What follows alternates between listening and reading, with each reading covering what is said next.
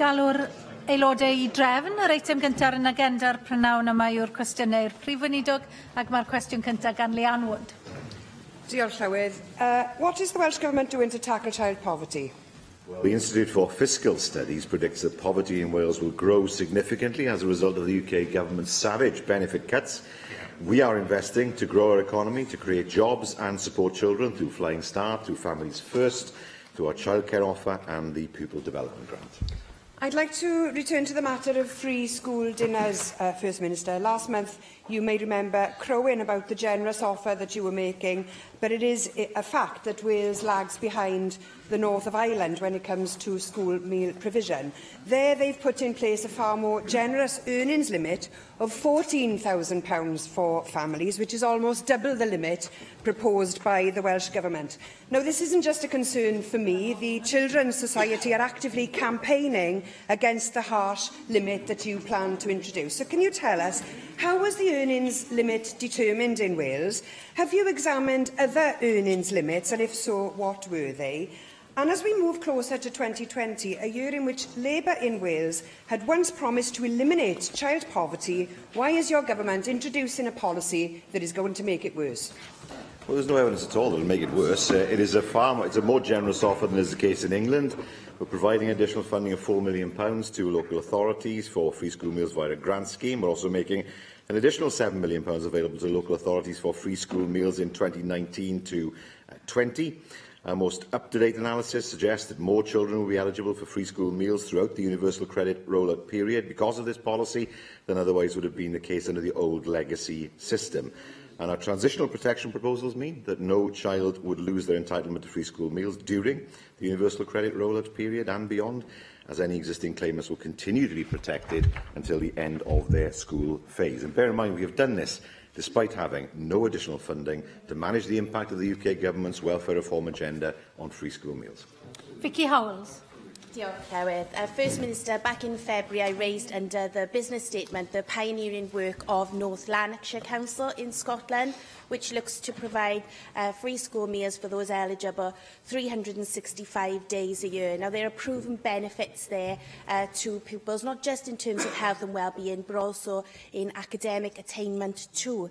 The Leader of the House said the Welsh Government would be following this initiative with keen interest. What lessons have you drawn from it to date? Well, these are issues that are still being examined. Of course, whatever we do is tempered by the funds that are available. We know that the situation is not going to get better, though I do notice that having come into this job as austerity started, as I'm about to leave it, the Prime Minister has announced that it's over. I won't take it personally, but if it is genuinely the case, of course, that austerity is over, then that will mean that more resources will be available. And Ireland succeeded in providing, despite the iron grip of austerity. Susie Davis. Diolch, Llywydd. First Minister, the Economic Action Plan states that good quality jobs and regions that are attractive places in which to live, work and invest will provide people with a reason to remain or return to work and live in communities where the Welsh language thrives. Well, good education, of course, underpins this ambition, and while the statement seems aimed at young people who are already in Welsh-speaking communities, being bilingual is an advantage in the workplace and a tool of social mobility as well. So what success is your government having in raising the level of Welsh skills in young people who live in communities where Welsh is not a community language?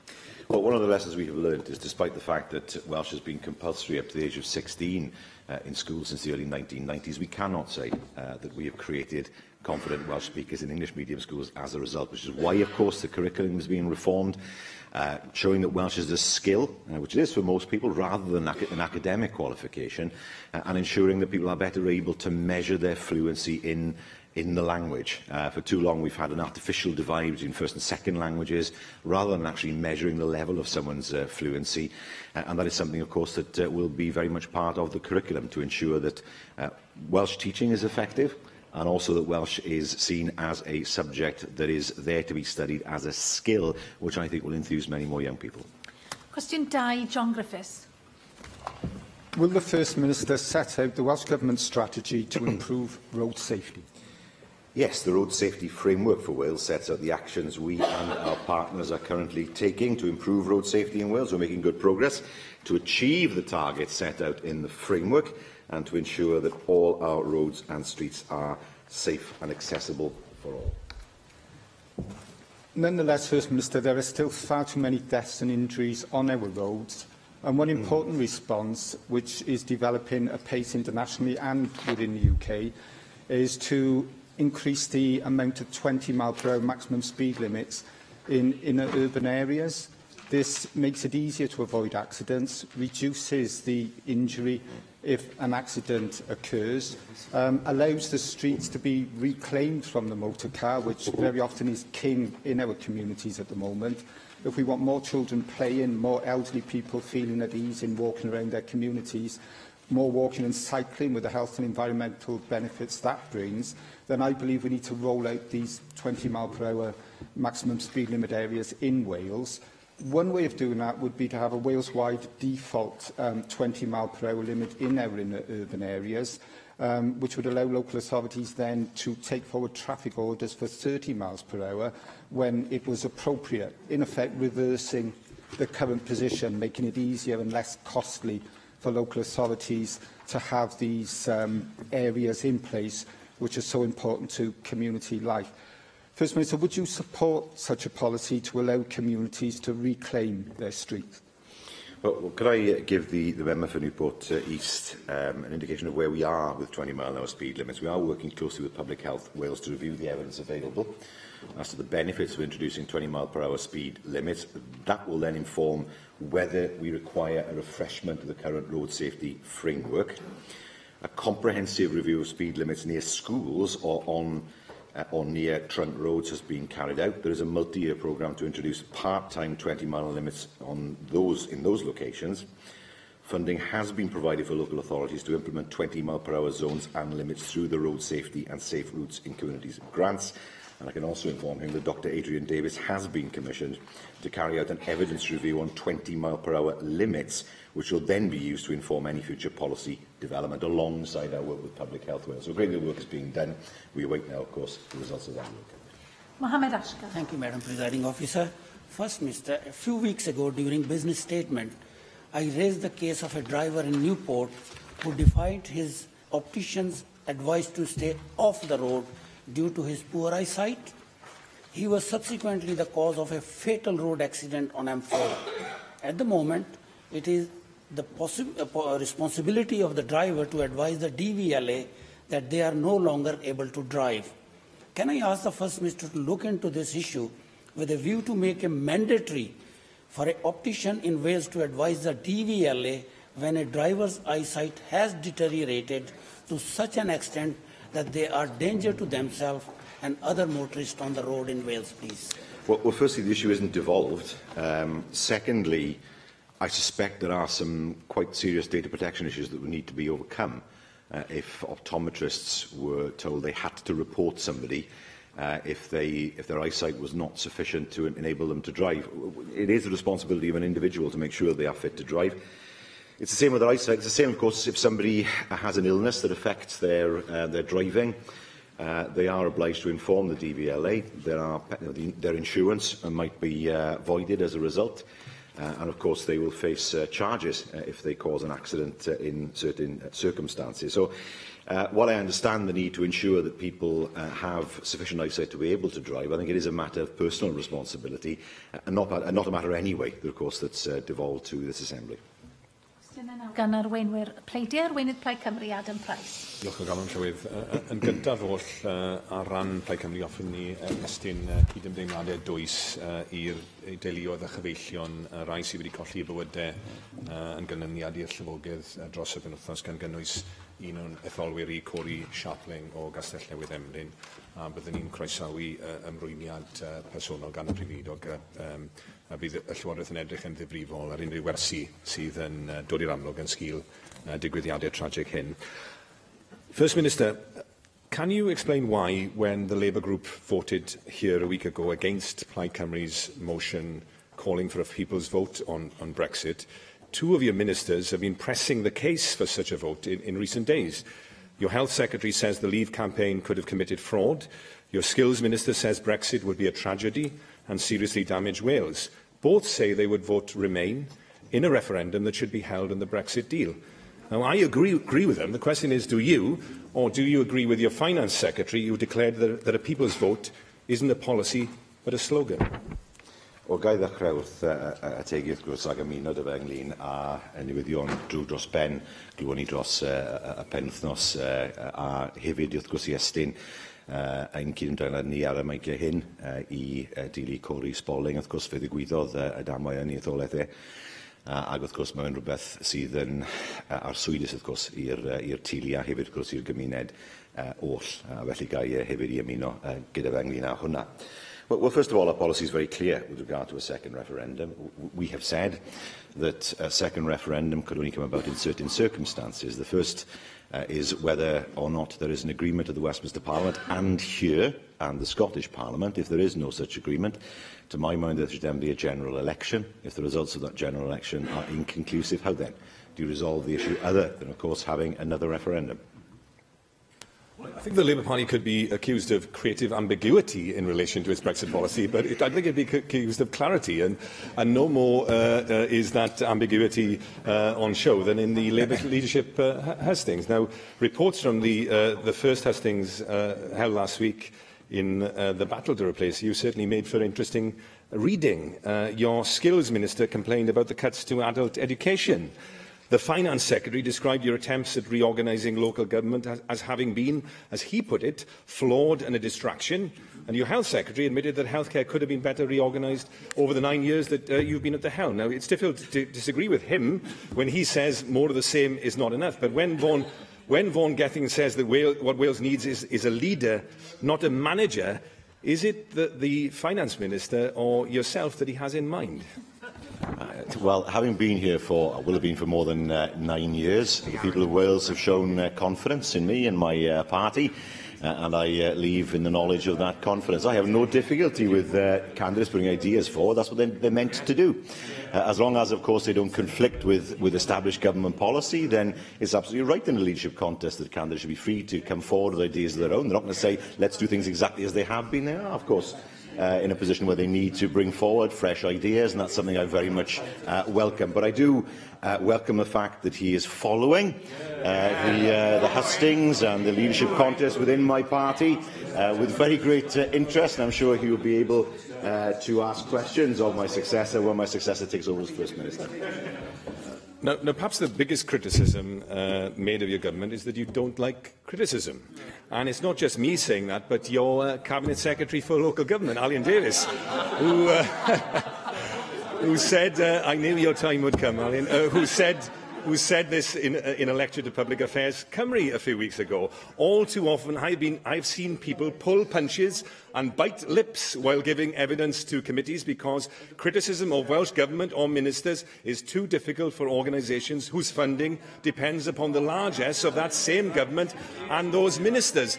Now this culture of silence, the Welsh omerta, seems also to extend to the senior civil service. We saw only yesterday the Permanent Secretary refusing to answer questions about public accounts at the Public Accounts Committee. Was this because she was afraid of embarrassing you and your ministers? Far from it. I don't know what he's referring to there. I know there was an issue with the accounts not being available in Welsh, which is unfortunate and will need to be rectified, and I think has been rectified by now. But we are very confident in what we have done in order to provide the support needed to bring jobs into Wales. And today we celebrate the fact that unemployment is 3.8%. It is below the UK average. We celebrate the fact that we have record employment higher than Scotland. Record employment and economic inactivity is down. These are figures we would have dreamt of not so long ago, and that shows how important it is to have a Welsh Labour-led government that provides the support to business and ensures that unemployment comes down below the UK average. That's the devolution dividend. Arweinydd yr wrthblaid Paul Davies. Can I also associate myself with the remarks made by the leader of Plaid Cymru and send my sympathies and my party's condolences to Coley Sharpling's family. First Minister, in light of this weekend's devastating floods, do you consider your decision to cut capital spending on flood defences by almost 50% in 2016-17 wise? We have invested a great deal of money, £350 million over this government term, to reduce the risk of flooding and coastal erosion. That's a substantial investment, far in excess to what's being done by his party in England. I have to say, where flood defence spending has been cut very, very sharply indeed. Now, what we will do, of course, is wait for NRW to conduct an analysis of whether there is more that can be done, or a reprioritising of some schemes in the light of the evidence that we have seen from the flooding over the course of the past weekend. That is the sensible thing to do, that is the responsible thing to do, but I can say there is already evidence that the schemes that have been put in place have helped to mitigate and prevent flooding across Wales, where flooding would have occurred in the past. Well, First Minister, it's about time that you take responsibility for what you are actually responsible for here in Wales, instead of talking about England. And let me give you some of the figures. Let me give you some of the figures. Between 2015-16 and 2016-17, capital spending on flood defences was cut from £18 million to £9.5 million. And it's therefore true to say that spending on flood risk management and flood defences is not your government's priority. Once again, your government has failed to understand and address the needs of communities across Wales. Will you now apologise to those homes and businesses for the devastation and havoc that has been caused because of the cuts we've seen to NRW's budget over the years? Does he know how many flooding events there have been in England over the years? There are some things that are very difficult to prevent. We are not in a position where we can prevent every single flood despite the weather. And what we saw over the weekend was an extreme weather event. Despite that, we will work with NRW to understand what more may need to be done in order to mitigate the impacts of flooding in the future. But he simply cannot say, well, you know, this is Wales, forget about what's happening in Whitehall. The money in the main, all of it almost, comes from his government in London. And yet he sits there and says, well, you know, it's all your fault that spending's been cut, when in fact, as the Finance Secretary has already said, if spending had kept pace, if public spending had kept pace and our block grant had kept pace with the growth in the economy since 2010, we would have £4 billion more. Why doesn't he make the case for Wales? We know Northern Ireland had £1 billion worth of bung money. Why doesn't he make the case for Wales? Yes, of course, we take responsibility in devolved areas, but perhaps he might want to take some responsibility and say to his colleagues in London, enough is enough, let's end austerity, give Wales the money that it deserves. The reason we've had to cut spending as a UK government over the last few years is because the shambles that you left as a party in 2010, and we're still paying the price of that. Now, First Minister, clearly. Okay, allow the leader of the opposition to be heard.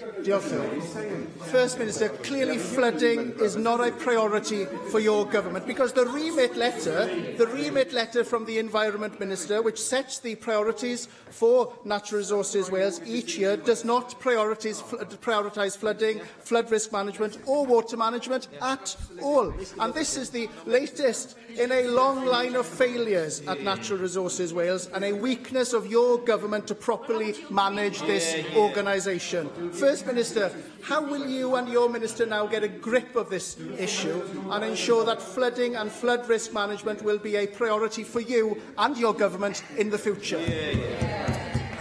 Well, from a representative of the party that created the Omni shambles, I don't think we can take any lessons from them. As I said to him earlier on, we will have provided over £350 million of investment across Wales to local authorities and NRW to reduce the risk of flooding and coastal erosion.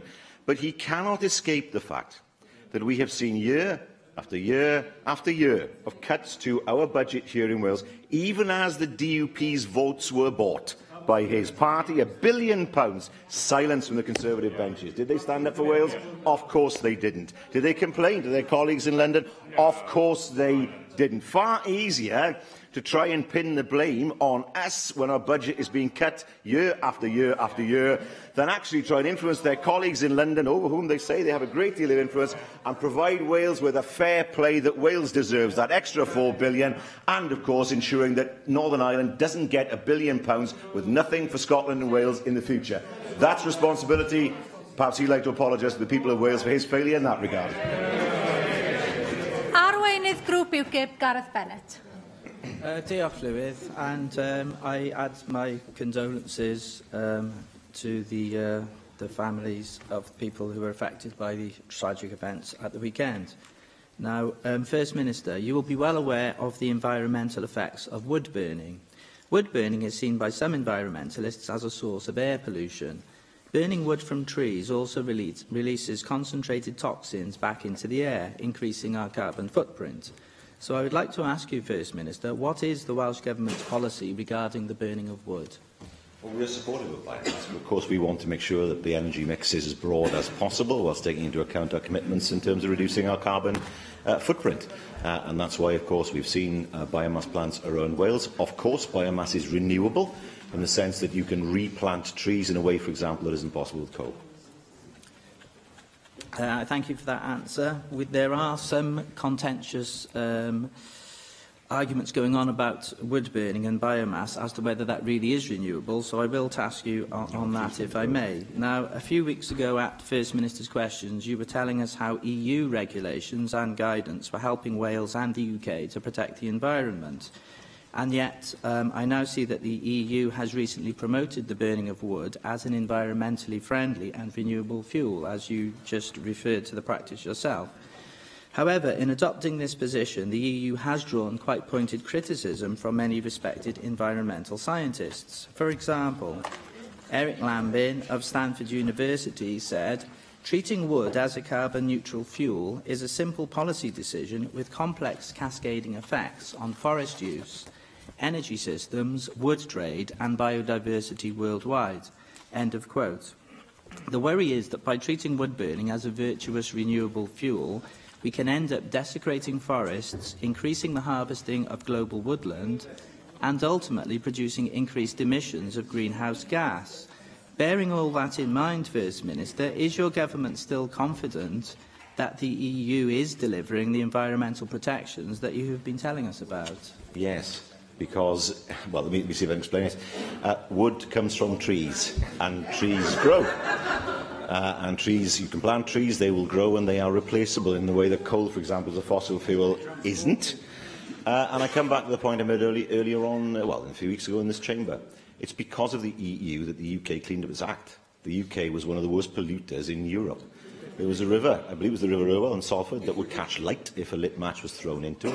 Air quality was bad. We contributed hugely to acid rain. Our beaches were filthy.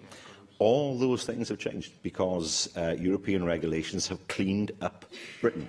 And the last thing I'd want to see is us going back to those dark days in the 80s where, for example, the River Ogmore in Bridgend used to run different colours according to what had been put into it upriver. So it ran green, red, black. I mean, take your pick, really. The level of pollution was horrendous. Those days can never return.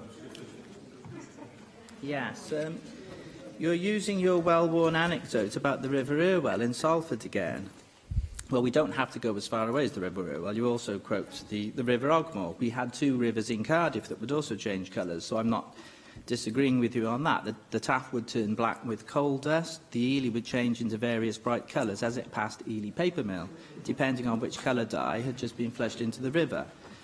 But going back to the River Irwell, I'd quote from a recent Cardiff University paper which referenced the recent edition of the journal Natural Geoscience. I quote, "But a recent analysis of the Irwell system in the northwest of England found the highest concentration of plastic recorded in any river in the world." End quote. So even with all of these wonderful EU regulations, the river is still apparently suffering from some fairly major pollution. Now, I think there are a couple of points to be made here. One is that you talk about my party, UKIP, wanting the UK to leave the EU as though we don't want any environmental regulations. And you speak as if the moment the UK does leave the EU, all of the environmental regulations will disappear overnight. Clearly this is nonsense and you're merely scaremongering. There is a continuity bill which will ensure that all of the environmental regulations, every single one of them, will be preserved in UK law until such time as the UK Parliament has had time to assess that regulation and determine whether or not to keep it, to amend it or to dispose of it.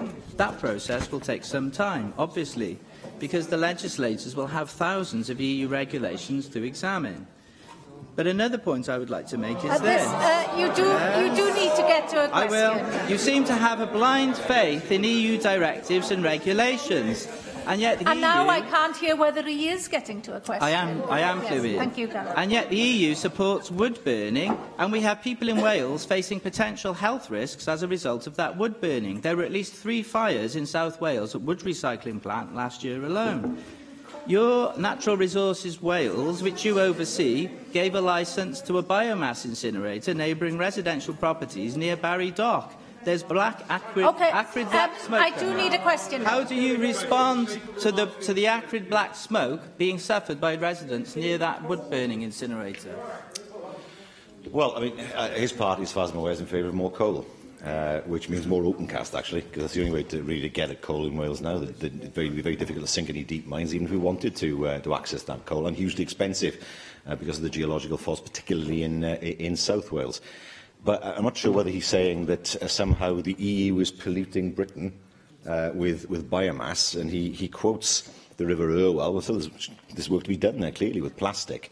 But the point is this. I don't make the point that somehow all environmental regulations will fall away as soon as we leave the EU. I make the point that it was the EU that forced Britain to clean up its act. The UK had an awful record when it came to pollution. It was forced to clean up beaches, clean up rivers, clean up the sea because of European regulation. I would not want to see a situation in the future where we went backwards because of some crazed free market ideology that said that environmental regulation is something that should be light touch. Absolutely not. We pride ourselves on our environment in Wales. We pride ourselves on the fact that it's been cleaned up so much over the past 30 years, and it will not go backwards. Question 3, Angela Byrne. Diolch, Gareth. Good afternoon, First Minister. Will you outline how the Welsh Government monitors the effectiveness of spending by local authorities? Well, the effectiveness of its spending is, in the first instance, a matter for each authority and its elected members, including through scrutiny. An easy and lazy option when it comes to local government is to blame austerity and the Tories. Gosh, First Minister, sounds a bit like you and your government. Let me read it again. An easy and lazy option when it comes to local government is to blame austerity and the Tories.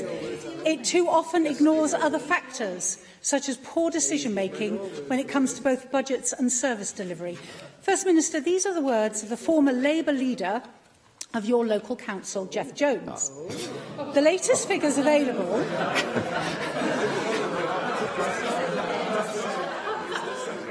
The latest figures available for usable reserves over the last financial year show that 4 Welsh councils hold over £100 million each in reserves, and 3 of these are Labour-led. First Minister, is it poor decision-making to cut so many services when sitting on millions and millions of pounds? There's very little upon which I agree with Jeff Jones, and that has not changed. But the point is this. Is she saying that all local authorities, regardless of which party runs them, are in some way operating badly? Because that's what she's suggesting. That somehow it's all poor decision-making in all parts of Wales, and the local government, in effect, is crying wolf. That somehow the local government has lots of money, and if only for the fact that they delivered services in a different way, they will be able to access far more money. Well, no, we know how difficult it is on local authorities. We know that it is tight. We look forward to the ending of austerity and look forward to the Chancellor providing us with more resources before Christmas, which we can then help local government with.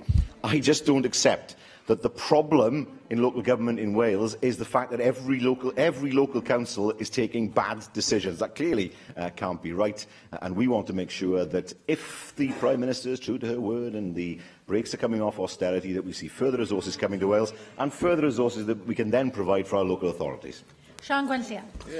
Mae Cyngor Gwynedd ymhlith y cynghora sydd yn mynd i ddiodda weitha yn sgil toriadau yn dilyn setliad llywodraeth leol, toriad o hyd at 11 miliwn o bunna, a hynny ar ben blynyddoedd o doriadau enbyd.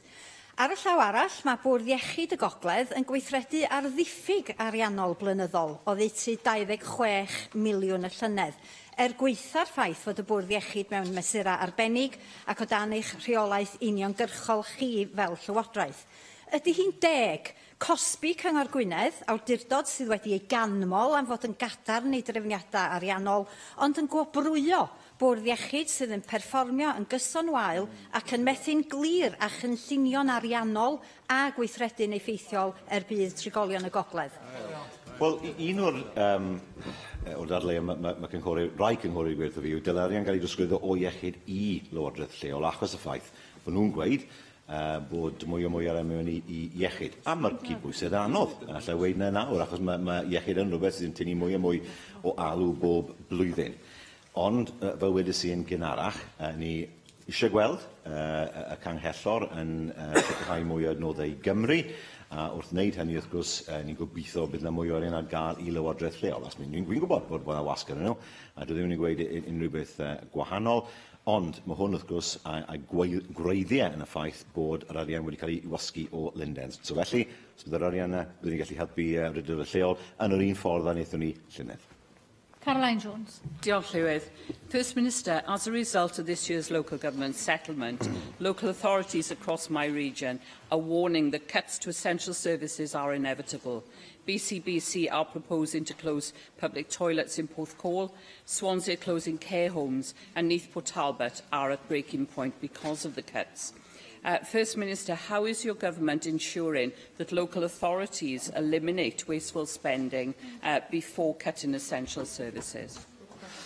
I think local authorities take very seriously their obligations, and I know that through contact with my own local authority there are some very, very painful decisions that they're having to consider at the moment, which is not what people go into politics for. I understand that, which is why I have said to them and to others that any extra resources that come from the Chancellor as a result of the autumn statement, that local government will be first in the queue, given, of course, the pressures that we know will be placed on local government both this year and in the future.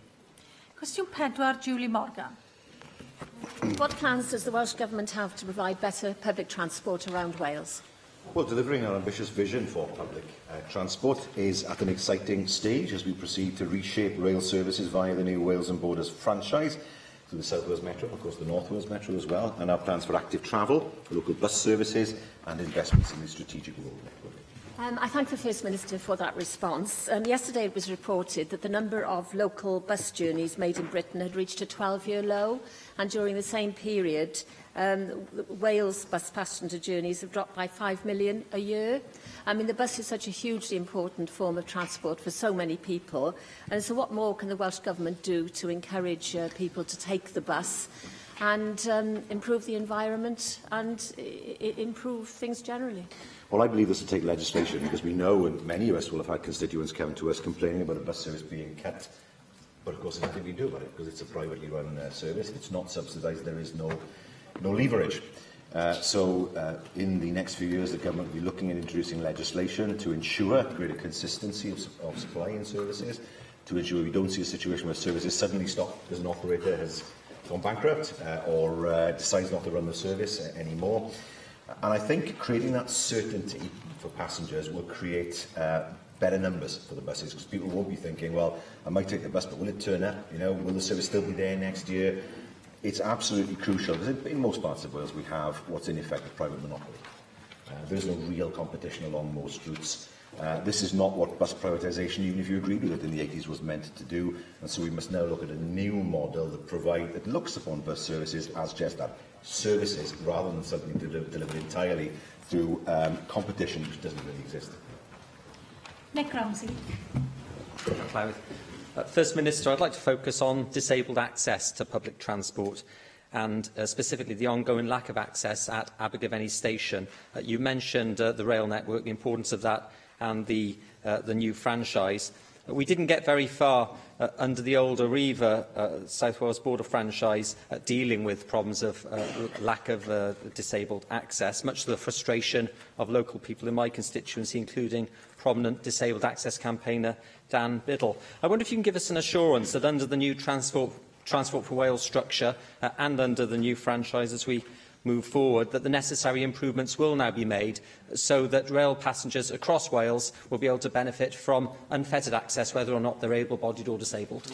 Yes, £15 million has been allocated for that purpose. Abergavenny Station is one of the stations that will be upgraded to ensure, upgrade is the wrong word, really, that will ensure that what should be normal, i.e. disabled access, will be there. There are other stations as well. I was at Cathay Station yesterday. It's not possible for people to cross to the other side of the tracks in Cathay, so there's a bridge, but there's no other way of doing it. That will need to be resolved as well. but I can assure him that Abergavenny, as an important station, will see that work done. Bethan Sayed. The WELTAG report that proposes the closure of junction 41 westbound states there is a goal to try to ease congestion in that particular area, and they're trying to say that people need to get out of their cars, and something that I would agree with. But in that particular area, we've seen downgrading of bus times to the Afon Valley, and that new Transport for Wales franchise does not benefit the south west of Wales as we would like it to. We're seeing huge proposals in finances to be put into a stretch of the M4 that we disagree with. So how are you going to realise the intentions of that report when community transport is far from perfect here in Wales, and that's the record of your government? Well, first of all, what she's talking about is a capital project, the M4, and what will be revenue funding with regard to bus services. They're two different pots to begin with. But it's not right to say that South West Wales will not benefit, because the Metro is not just about trains, it's not just about light rail, but it's also about bus services. Now, of course, the bus services have recently been devolved to this institution. There's an opportunity now for us to make sure that bus services are properly integrated into the train services, but of necessity, because we have control of the train services now. That will be taken forward over the next 5 years and beyond. And then, of course, subject to legislation, bus services, including those in the Afon Valley, will be brought into a proper metro network. Cwestiwn 5, Sian Gwenllia. Wnaeth y Prif Weinidog ddatganiad am bolisi Llywodraeth Cymru tuag at drethu ail gartrefi. When ni'n datblygu ein polisi y trethu i ateb anghenion penodol Cymru yn unon ar egwyddorion yn ein fframwaith polisi trethu. Mae hyn yn gynnwys ein polisi ar drethu ail gartrefi. Dwi'n siŵr bod chi'n cytuno fod y ffaith bod 5 miliwn o bobl Prydain bellach yn berchen 2 neu mwy o gartrefi, tra bod bron i 700,000 o bobl yn ddibynnol ar becynna bwyd gan yr Elusen Trussell Trust. Un o'r arwyddion cliria fod ein cymdeithas yn un gynyddol anheg ac anghydradd. Bellach, mae yna 5,000 o ail gartrefi yng Ngwynedd, tra fod bron i 2,000 ar y gofrestr aros am dŷ cymdeithasol yn y sir. Dwi yn falch o weld eich bod chi o'r diwedd yn dilyn pwysau gan Blaid Cymru yn dechrau mynd i'r afal ar anomali, sy'n golygu nad ydy rai perchnogion ailgartrefi yn talu trethu cyngor na trethu busnes, sy'n golled anfarth i'r pwrs cyhoeddus. Ond mae yna lawer iawn mwy angen i wneud i helpu teuluoedd sy'n cael eu prisio allan o'r farchnad gan bresenoldeb nifer cynyddol ailgartrefi yn eu cymunedau. Un peth syml y gallid i wneud yng Nghymru ydy newid bychan i'r system cynllunio, ei wneud i'n ofynnol i unrhyw anedd gael caniatâd cynllunio cyn y gellid i droi'n ail gartra, fydda wedyn yn galluogi cynghora i gael gwell rheolaeth ar y sefyllfa. Ydych chi'n cytuno fod angen y newid yma ar fyrder? Ni wedi edrych ar hwn, dwi ddim mor rwydd yna, achos beth sy'n digwydd wedyn ni, enghraifft yng Nghaerdydd, lle mae yna lot fawr o fflatiau yn cael ei adeiladu, rhain o'n ailgartrefoedd. Dwi'n meddwl bod rhaid cael enghraifft caniatâd cynllunio i bob un o reina. A ni wedi gyda ailgartref, beth yw ailgartref? Os mae rhywun falle yn byw mewn un am hanner amser un a hanner arall, pwy yw'r ailgartref? Os yw'n Lloegr, wrth gwrs, allan nhw wedi, wel, hwn yn gartre i, a mae'n ailgartref yn Lloegr. So, wy'n deall y pwynt mae'r aelod yn neud, ond dwi ddim cweit mor rwydd yna. Beth felly yw'r ateb? Wel, wrth gwrs, ni wedi sicrhau bod cynghorau'n gallu codi mwy o dreth cyngor ar ailgartrefi. Ni sicrhau, wrth gwrs, bod rhywun sy'n prynu ailgartrefi yn talu mwy ynglyn â'r treth prynu tir, mae hwnna'n wir hefyd. Ond hefyd, wrth gwrs, mae rhaid cael system cynllunio sydd yn sensitif i'r iaith yn enwedig, ond a ddweud ydy'r mwy o dau, sydd eisiau. Mwyn sicrhau bod bobl lleol ddim yn gofod cystadlu gyda bobl dywad, a hefyd bod nhw'n gallu cael cymysgedd o dau i ddewis mwyn, wrth gwrs, bod tai ar gael yn yr ardal. So mae rhaid cael mwy o dau, a mwy o dau fforddiadwy mwyn sicrhau bod bobl yn gallu byw yn eu cymunedau. Wy'n deall mewn rhai cymunedau o Gymru, a mae hwnna yn anodd. David Melding.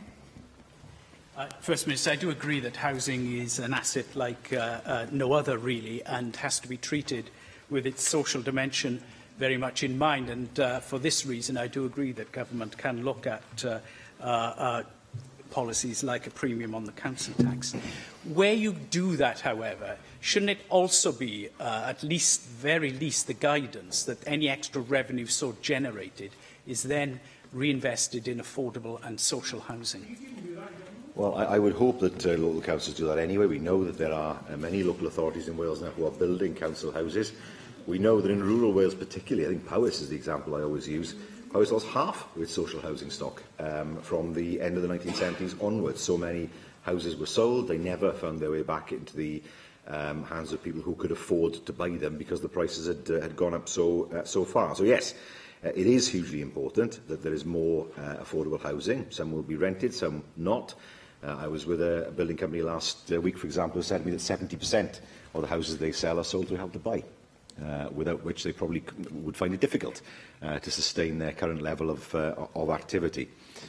But it is hugely important that we're able to provide more houses across Wales, but particularly in rural Wales, where there is not as much choice in terms of house size and in terms of price. How will we do that? Well, of course, we are on target to deliver 20,000 affordable homes by the end of this Assembly term, which will make a significant contribution. Cwestiwn 6, Janet Finch-Saunders. Diolch, Llywyd. Will the First Minister make a statement on Welsh Government procurement? Well, we're committed to maximising the social, economic and environmental value of our procurement. Thank you. I have recently acquired a list of transactions on Welsh Government procurement cards for the 2017-18 financial year. I was, however, very shocked to see that nearly 1.6 million was spent on these credit cards over the 12 months, with many of the transactions remaining worryingly vague. One example is the 13,255 spent through PayPal. No information about what was bought or from what companies.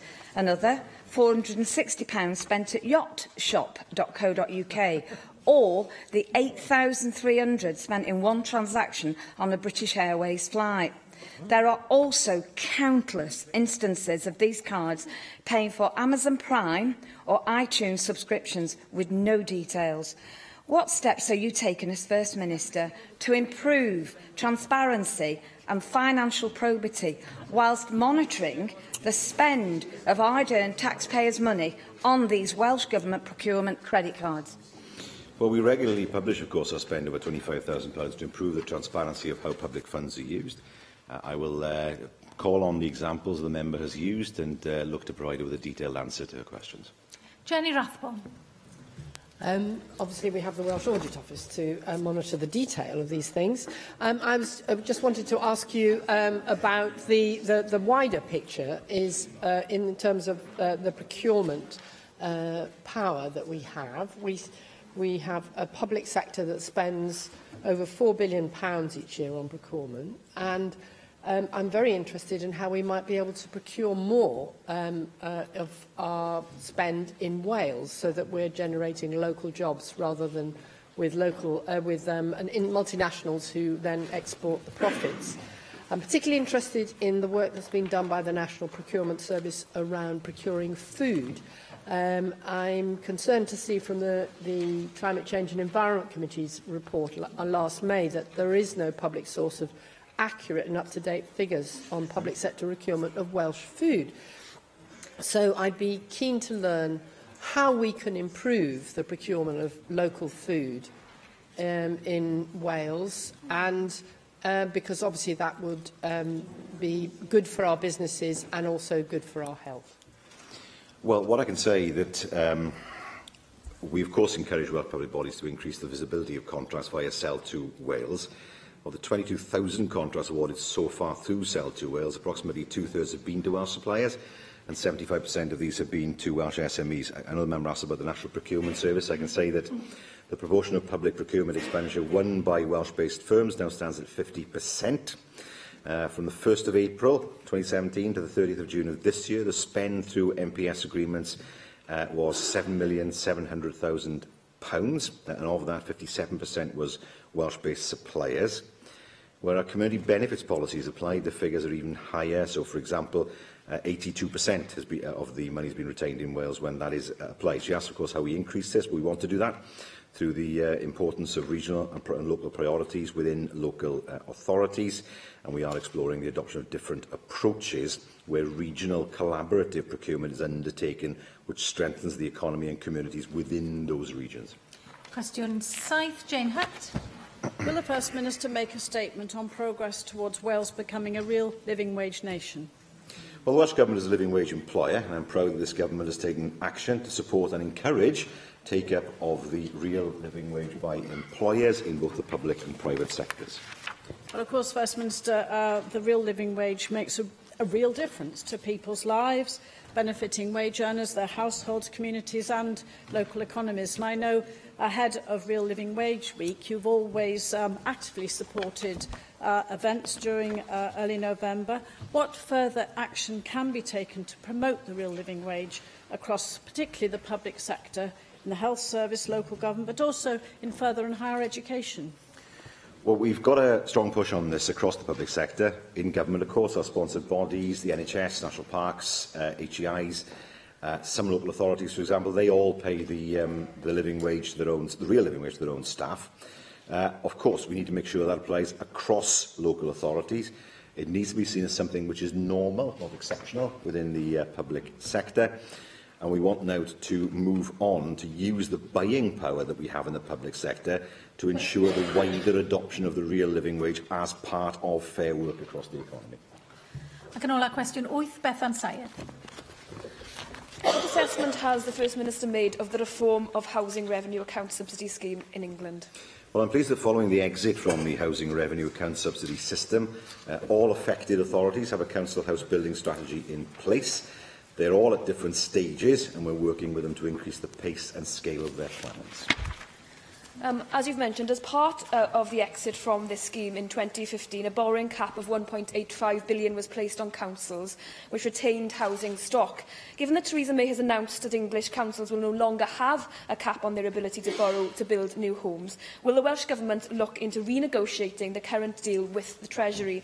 After all, it makes more sense to borrow to build homes when there is no right to buy, as is the case in Wales, than England, where homes can be built and then sold for less than market value. In Wales, that investment will continue to be returned over the long term.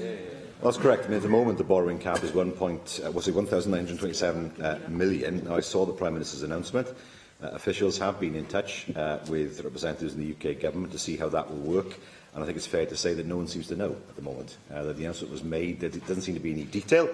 But I can assure the member that what applies in England in terms of flexibility, we would expect to apply in Wales. Diolch i'r Prif Weinidog. Yr eitem nesaf felly yw'r datganiad a chyhoeddiad busnes. A dwi'n galw ar arweinydd y tŷ I wneud y datganiad, Julie James. Diolch, Llywedd. There are several changes to this week's business. Later today, the Minister for Environment will make a statement on the flood impacts of Storm Callum. I will make a statement on action on disability, the right to independent living, and the Minister for Children, Older People and Social Care will make a statement on Adoption Week. These replace statements on broadband update, which I'll deliver next week, and the findings of the Independent Accelerated Programme for Amber Review, which has been postponed until the 6th of November. Additionally, the statement on update on Year 2 of the Innovative Housing Programme has been reduced to 30 minutes. Draft business for the next 3 weeks is set out on the business statement and announcement, which can be found amongst the meeting papers available to members electronically. Darren Miller. Diolch, Llywydd. Leader of the House, can I call for a statement from the Cabinet Secretary for Education on the process by which she determines school closure proposals which have been referred to her by various organisations that are able to do that? She will be aware that there is an outstanding school closure proposal which has been on the Cabinet Secretary's desk, or certainly a desk in the Welsh Government, for the past 31 months. It's now 5 years that there has been uncertainty around this particular school closure proposal for Ysgol Llanbedr in my own constituency in Denbighshire. The first application was forwarded to ministers and the application was rejected. A second application was then made by Denbighshire to close the school, and it was referred by the Church in Wales back in 2015, and the uncertainty is hanging around this school. Yet in spite of that, the numbers at the school are buoyant. It's entered into a federation arrangement with another local school and appears to be going from strength to strength and having a great deal of success. But I'm sure that you would agree with me that such uncertainty for such a long time is completely unacceptable, and that this now needs to be determined as a matter of urgency. So I would appreciate a statement just clarifying the process and the appropriate timescales from the Cabinet Secretary for Education. Can I also call for a statement on access to modern medicines? I met this morning with the Cystic Fibrosis Trust regarding access to some of the more modern medicines, including Orkambi, which has been proven to be significantly effective in alleviating the symptoms and slowing down the progress of cystic fibrosis in as many as 47% of cases. This could benefit around 200 people who are suffering from cystic fibrosis here in Wales. And yet, at the moment, this drug isn't available, in spite of it being available in Austria, Denmark, Germany, Luxembourg, the Netherlands, Italy, Ireland, Greece, the United States and Sweden. Now, clearly, this is a modern drug. It's expensive, and I know that we have to safeguard the public purse, but it is making a difference for those people who have access to it. And I think it would be helpful if we could have an update from the Cabinet Secretary for Health on this particular situation, and in particular to give us some light on whether there have been any discussions with Vertex, the manufacturer of this particular drug, the Welsh Government and NHS Wales, in terms of making some sort of access available for patients. So I'd be grateful if I could have those two statements, please. Yes, the second one is already the subject of a question from one of your Conservative colleagues at questions tomorrow. So I'm sure there'll be an opportunity to discuss it with the Cabinet Secretary there. And on the school closure issue that you mentioned, the Cabinet Secretary is indicating that she's happy to write to you about it. Lloyd. Leader of the House, back in May, I raised under the business statement the fact that I had received representations from trainee doctors in Wales in the field of histopathology, who for some time now have faced a pay gap of some £40,000 over the course of their training when compared to their English counterparts. Now, the Welsh Government is aware of the pay gap due to correspondence between myself and the Cabinet Secretary for Health on this matter. Indeed, I first raised the matter in a written question back in November 2016, yet 2 years on, the gap persists. As I've stated previously, pay, among other factors, is clearly important to trainee doctors when deciding on where to train and study. Doctors who decide to train in Wales deserve parity with their counterparts across the border. Trainees have told me that they feel that by deciding to work in Wales, they are being financially punished for their decision. The situation is not fair, it does nothing for morale, and in the long run, it undermines the Welsh Government's own attempts to attract doctors to train and work in NHS Wales. In answering a written question from myself in July of this year, the Cabinet Secretary referred to discussions with BMA Cymru and the Wales Deanery, and that he expected a report on this issue to be ready in September. Could I therefore ask the Cabinet Secretary to bring forward a statement, be it oral or written, setting out clearly the Welsh Government's position on closing this pay gap in histopathology training between Wales and England, with a view to bringing this inequity to an end as soon as possible? Yes, the Cabinet Secretary is indicating to me that he's very happy to bring forward a statement on that matter. Julie Morgan. Thank you. I wanted to raise the continuing issue of the Windrush scandal. As the Leader of the House is probably aware, since the Windrush scandal became public earlier this year, two task forces have been launched by the Home Office to engage with people affected by the scandal and to help them resolve their status. However, I understand that despite visiting 52 places in the UK, the task force is now finally coming to Wales, and I understand only after Hilary Brown, the lawyer who has fought many of these immigration cases, protested, and will only come to two places, Cardiff and Newport. And a second compensation task force is only coming for 1 day. And so I think there is a great deal of anger, really, that Welsh victims of Windrush are being discarded, really, and being treated as a second afterthought. And, of course, it does affect us here in the Assembly because it links to some of the services that we do provide in this Assembly. So I don't know whether the Leader of the House has been able to raise this with Home Office officials or whether she will raise it with Home Office officials. And perhaps we could have a statement from the Government about what is happening with the victims of Windrush here in Wales. Yes, as it happens, I had the opportunity to meet with the UK Government Minister for Immigration, Caroline Oakes, only yesterday. And this was on the agenda for discussion. She confirmed that the task force is coming to Wales. we had some discussion about what the situation was here in Wales. Only 62 people from Wales, she has confirmed back to me that only 62 people from Wales have accessed the helpline. And whilst we don't know the true scale of the affected community, I personally think, from conversations in the community, I know Jane Morgan's had similar conversations, that that's only a small fraction of those who are actually affected. I had quite a robust discussion with the Minister and with my counterpart from Scotland about the situation and about what information people are expected to produce and how reasonable that is, and what they were testing that against in terms of transparency and reasonableness and all those sorts of things. She assured me that the task force was very interested in supporting individuals throughout the whole process, we had an exchange of views around the fact that the community needed to be thoroughly reassured that the process was there both to protect their interests and to compensate them for any difficulties that they might have encountered. So the Minister did assure me of those things, and I look forward to seeing how the task force progresses. Mohammed Ashkar. Thank you, Madam Presiding Officer. Leader of the House, may I ask for a statement from the Cabinet Secretary for Health on the availability of microprocessor knees on the NHS in Wales? Microprocessor knees, or MPKs, are designed for people who have amputation above their knee and thus lack the knee joint and lower leg.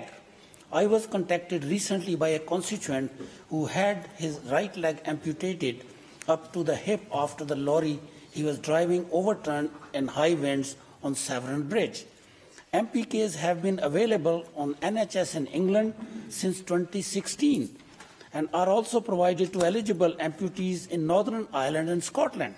However, my constituent has been told by his amputation clinic that they are not available in Wales. Leader of the House, can I ask the Cabinet Secretary for a statement on why the life-changing benefits of MPKs are not available to amputees in Wales, please? And that you're already in correspondence with the Health Secretary on this matter, and that he's already answered your query. Steffan Lewis. It has been announced that the public front desk at Caerphilly Police Station will once again close, meaning that effectively Caerphilly Town will be left without a police station. That's just over a little over a year after it was reopened. The cost of purchasing and refurbishing the station has amounted to £315,000 of public money. And whilst, of course, I accept that policing isn't a devolved matter to the Welsh Government, the Welsh Government does fund PCSOs, nearly 150 in the Gwent Force area alone. So can we have a statement from Welsh Government expressing a view and even a concern on the effective loss of a station in a major town, but crucially the fact that it will be more difficult for people in Caerphilly to access services that are partly funded by the Welsh Government itself? Yes, I wasn't aware of that. I don't know if he's written to the my Cabinet Secretary colleague for Local Government and Public Service. If he hasn't, I'd suggest so, and I can assist with getting a response to that. Jane Hutt. Joch Llywydd, with regard to the Barry incinerator, has the Minister reached a decision as to whether an EIA, environmental impact assessment, will be required to accompany the most recent planning application for a water tower and car park? And is the Minister aware that the Barry Docks Incinerator Action Group is of the opinion that the entire project required an EIA to accompany the planning application in 2015? Yes, the Minister for the Environment has not yet made the decision about the need for environmental impact assessment to accompany the planning application currently before the Vale of Glamorgan Council relating to the water tank and to car parking. I do expect, though, that when the Minister issues a decision letter, that it will address the issue of an EIA in respect of the application for outline planning permission in 2015. Mark Isherwood. Joch Llywydd, could I call for two statements? The first one on post-polio syndrome, ahead of Post-Polio Syndrome Day, next Monday, 22nd of October, launched in 2013 to raise awareness of post-polio syndrome amongst the general public, and date chosen 22nd of October to be close to the official World Polio Day, marked on the 24th of October by Rotary's End Polio Now campaign.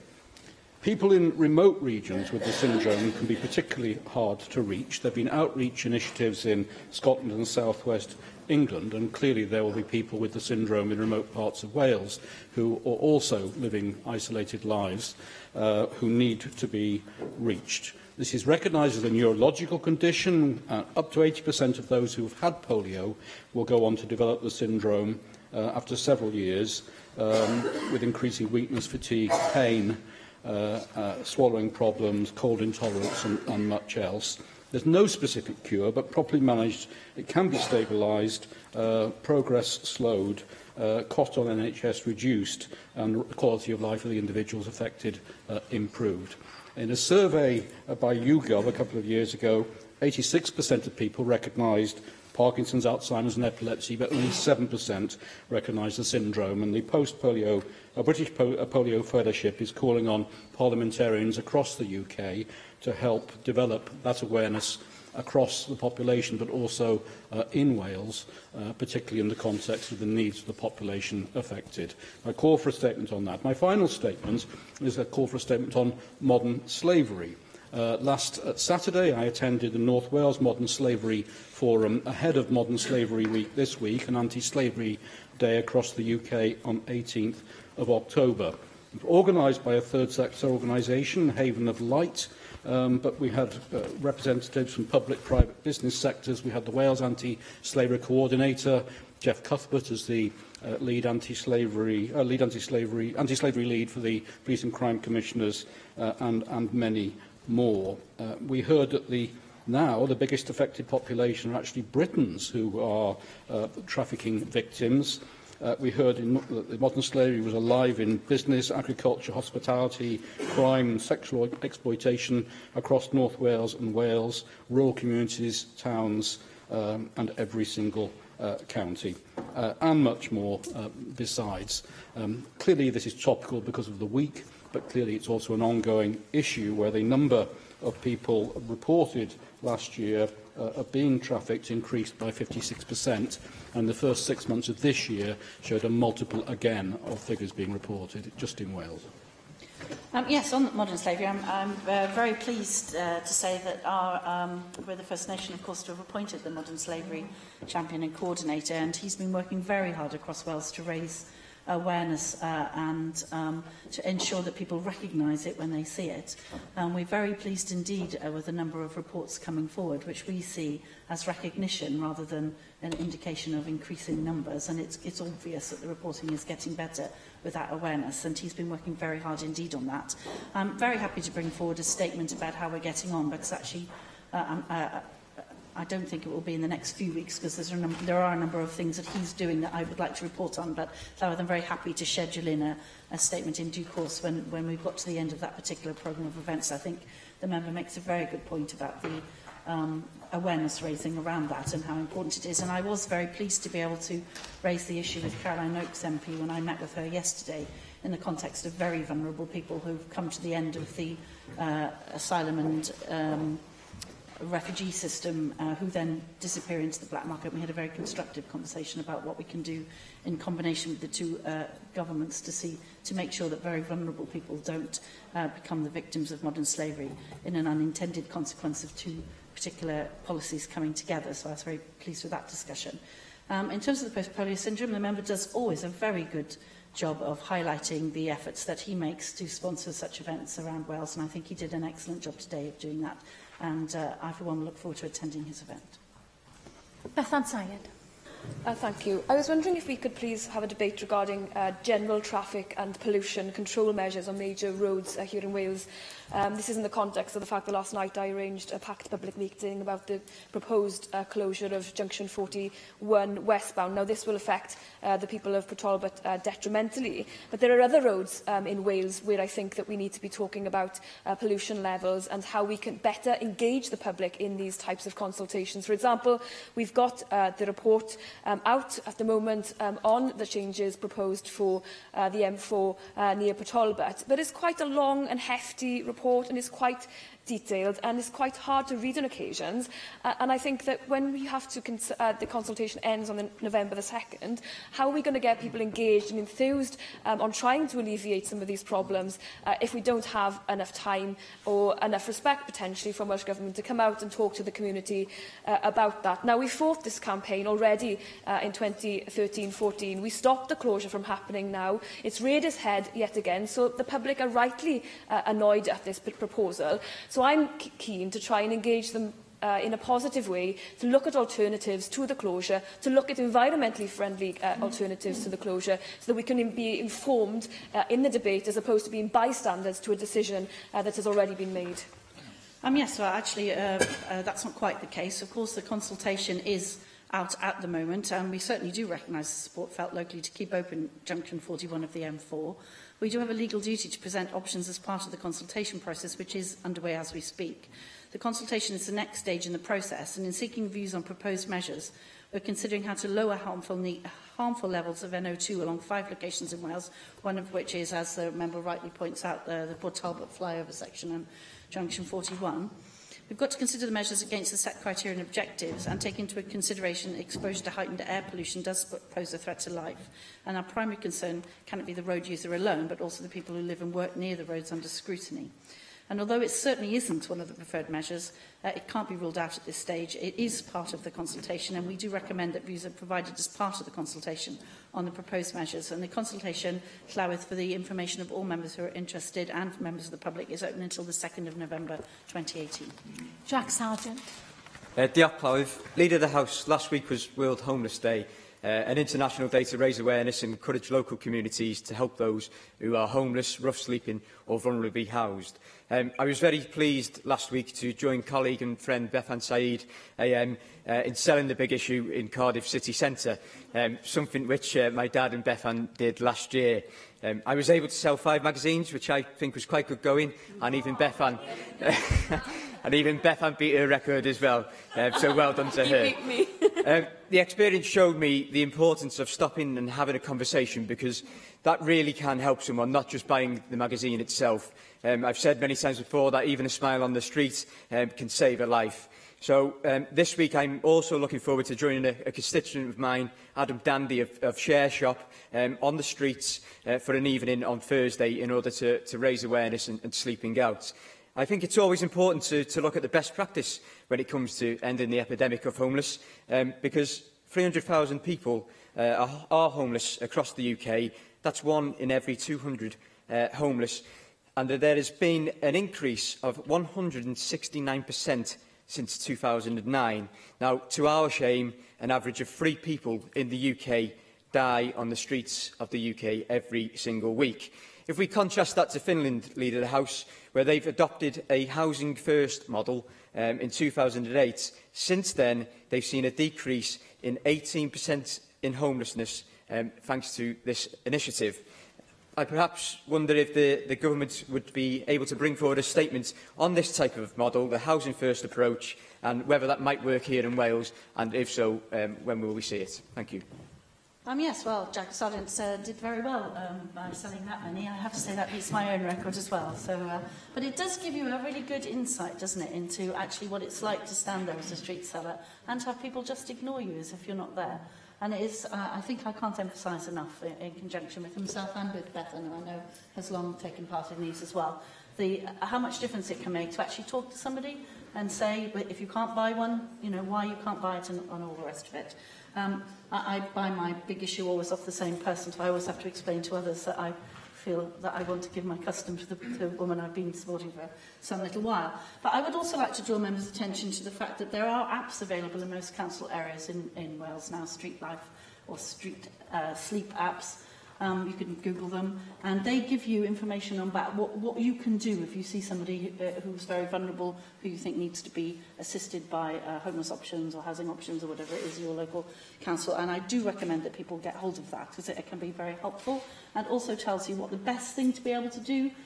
If you don't want to give money to buy food or clothing or whatever, or something that the person might be able to use immediately, just to tide them over, and then also to signpost them away. So I do commend all of those things. I'm also, going to indulge myself, if you permit me, by saying I'm delighted that the homelessness football is coming to Wales as well, street football, and I'm really delighted to be about that. I very much support that initiative in my own constituency, and I know that Wales will be very proud to host it here. Nick Ramsey. Leader of the House, winter is approaching, And as sure as night follows day, the A4042, I'll watch my turn of phrase in the future, the A4042, a key north-south strategic route through my constituency, has once again been closed at Llanellan due to flooding, a common problem.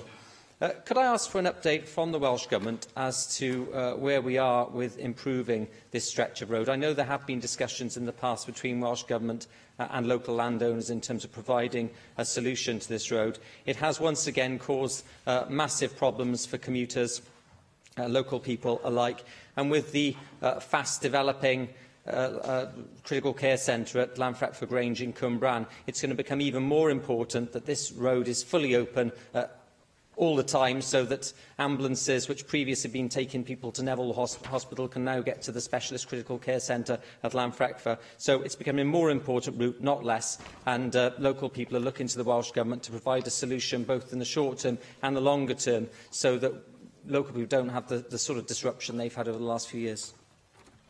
Flooding, of course, has been a serious issue across Wales for roads and for others, and the Minister is actually about to make a statement on the outcome of the flooding, including the review about the efficacy of the measures in place and what can be done about it. So I'm sure the member will have most of the questions he raised there answered. Llyr Griffin. Diolch Llywydd. Gai ofyn am ddau ddatganiad gan ysgrifennydd y Cabinet ar ynni cynllunio a materion gwledig, os gwelwch yn dda. Y cynta'n ymwneud â chyhoeddiad Llywodraeth y Deyrnas Unedig heddi i bod nhw am gynnal adolygiad annibynnol a sut fydd arian ameth yn cael ei ddosbarthu ymhlith y gwledydd o fewn y Deyrnas Unedig yn y cyfnod ar ôl Brexit. Oherwydd mae'n gwbl allweddol bod hwn yn cael ei wneud yn gywir o safbwynt buddiannau sector ameth yng Nghymru, lle wrth gwrs i ni yn cynrychioli 4.7% o'r boblogaeth, ond yn derbyn 9.4% o'r ariannu cap sy'n dod i'r Deyrnas Unedig, a hynny wrth gwrs yn adlewyrchu natur wledig a phwysigrwydd cymharol ameth i'r economi Gymreig. Nawr, mae yna drafod wedi bod ynglŷn â phwysigrwydd Barnet a pheidio defnyddio Barnet fel cynsail i hyn, a ni wedi clywed synnau cadarnhaol i'r cyfeiriad yna, ond mi oedd na frawddeg arwyddocaol yn rhai o'r adroddiadau yn dweud the Barnet formula alone will not be used as a basis for distributing funds to farmers after 2022. Ydy hynny'n awgrymu felly fydd Barnet yn rhannol ran o'r hyfaliad, ac os bydd yn amlwg mi allai hynny achosi problemau mawr i ni yng Nghymru. Felly fydden ni licio gwybod enghraifft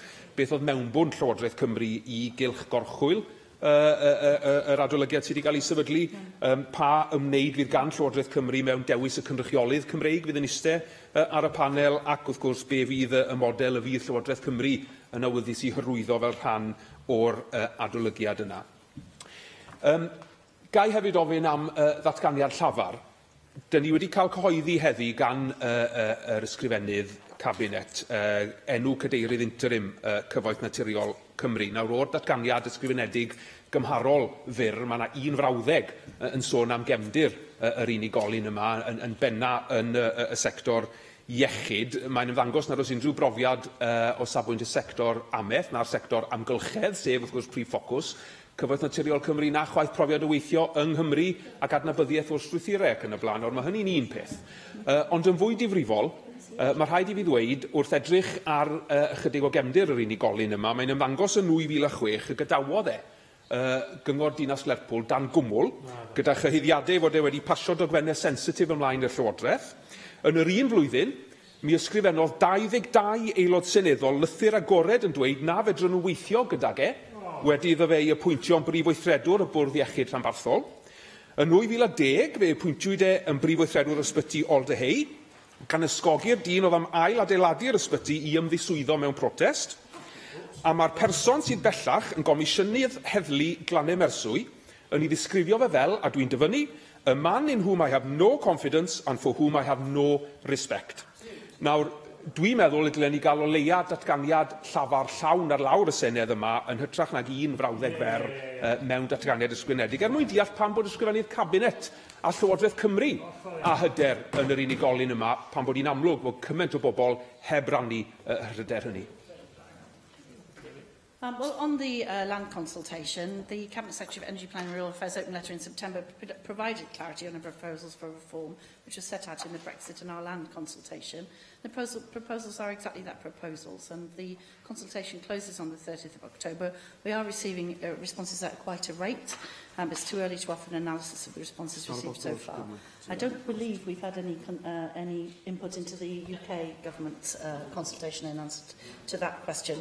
And obviously, once the consultation closes, there will be an analysis of the results from the consultation on the proposals. On the NRW interim chair, there has been a written statement. The member has a number of ways that he can ask questions on a written statement. I suggest that those are utilised. Andrew Arty-Davies. Thank you, Presiding Officer. Leader of the House, could I join in the calls that have come from the Plaid Cymru benches in relation to a Cabinet statement from the Cabinet Secretary for Rural Affairs in relation to the nominee she's likely to put forward, if indeed she will put a nominee forward, to the review group that Michael Gove has set up to look into funding options around the whole of the UK. It is welcome news last week that obviously any future funding will not be barnetised and there will be a greater redistribution of the money should the need require. But the review group obviously will give the recommendations into the DEFRA setup and also Treasury, and so it would be good to understand how Welsh Government will engage with that review, and indeed they have been asked to put a nominee forward for that. So the understanding of who that nominee might be is critically important in influencing obviously the outcome from the review. Secondly, could I, as in your role as Leader of the House, inquire of you how the M4 Relief Road announcement proposal might be taken forward? The First Minister has indicated that he will take that decision. Well, as the clock is now, the current First Minister, I might add, as the clock is now ticking and there's only 7 weeks left before the current First Minister does stand down, I did put this question to the Cabinet Secretary in the short debate last week and I was unable to elicit much of a response. But this is government business. You are the Leader of the House who tables government business, so I'd be grateful to understand, do you have an understanding of when that announcement might come from the First Minister and indeed how it might be tabled, because I think it is critical that that announcement is delivered on the floor of the Senedd rather than through the press. And so can you give us that assurance that that will be the case and the timeline that the government is working to? Because as I said, we know what the timeline has to be. It has to be within 7 weeks. So hopefully you can give us some clarity on that. And could I also seek a statement from the Cabinet Secretary for Transport, please, in relation to the procurement of the new trains that was announced in July of 2017, 5 new 4-class 769 trains were announced as being acquired for the Welsh Rail network, and we welcome the announcements around the positive investment into the train service here in Wales. But this announcement made in July 2017 for these trains to arrive on the Welsh network by May 2018 has not happened to date. Those trains have not arrived on the Welsh network, and yet we are now some 6 months past the delivery date. It is important people have confidence that with the new announcements that are coming forward, that they will be delivered upon. If you look at this announcement that was made, as I said, in July 2017, to date those trains have not arrived on the rail network here in Wales, despite them being made available, or supposed to be made available, by May 2018. Can we have a statement from the Cabinet Secretary as to when this rolling stock will be available for the Welsh Rail network, in particular as we go into the peak winter months now, where we know there are challenges from the elements on the network, and more rolling stock would alleviate some of the pressures that the travelling public have? So on that last one, I'll get the Cabinet Secretary to write to the member, setting out where we are with that timescale. On the M4 timescale, the current schedule for government business shows that there's a debate scheduled for the week commencing the 4th, I think it is, of December. The penultimate week of the winter term, anyway, is the week that's currently scheduled for the M4 debate, the timetable going backwards from there. And I think the 2 other things the member asked I'd largely answered in response to Llyr. Diolch i'r arweinydd y tŷ, ac felly dyma ni'n cyrraedd y datganiad gan weinidog yr amgylchedd a'r diweddariad am effeithiau llifogydd Storm Calum. Galw'r gweinidog i wneud i datganiad Hannah Blythin. Diolch, Llywydd. I'm grateful for the opportunity to provide an update on the flooding experienced across Wales over the past weekend as a result of Storm Calum. I would like to start by sending my sympathies to all those who have been flooded over this weekend, and in particular to the family of Corey Sharplin, who lost his life as a result of his landslide. I'd like to place on record this government's gratitude to the emergency services, local authorities, Natural Resources Wales and Dŵr Cymru Welsh Water, who worked tirelessly around the clock this weekend to support those who have been flooded, close roads, evacuate properties, and are now working with communities to support their recovery. I recognise how devastating and distressing flooding can be to those communities affected, and this morning I saw firsthand some of the impacts when I visited Llantysil, where I met with residents and the teams who responded over the weekend and who continue to work on the recovery. Storm Callum brought large amounts of rainfall in Wales, with up to 160 millimetres being recorded in a 24-hour period, more than the monthly average for this time of year. During the peak period of this event, NLW had issued 40 flood warnings. This had a massive impact on our rivers, with some recording the highest levels on record, and in many places, drainage systems were overwhelmed. Unfortunately, this has led to the flooding of properties, roads, railways and agricultural land around the country. Local authorities and NLW are continuing to work to assess the full extent of the damage and impacts. However, we are aware of flooding to properties in the local authorities of Carmarthenshire, Ceredigion, Neath Port Talbot, Powys, Bridgend, Caerphilly, RCT, Swansea and the Isle of Anglesey. Our current estimates that 218 properties across Wales suffered internal flooding, of which 195 were homes, the majority of these being across the southern half of the country. Local authorities and NLW are continuing to pull together information about flooded properties, and over the coming few days this figure is likely to change. In addition, Dŵr Cymru have also reported at least 29 properties flooded internally. Storm Callum had a significant impact on the rail services across the entire Wales and Borders network, with flooding and high winds resulting in the cancellation of a number of services, as well as an impacting on general performance. Flood damage was particularly severe on the Heart of Wales line, where the washout of a significant section of track near Llandeilion means that the line will remain partially closed for a number of days yet. In addition to the impact on rail infrastructure, a significant number of trains were also damaged during Storm Callum through hitting trees and branches, as well as having to run through floodwaters. A number of roads and bridges around the country were impacted over the weekend, with some remaining closed. The road closures as a result of flooding were not due to failing infrastructure, but the sheer volume of runoff onto the network or from rivers breaking out of their banks. Most trunk roads reopened on Sunday and are all now fully open. Power Utilities reported that over 38,000 customers were affected by the severe weather.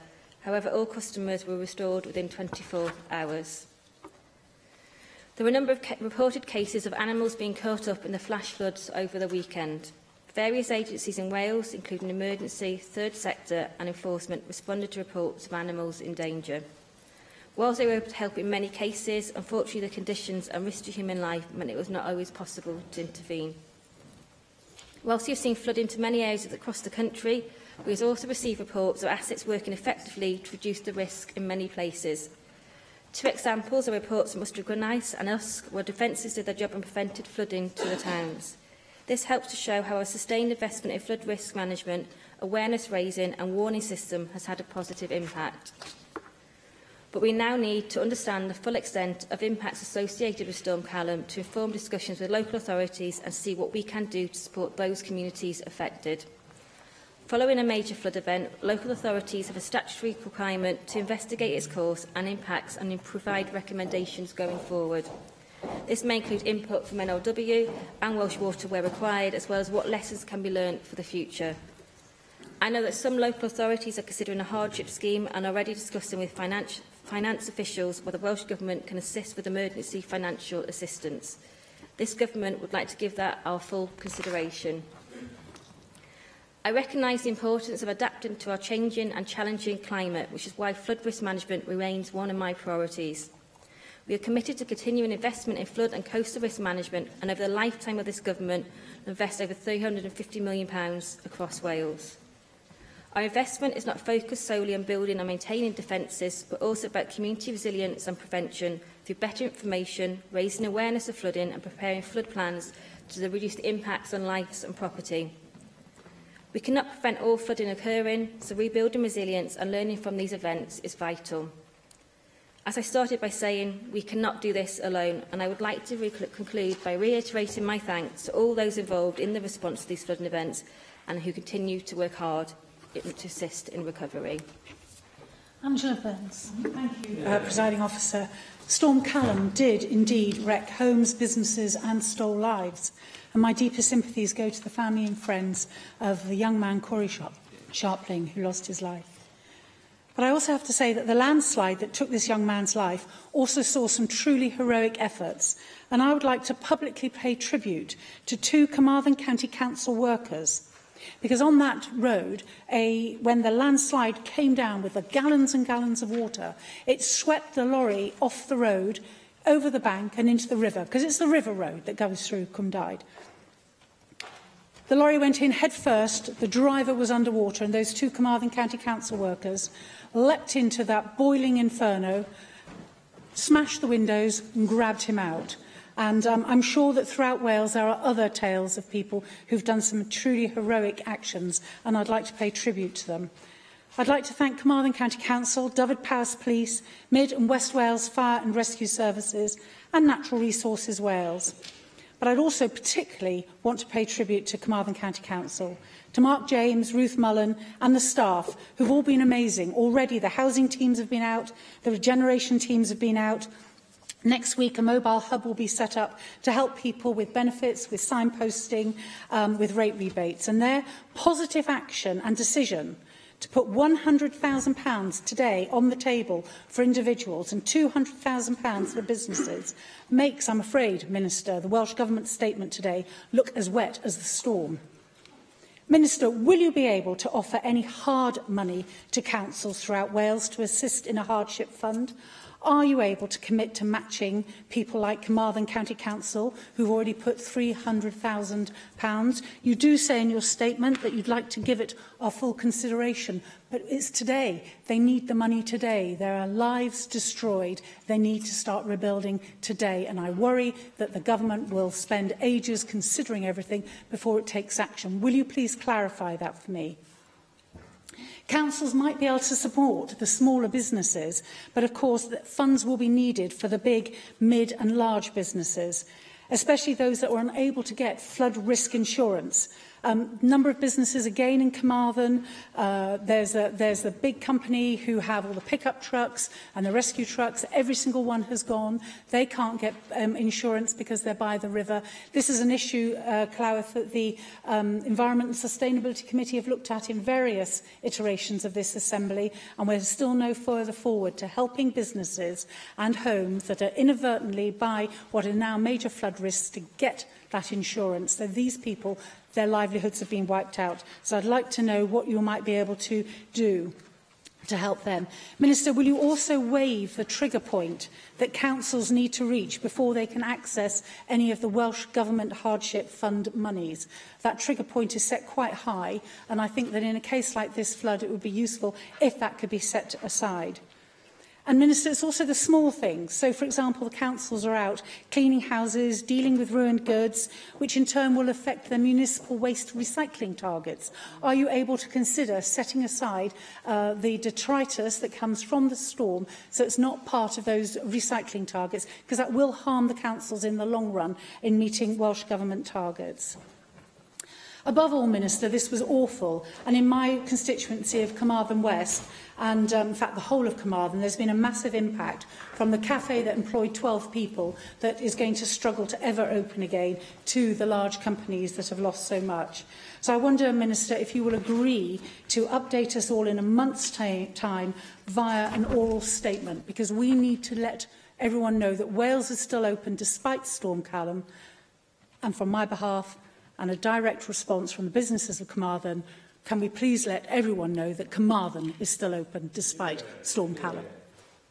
Yeah, I thank the member for a contribution. I think you made quite clear yourself then that Carmarthen is still open for business despite Storm Callum. And you're absolutely right, as you opened your remarks today, to talk about those amazing examples of bravery and people just going above and beyond to help their fellow citizens in a time of crisis. And it's one thing that struck me when I visited this morning is that despite looking at how devastated and distressed people were by what has happened, that absolute sense of community spirit and the stories I heard about people helping one another and the paddling centre where people come from all over the country to come and help, and they were still smiling. And so, for me, that was very important as the Minister to go there and speak to people, but also hear from them, so we know it gives you that kind of that extra passion to need to really know that we really need to make a difference and support these people.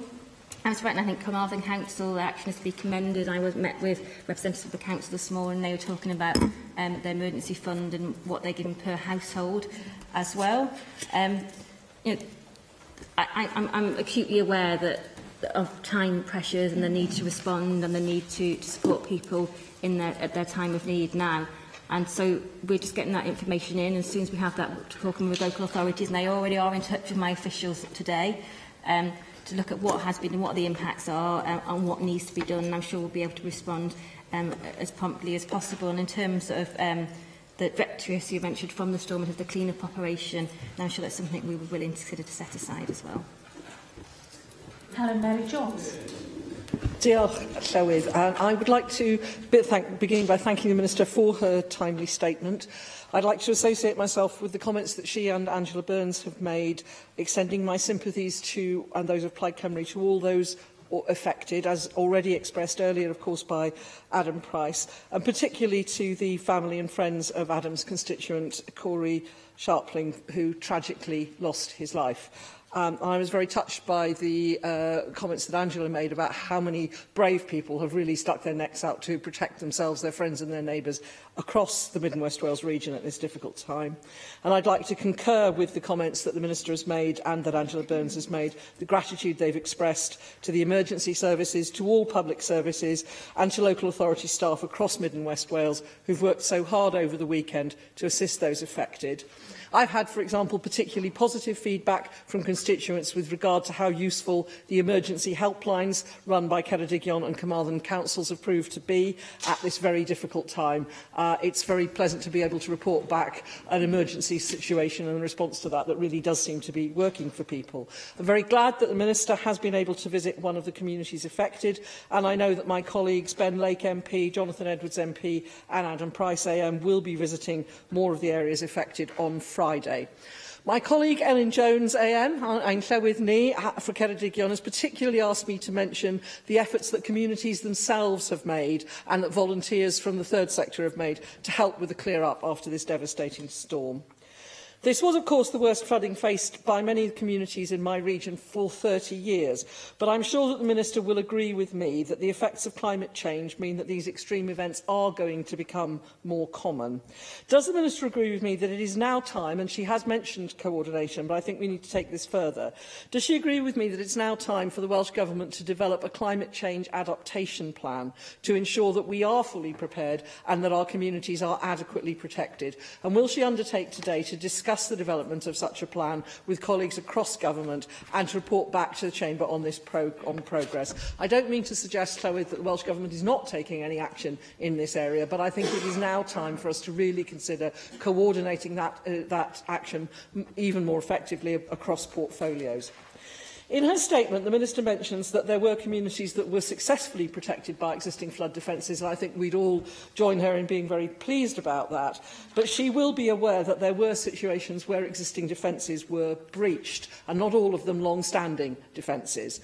Will the Minister undertake today to review the Welsh Government's priorities with regard to investment in flood protection, and indeed to the nature of the flood defences that we are using in the light of these breaches?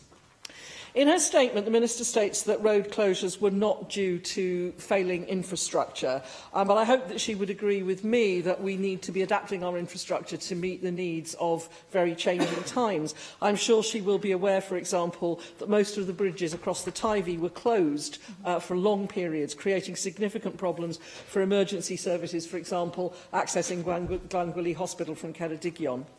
Will she commit today to reviewing with the appropriate local authorities and public bodies the resilience of infrastructure in the affected areas, particularly addressing the strength of bridges across the Tawi and the Tyvi? Some of them, as she will be aware of, are of a considerable age and will have been potentially adversely affected by the strength of this event.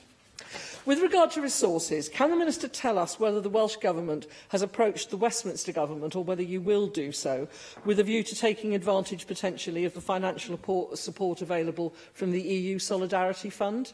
I think this could prove to be a valuable source of additional resources at this difficult time.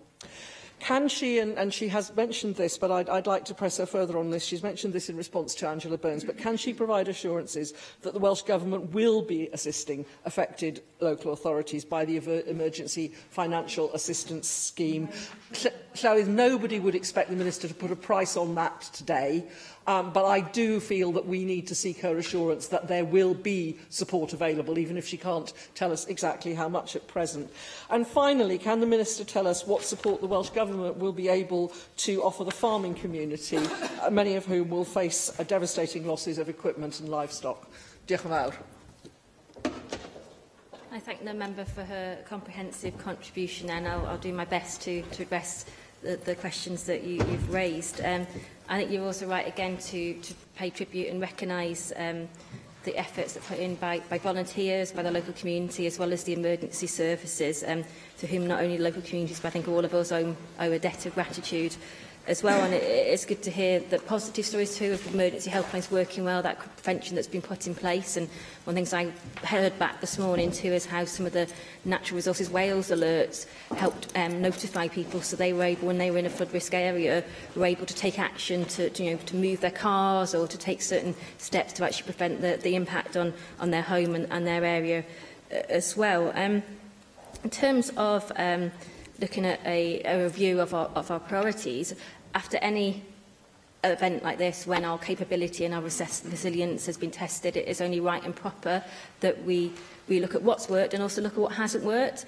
and to see if the things that do need to be changed in future. So we do expect that we will work now with local authorities, Natural Resources Wales and all other stakeholders to look at what has happened and where we may need to change things for the future, because it is right that we learn lessons and we build on the work we are doing while maintaining that commitment to flood prevention across the whole of Wales as well. In terms of climate change adaptation plan, flood prevention, of course, climate change is one of the factors that is considered in terms of how we map flood risk and address those priorities in our prevention within Wales as stands. But it's certainly, as the threats of climate change grow ever greater and the challenges that bring, it's only right that we consider that as a whole. And I'm sure myself and the Cabinet Secretary for Energy will be working together closely with colleagues across Cabinet on our approach to climate change adaptation going forward, which will obviously consider all things holistically, including flood prevention and mitigation as well. In terms of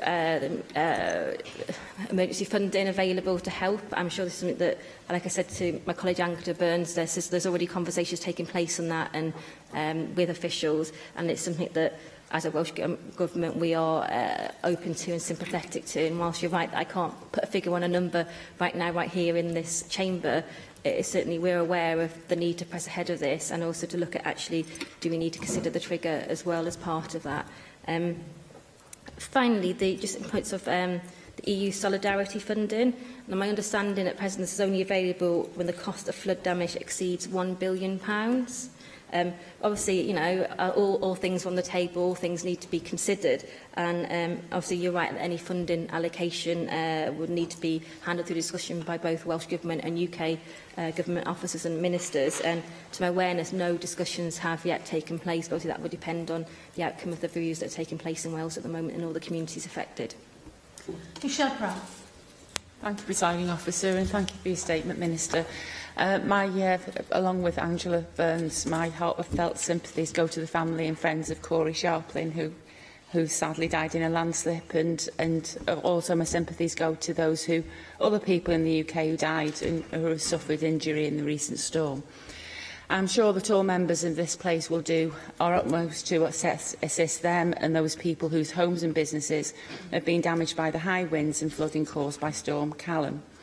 I'd also like to echo the thanks and appreciation to the emergency services and others and members of the public who work to help their friends, neighbours and other people through the difficulties caused by the storm.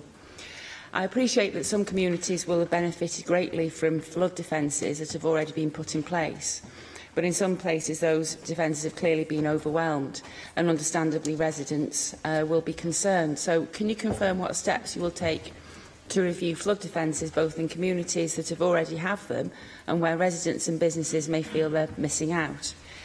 You've acknowledged in your statement that animals were caught up in the flooding and there have been occasions of sheep having been washed away and other animals being stranded. I'd like to ask you what support the Welsh Government can offer those farmers who lost livestock and now have injured livestock because of the flooding. There are also reports of horses having to be rescued from the flooding itself. So are you satisfied that the correct level of resources and adequate information is there to help horse owners and owners of similar animals and farmers as well to plan for and deal with the consequences of flooding? What conversations are you having with farmers regarding their role in preventing and mitigating the risk of flooding, and what support you will offer them so that they can actually fulfil that role? The Paddlers Club is a community-based enterprise and has already started fundraising to address the damage caused, which they estimate at some £200,000. £200,000. Can the Welsh Government consider offering some level of support for community initiatives affected by severe weather? And the effective provision of utilities is a life and death measure for some people, in particular hospitals. So what discussions have you had with utility companies about their response to the storm and any challenges they faced that Welsh Government can address for the future? Thank you. I thank the member for her contribution and her questions. In terms of looking at, you referred to how, some flood defence that have in place and have worked, and to assess whether things have worked as well as we would have liked them to do. And as I said previously, and it's our duty when anything like this happens that we should review and assess what has happened when we have that, when we get all the information in from local authorities, from Natural Resources Wales, from all the stakeholders and communities involved, and make sure that we were able to learn from that and revise accordingly. And that is something that I will take very seriously as the Minister for Environment, working alongside my relevant government and cabinet colleagues. So that is something we will look at and will feed into our future plans in terms of when we look at where our priorities are for flood prevention. But on terms of, you're right to point out, and as I mentioned in my statement, the impact on landowners and the incident of some sheep and farmers. In terms of how our I think it's important for us to work with farmers and landowners who understand flood risks and understand land management in their areas, which is why in terms of when we're looking at updating our natural strategy for flood prevention, which is ongoing at the moment, landowners and farmers will be part of that as well, to make sure we can take into account and learn on all the points that you've raised in terms of land management and animal and horse and owners as well. You mentioned the Paddlers Club. I'd actually met them today in Llandersul and saw what they were doing in terms of the clean-up operation and how people come from all over the country and their crowdfunding. And in terms of this, something we need to work with all the stakeholders in the community and work as a Welsh Government to see how we're best placed to give support going forward. Vicky Howells. Thank you, Minister, for your statement. As I'm sure you will know, my constituency was especially affected by Storm Callum, with Aberdare being widely described as the town hardest hit by flooding. In RCT, around 40 homes and 29 businesses have been flooded, many of which are in my constituency. And in Penrhyn, over 30 people who were trapped on a train in rising floodwater had to be rescued by South Wales Fire and Rescue using an inflatable walkway. I want to repeat the comments of other members earlier in offering their thanks to the emergency services, to council workers, volunteers and others for their prompt actions, and also to pass on my sympathies to all those who have been affected. I welcome your comments regarding giving full consideration to granting emergency financial assistance to local authorities. But I want to make the point that it's not just about the short-term immediate expenditure. In RCT, for example, while £100,000 has already been spent on that, there's another £100,000 earmarked for investigative and clearance work. So will you ensure that you give consideration to long-term measures such as that, which can help to mitigate the effects of flooding and save money in the long term?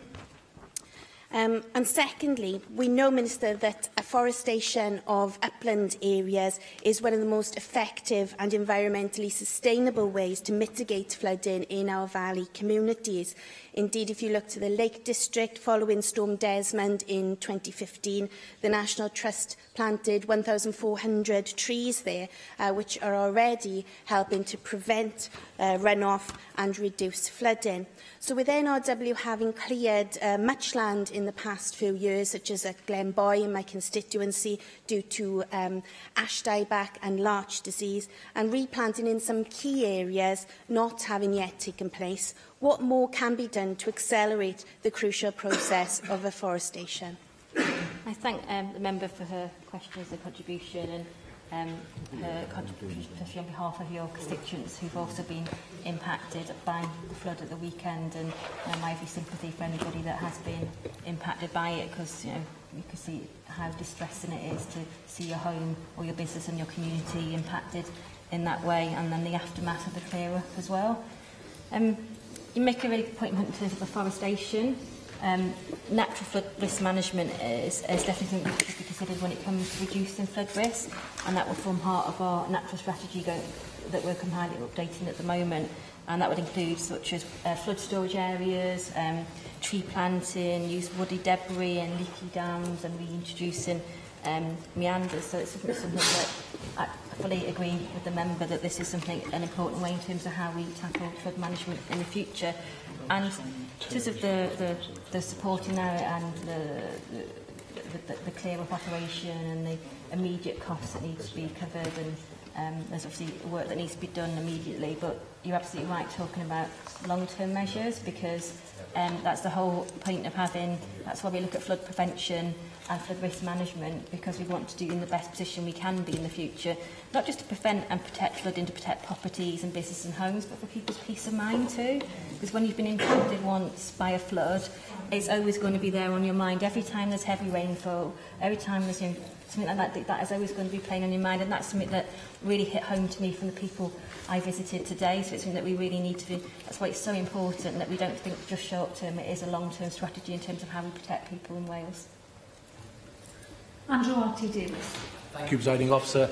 Minister, thank you for your statement today, and I also join in other members' comments and condolences to the families and those affected by the, I think, the horrific events isn't too strong a word, really, when you see some of the images that have come out from across Wales, and when death is obviously one of the effects of those events, then they are horrific, to say the least. I'd like to just press you on two issues, if I may, Minister. In your statement, you talk that flood risk management remains one of your priorities, and I fully endorse that, but yet in your remit letter, which the Leader of the Opposition did touch on during First Minister's questions, of the 5 points for you as a Minister, not the Cabinet Secretary, but for you specifically as a Minister, flood prevention is not one of those 5 points that is in your remit letter for this year. Recycling is, woodlands are, tackling poor air quality, improving the understanding of the value of nature, and reversing the decline in biodiversity. So it's not unreasonable to ask why was it missing from your remit letter to NRW, given that they're the body who obviously oversee the planning and implementation of flood defences around Wales. And yesterday, the First Minister did indicate that money would be available. Again, I appreciate that you're not in a position to put a figure to that, and it would be wrong, in fact, such short time after for you to actually say this is X amount available. It would be worth reflecting on how much will be available. But can you confirm that the money that the First Minister was talking of will be new money to your department, or will it have to be money that will have to be found from within your current resources? Because, as I said, the First Minister clearly did identify money would be made available, so that's the most senior person in government saying that, giving that commitment. But I think it's important to understand, and the Finance Secretary is in his chair, whether he is making new money available to you, and in which case that would be a very welcome addition to your budget. Thanks. I thank the member for his contribution and his words of sympathy and support for all those impacted. You raised, in terms of questioning whether this is a priority for this government, I can categorically make claims that this is a priority, not just for myself, but for this government. And you raised the remit letter. When I first came into post and I did a statement, I outlined a number of priorities, 5 of which you listed there, I also made clear in that statement that flood prevention was a key priority that interlinked and underwoven a lot of that. So it is absolutely 100% a priority for this government, which is why we're investing £350 million in this Assembly term and £54 million in this financial year alone, and that will not change. And in terms of how we go forward, the First Minister said yesterday that funding would be made available in these circumstances of flooding. Well, it goes back to what I said already. We need to look at what's happened, review as quickly as we possibly can, working with all stakeholders and local authorities, with the NRW, to look at what works and where we need to prioritise and change. And whereas potentially it's perhaps I'm of the view that this is absolutely a priority, and we need to make sure that, despite the backdrop of austerity, that we need to make sure that money is coming in to flooding as well. So, Theresa May says austerity is over, so if you want to pick up the phone and tell her to give us a call and give us some more money so we can get some money towards flooding. Is it new money? Is it new money? But... Carry on, Minister. You don't need to listen to anybody if you choose not to. Deal, Clywed. But it certainly is a priority for this government to ensure that we have the funding and the priority needed available to make sure that we address flood prevention and mitigation in Wales, and that we can reassure and provide peace of mind to all communities that have been impacted by flooding. Neil McAvoy. Diolch, Llywydd. We've seen Storm Callum and the dreadful destruction, floods everywhere. Tragedy, as mentioned earlier, the bay was flooded.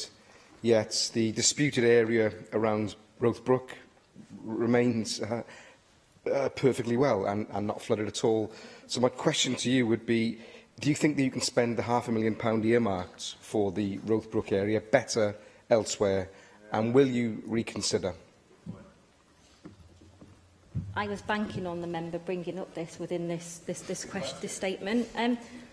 Look, the member will be well aware of the situation now in terms of Rothbrook, where NLW are working with the residents group there, and the work has been paused following the residents doing some modelling work of their own. That remains the case. I, in fact, visited the site just a few weeks ago to see the work that's been done to date, and and Rothbrook is where there hasn't been work done.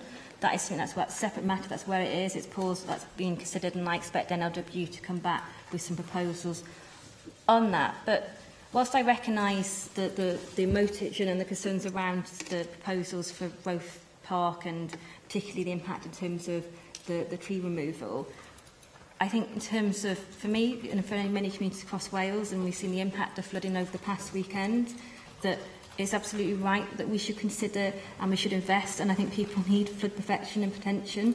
We shouldn't shy away from, there's people who've seen their homes wrecked and the businesses wrecked this weekend. I'm speaking now.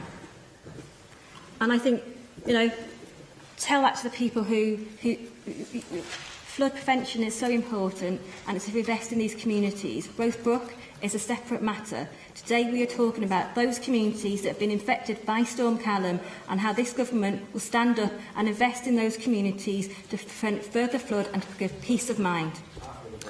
Diolch i'r gweinidog. Yr eitem nesaf yw eitem 4, ond mae wedi ohirio tan y 6 o Dachwedd, sy'n dod yn ni at eitem 5, sef y datganiad gan ysgrifennydd Cabinet dros gyllid ar y wybodaeth ddiweddaraf am fuddsoddi rhanbarthol ar ôl Brexit. Galw ar yr ysgrifennydd Cabinet i wneud i ddatganiad Mark Drakeford. Diolch yn fawr, Llywydd. Ers y referendwm yn 2016, mae Llywodraeth Cymru wedi bod yn cymryd rhan mewn trafodaeth gyhoeddus a mae'r hyn fydd yn dod yn lle buddsoddiad rhanbarthol yr Undeb Ewropeaidd ar ôl i'r Deyrnas Unedig ymadael.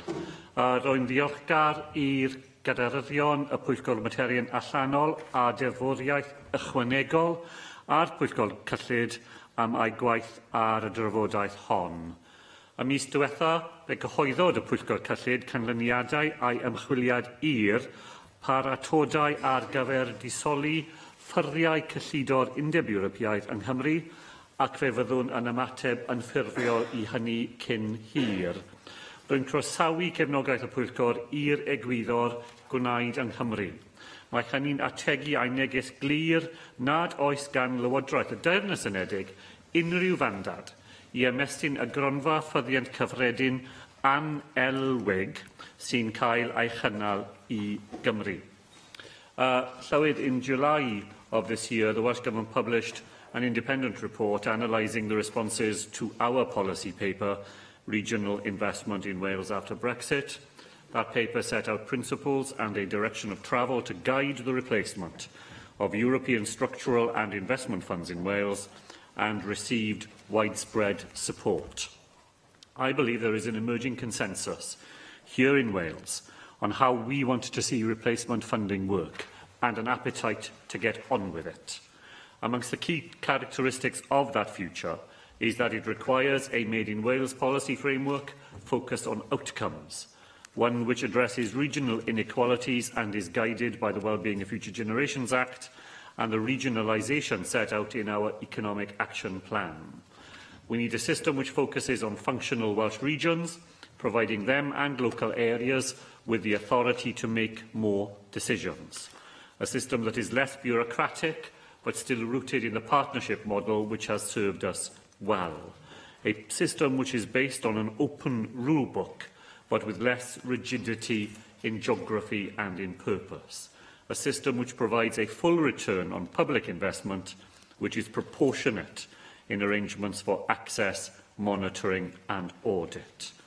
I've held detailed discussions with my colleague, the Cabinet Secretary for Economy and Transport, to develop our thinking, so that we can be confident, for example, that opportunities in rural Wales are not missed, and can ensure that this vital investment in Wales is central to the approach contained in the Economic Action Plan, where public investment is predicated on delivering public goods.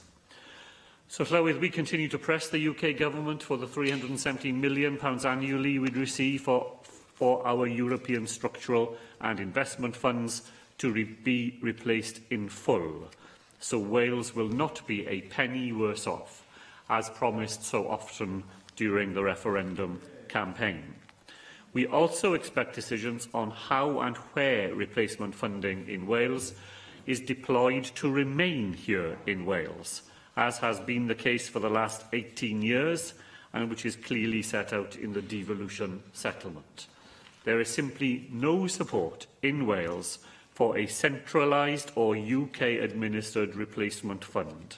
It is wrong in principle, it is undeliverable in practice, and it is time that UK ministers understood just that.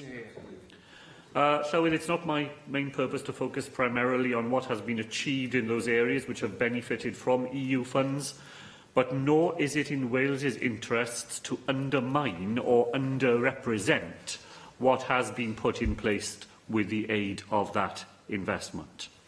A sharp fall in economic inactivity and a rise in employment rates. A dramatic improvement in the skills of our people, with a major decline in the proportion of the working age population with no qualifications, and a narrowing of the gap between different parts of Wales, and a narrowing of the gap between the Welsh economy and the rest of the United Kingdom.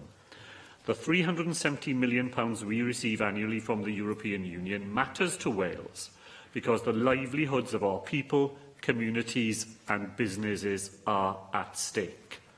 During this programme period alone, EU projects have already helped to create 8,400 jobs, helped 11,000 people into work, and supported people to achieve over 68,000 qualifications. People's lives are being altered for the better, families are growing up in homes with work, and people are being supported to take up education and training. And this is happening in part through the 970 new enterprises created and the 5,400 businesses supported by EU-funded projects. Those will generate tax revenue and jobs well into the future, helping us to deliver a more prosperous Wales. Now, Llywydd, as we look to that future, Welsh partners have highlighted two key concerns around future arrangements: that replacement funding could be directed away from regional development, and that the loss of a multi-annual approach would prevent effective long-term planning. And to address those concerns, I would like to reaffirm commitments I have made in evidence to the Finance Committee and in this chamber. Firstly, Any replacement funding will be invested to support regional development and to reduce inequality. It will not be subsumed into other core Welsh Government budgets. The Economic Action Plan sets the focus for this approach, and I continue to work together with the Economy Secretary on this. Secondly, I can give an assurance that we will continue to adopt a multi-annual approach towards investing replacement funding to maintain a long-term focus on the structural challenges in our economy and labour market. In all of this, we will draw on the significant expertise of our partners across Wales in designing and delivering a new Made in Wales approach. Our approach to date has been collaborative and outward-looking, and today I can announce 2 developments to strengthen this further. Firstly, we will establish a regional investment steering group which will draw on the wealth of knowledge and experience in our businesses, local authorities, our academic institutions, the third sector and the wider public services across Wales.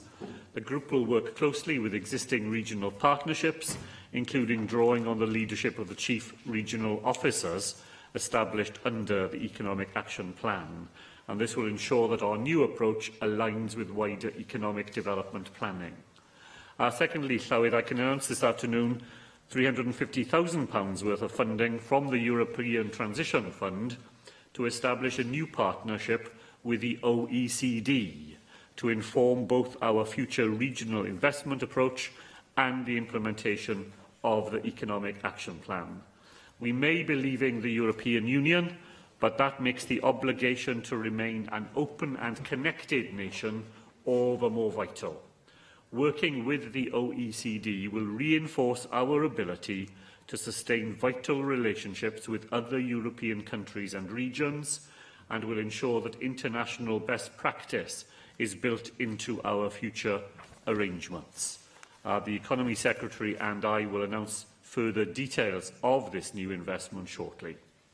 In the meantime, Llywyd, we cannot wait for meaningful discussions on successor funding arrangements to commence with the UK Government. These may not take place, we now learn, until the 2019 spending review. We must act now to develop, in genuine partnership, a new approach which ensures investment aligns with the wider economic development interventions of this Government. The Welsh Government is strategically best positioned to administer these funds and to achieve this outcome. Llywyd, bydd y flwyddyn nesaf yn diffinio ein perthynas yn y dyfodol gyda'r Undeb Ewropeaidd. Bydd hefyd yn gael gyfle i ni osod trefniadau i sicrhau twf economaidd a herio anghydraddoldebau ranbarthol. Rwy'n ddiolchgar am y cyfle i roi wybodaeth diweddaraf i'r aelodau ac yn edrych ymlaen i cael rannu ragor o wybodaeth am ddatblygiadau yn y dyfodol. Darren Miller. Llywydd, and can I thank the Minister for his statement this afternoon, although I have to say I find it bizarre that he's making this statement when the UK Government has already committed to consulting on the shape of the new UK Shared Prosperity Fund in the future, and it has also given a commitment to making sure that it respects the devolution settlement.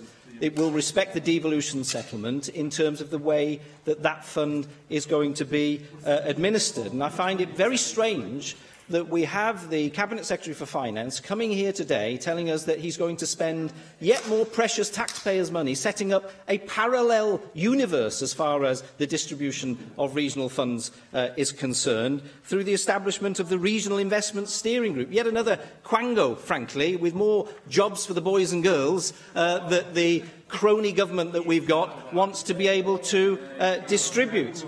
And let me put on record right now, I have absolutely no faith whatsoever in the ability of the Welsh Labour-led government to distribute any funds across Wales in a fair and just manner to those parts of the country that need them. Just look at the local government settlement. Just look at the local government settlement that we had made last week. Very clear that you like to distribute cash to certain places in Wales to the detriment of others, including North Wales, Mid Wales and West Wales. In fact, what you like to do What you like to do as a government is to distribute the cash to your friends in the Labour Party in other parts in terms of local authorities which are run. So I would be grateful if you could give us more clarity on what the precise costs of this body, this Regional Investment Steering Group, are going to be, and why you are jumping the gun in terms of making these statements now when you are yet to receive any kind of consultation document from the UK government. We all know that the Welsh Government wants to try to crow about the success of European structural funds to date, but the reality is they've been far from a success. In fact, we've gone backwards in terms of our relative GVA in the UK as a proportion of UK GVA. That's an embarrassment.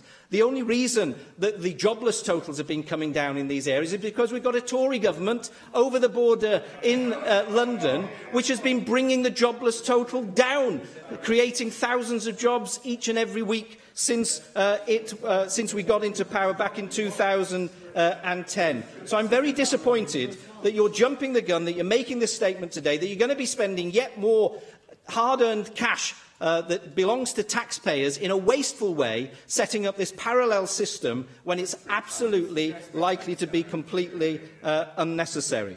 Now, will you accept that there has been a failure over the past 2 decades in terms of the way that you've invested, as a government, taken the lead in investing these European structural funds? We know that there's been this failure to lift Wales out of poverty. We're still the poorest part of the UK as far as the figures demonstrate in terms of the European regions within the United Kingdom. That is diabolical. It's an embarrassment. It's a shame that Wales is in this situation, but that's where we're at as a result of your government's decisions in terms of the management of EU structural funds so far. Can I also ask how you will ensure that the different regions within Wales have as local decision-making as possible in the future? You've already heard from the UK government that they're going to respect the devolution settlement in terms of these arrangements, but how are you going to ensure that any cash which becomes yours to distribute under any future UK Prosperity Fund is actually going to reach all parts of Wales and deal with the poverty that there is across the country? We do know, of course, that we have a new opportunity with the UK Shared Prosperity Fund to reach out into poorer communities that are not in West Wales and the valleys. You know, at the moment we have this geographical straitjacket which we are in as a result of EU decision-making, which forces us to spend the money in certain places to the detriment of those places in East Wales. So I wonder whether you can tell us, is the removal of that straitjacket something which you feel that Wales can benefit from? How do you intend to make sure that those poorer communities in other parts of Wales are going to get the cash that they need in order to raise prosperity levels? And do you accept that simply having more of the same, which I think is sort of what you're proposing, is not going to work and is going to fail again in the future? Well, I'll do my best to answer some of those questions. I'm afraid it wasn't the member's finest hour, that contribution. He's completely wrong in relation to Shared Prosperity Fund. We couldn't possibly wait for it. We have no timetable for it. We have no details about it. I do not for a moment believe that we have received sufficient assurances that he will respect the devolution settlement. My fear remains that his government's idea of a shared prosperity fund is to take money that comes to Wales today to share it out to other parts of the United Kingdom. And I wait to see what that happens, and I look forward to discussing this with the Chief Secretary to the Treasury tomorrow. He is quite wrong, of course, in relation to the impact of European funds here in Wales. They have allowed us to do so many things that have been to the benefit of Welsh communities, and his government's stewardship of the UK economy, far from being the reason why jobs and economic inactivity are moving in the right direction in Wales. If you look at their record elsewhere, had we remained in the European Union, now 3 new English regions would have qualified for European assistance as a result of his government's stewardship of the United Kingdom economy as a whole. As far as the Regional Investment Group is concerned, it will draw on those individuals in businesses, in local authorities, in those parts of the Welsh economy which regularly members of his party urge us to make sure that we hear their voices and that we act on their advice. This far from being a parallel universe, this will be an opportunity for people beyond the Assembly who have relevant experience and expertise to make sure that the things that we do in the Welsh Government are informed by their direct, everyday experience of making the Welsh economy a success, and I look forward to receiving their advice. I'll ignore for the moment, Llywyd, the shameful remarks that the member made about the local government settlement. He knows perfectly well.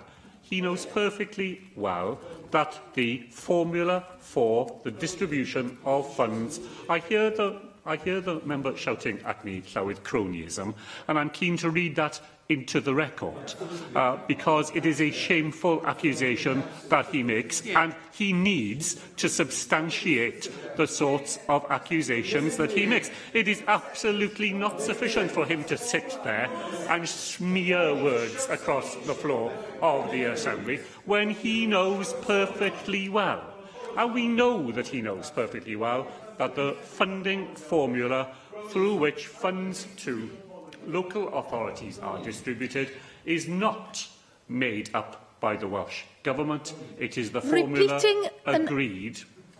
Repeating an accusation, Darren Miller, doesn't make it true. I think you've made your point, and the Minister is responding. Is certainly utterly bereft of truth on this occasion, because that funding formula is not a formula of the Welsh Government. It is a formula signed off every year by an expert group and then by Welsh local authorities themselves, including leaders of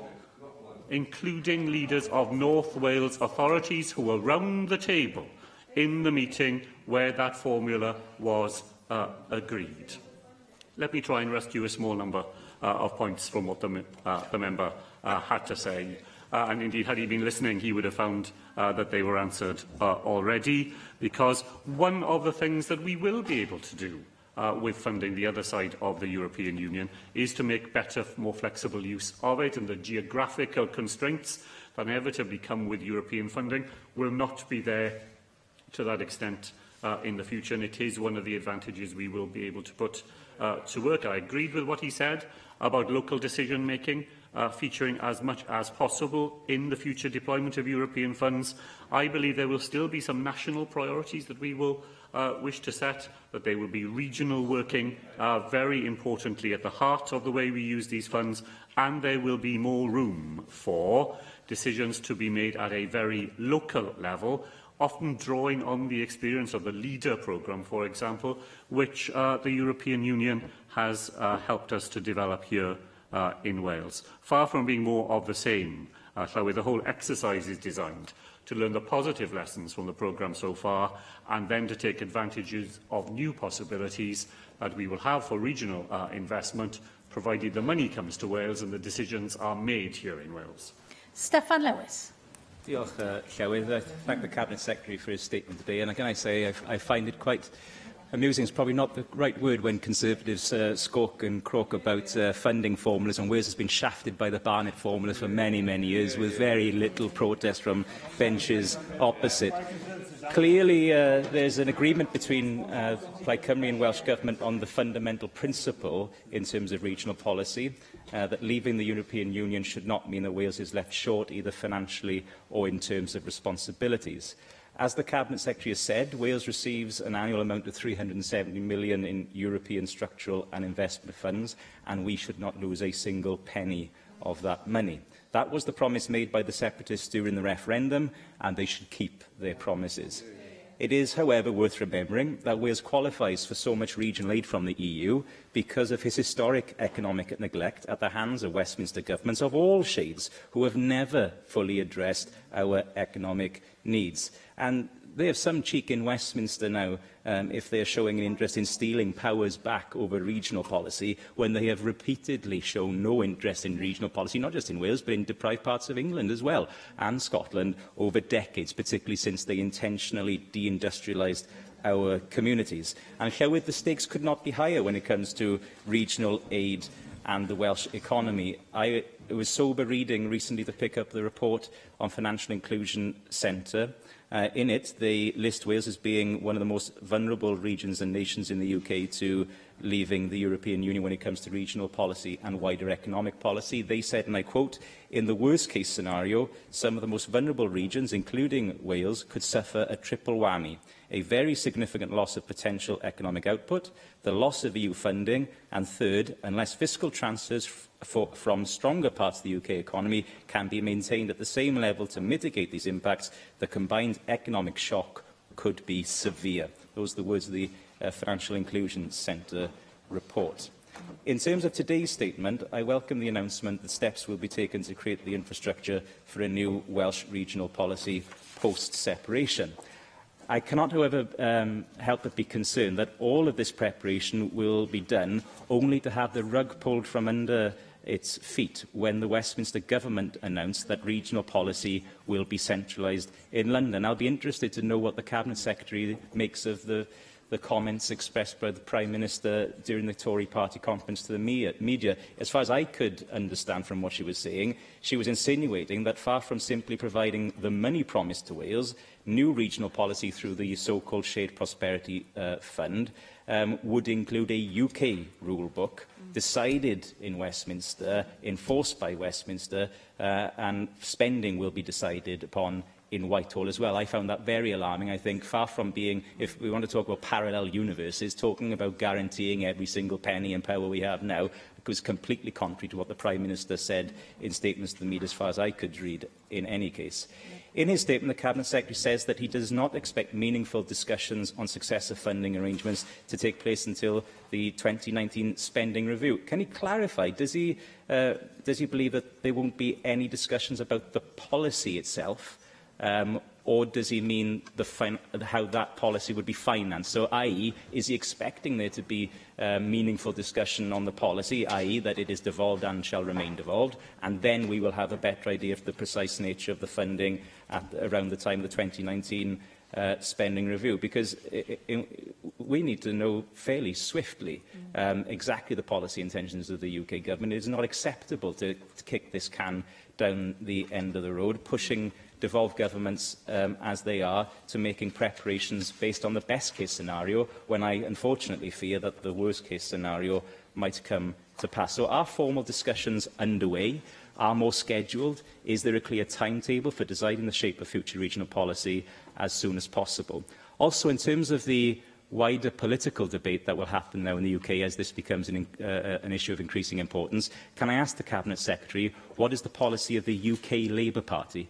Are they going to be batting in the same team as the Welsh Labour government here when it comes to regional policy on the Labour front benches in Westminster? Will they vote down any attempts in the House of Commons to take regional policy powers away from Wales? And what discussions has he had with party counterparts at the UK level in that respect? And crucially, to all of this, if there are discussions underway, or if discussions will take place soon, can the Cabinet Secretary make a cast-iron promise to members here today that any discussions or negotiations with the UK Government, that he will not give our money away in the way he gave away some of our powers the last time he struck a deal with Westminster?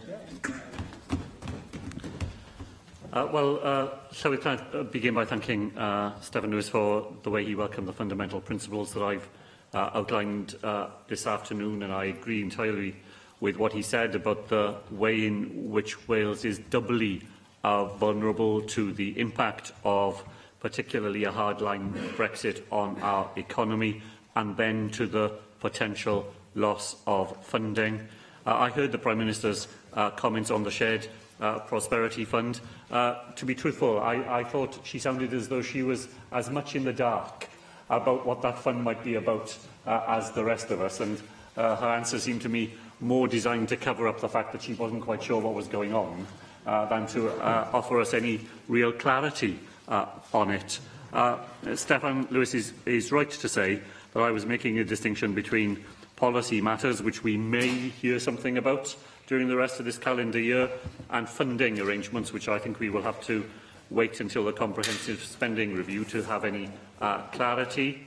The member asked if there are any formal discussions going on. I can tell him that I have raised our concerns previously with the Chief Secretary to the Treasury, with the Chancellor of the Duchy of Lancaster, that this was raised again last week at the Joint Ministerial Committee on Europe by my Scottish colleague Ben Macpherson, and in which I was able to again express the Welsh Government's disquiet at proposals for a shared prosperity fund, and it is on the agenda again tomorrow morning when I will be in discussions with the Chief Secretary to the Treasury, both on Wales-only matters and in the Finance Minister's quadrilateral. I go from that meeting to a meeting with members of Keir Starmer's team and to discuss matters of Brexit at the House of Commons, and the member can be sure that I will be raising the Shared Prosperity Fund there as well. So if no powers have gone away from Wales, let us be completely clear about that. All the powers that reside in Wales as a result of the 1999 devolution settlement remain here today. The member could not name a single power that, as he said, was given away, because none were.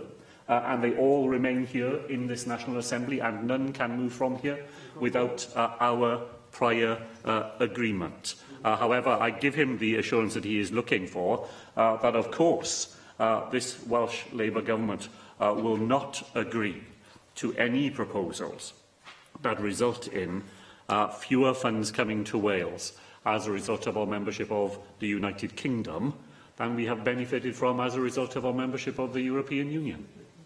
Neil Hamilton. Presiding Officer, can I extend my support for the Finance Secretary in much of what he says in his statement? I don't think it's at all unreasonable for him to say that it would be unacceptable for Wales to be a penny worse off as a result of the Brexit settlement, whatever that might be. Although I disagree with him saying, as promised in the referendum campaign, the only people who could promise that during the referendum campaign were the Prime Minister and the Chancellor of the Exchequer, both of whom, of course, were Remainers. But I do not think it unreasonable that, as a result of Brexit, Wales should be not a penny worse off, but we should be better off, because for every pound that we get back of British taxpayers' money from Brussels, we have to send out £2 in the first place. So it's not EU money, it's British taxpayers' money, albeit funnelled back to us through the aegis of EU institutions. Well, I would like to raise the question of the effect of the way much of this money has been spent over the years. As Darren Miller pointed out, in fact, in Wales we've gone backwards in the last 20 years in terms of relative prosperity. In 1998, the average GVA in Wales was 74.8% of the UK average. In 2016, it was 72.7%. So we've actually, relatively speaking, gone backwards.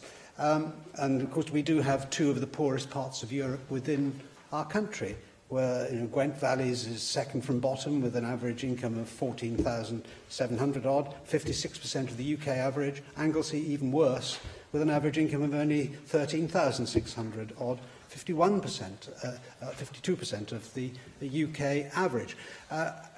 We've had significant sums of money spent on regional policy over the years, but they don't seem to have done a great deal to disturb the relativities. And that, therefore, I'm not sure that it's the correct approach to ring-fence this money, which we will have the right to administer after Brexit.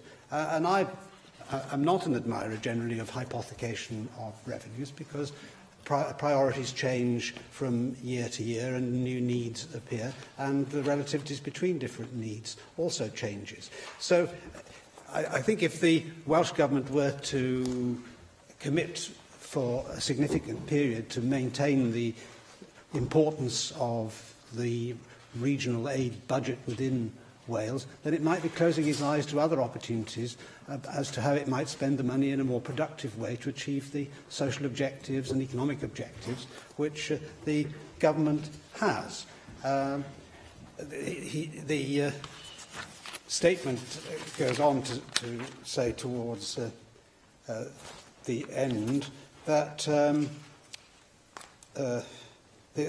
we want to develop arrangements to deliver economic growth and reduce regional inequalities. We can all support that objective, but there are other ways in which perhaps that can be achieved, and I would like the government to be more imaginative than it has been able to be in the past. I'm fully in sympathy with the Cabinet Secretary in wanting to get on with the job and not waiting for the UK government, in its wisdom, to hand down tablets of stone whenever it feels convenient to do so. Theresa May has given a whole new meaning to the word torpidity, I think, since she has been Prime Minister, and the conduct of the Brexit negotiations, if we can exalt them with that description, is proof positive of that, as she persists in her unthinking Sisyphean relentlessness in pushing boulders to the tops of hills only to have them roll down back on top of her and ultimately, I believe, to flatten her. But I think it is right that the Welsh Government should take the lead and put more pressure by taking positive action to force, if they can, the UK Government to get on with taking rational decisions as to how the future for Wales might be best administered. It's a mystery to me that the UK Government cannot simply say, yes, you will get your £370 million a year, because the money is there. We will be getting it back from Brussels, and the United Kingdom Government, I think, has no moral right to say that there is some doubt about this. And it's creating uncertainty not just for Wales, but also an unnecessary uncertainty, I think, in the minds even of Conservative members elsewhere in the United Kingdom. The government cannot simply remove levels of uncertainty which it could be removed without any damage whatever to the government's overall objective, whatever that might be in the course of the Brexit negotiations. One of the ways in which we could perhaps spend some of the money which is currently allocated to regional policy better is energy prices, for reducing the impact upon specific industries of energy prices. We know that, for example, the steel industry has in effect got 85% of the burden of the extra charges imposed as a result of climate change policies on it back. And without that rebate, then the steel industry in the whole of the United Kingdom would be flat on its back. So there are unintended consequences of some policies which could be addressed as a result of considering other ways of spending this money. It can't go into it in any more detail now, but I wonder if the Cabinet Secretary, bearing in mind that we all have the same ultimate objectives here, that we share the desire for Wales to be much more prosperous than it has been in the past, and even within Wales, for inequalities to be addressed. But that I think, requires us to be as flexible as possible in funding arrangements post-Brexit when we have the levers of power in our own hands. Well, I thank the member for those remarks, and by and large I think he was endorsing some key aspects of the policy I set out this afternoon. I understand the point he made about the word promise, but when the leader of the Conservative Party in Wales says to people in Wales that there is an absolute guarantee that Wales would not lose out by a penny, I wonder what more has to be said to make that a promise. It sounded like a promise to many people in Wales, yes. And many people in Wales voted on the basis of what they regarded as a promise. I thank the member for what he said about the sensible proposition that the Welsh Government should take the lead in making decisions about the way such funding should come to Wales in the future. And I share what he said. It is a mystery to me as well why a government that has enough quarrels on its hands, surely, and enough difficult issues to sort out, then it cannot make a straightforward decision that would be simple to make and simple to execute, and simply to say, as people in Wales were promised, that the money that came to Wales under the European Union would come to us the other side of it. I listened carefully to what the member said about hypothecation, because as a finance minister, I tend to start from a point of view of being uneasy at hypothecation as well. We took a very conscious decision in the Welsh Government to say in advance that money that came to Wales today for regional economic development purposes would be retained for that purpose the other side of the European Union. And we did so because there is a real confidence issue out there in the sector amongst people who are running projects, bringing forward plans, that the things that they have been able to rely on in the past may not be there for them in the future. And the commitment I made in today's statement to saying that that money would be retained for regional economic development purposes and we would guarantee it over a multi-annual period is designed to sustain confidence in the sector that the long-term plans that they have put in place will be honoured through this government. But where I think the member made an important point is that we will have some additional flexibilities in the way that money can be used in the future. Whether it stretches all the way to using the same money to sustain or to create lower energy prices, I probably doubt. But I do think that there will be opportunities to use that money in a way that avoids some of the rigidities of the previous set of arrangements. And in that sense, we might get the benefits both of hypothecation in terms of its confidence building, but also to be able to use that money more flexibly, as Neil Hamilton said in his closing remarks. Julie Morgan. Thank you very much, Deputy Presiding Officer. I welcome this very important statement, and I welcome the fact that the Cabinet Secretary is setting out the principles that he sees that will be used in future regional investment in Wales. I just think it's very important to set out these principles now because we've been waiting far too long to hear the details of this Shared Prosperity Fund. And again, I think that would be something quite simple for the government to do, to make the government in Westminster to make real efforts to consult and find out exactly what's going on and end this uncertainty. And I think it's very important that, as the Cabinet Secretary says, that confidence is given to those people who are running projects and are making long-term plans, that they know that there is certainty from what the government here plans to do.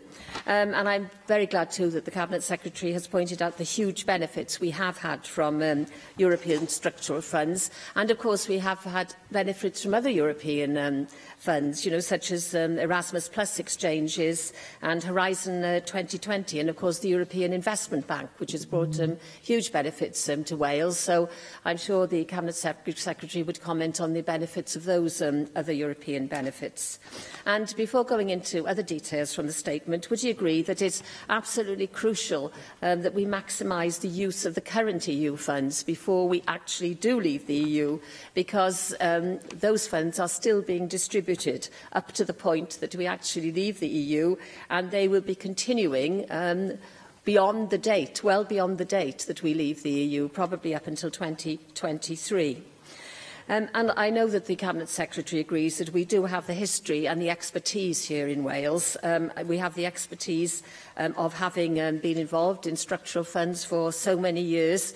And of course, our knowledge and the way we've operated the structural funds has changed over those years, moving from a multiplicity of smaller projects to fewer larger projects. And I think it is really important that this experience that we've used is maximised to ensure that we get the maximum benefit post leaving the EU. So I do welcome the steering group, and I think it's crucial that we use all the expertise that is here in Wales. And I also welcome the 350,000 from the European Transition Fund. I think that the Cabinet Secretary is thinking creatively ahead, trying to see what we can do to minimise the damage that will be done by leaving Europe. And finally, I would particularly welcome his commitment to multi-annual funding. I think we've all had experience of the problems of short-term funding that so many people have suffered from, so many different projects, and that has been one of the great benefits of the European funding, is that it has been for multi-annually. And so I particularly welcome that commitment from the Cabinet Secretary. Thank you. Thank Julie Morgan very much for those remarks. They reflect the experience that she has as chairing the Programme Monitoring Committee under the current round of European funding, where the benefits of partnership working and the ability to call on the advice of experts in the field is very much part of the way that we have done things here in Wales. And in that sense, Julie Morgan is absolutely right that we need to maximise the lessons that we can learn from our experience so far to make sure we go on doing things in ways that have proved successful while taking opportunities to do things better still. I want to thank her and all those who sit on the PMC for what they are doing to make maximum use of current funding. Here, let me say, as I try to every time, that we have always welcomed the decisions that the Chancellor of the Exchequer has made to guarantee those funds, that the more recent announcement he has made about extending that guarantee to the very end of the current round, in the sense of what I said earlier about confidence in the sector. That has been a helpful announcement, and I'm happy to recognise that this afternoon. We will be using European funding up until 2023 under the current round, and we'll be accounting for it up until 2025. So making good use of that is really important. And Julie Morgan is absolutely right. We cannot wait for the UK government to move on all of this.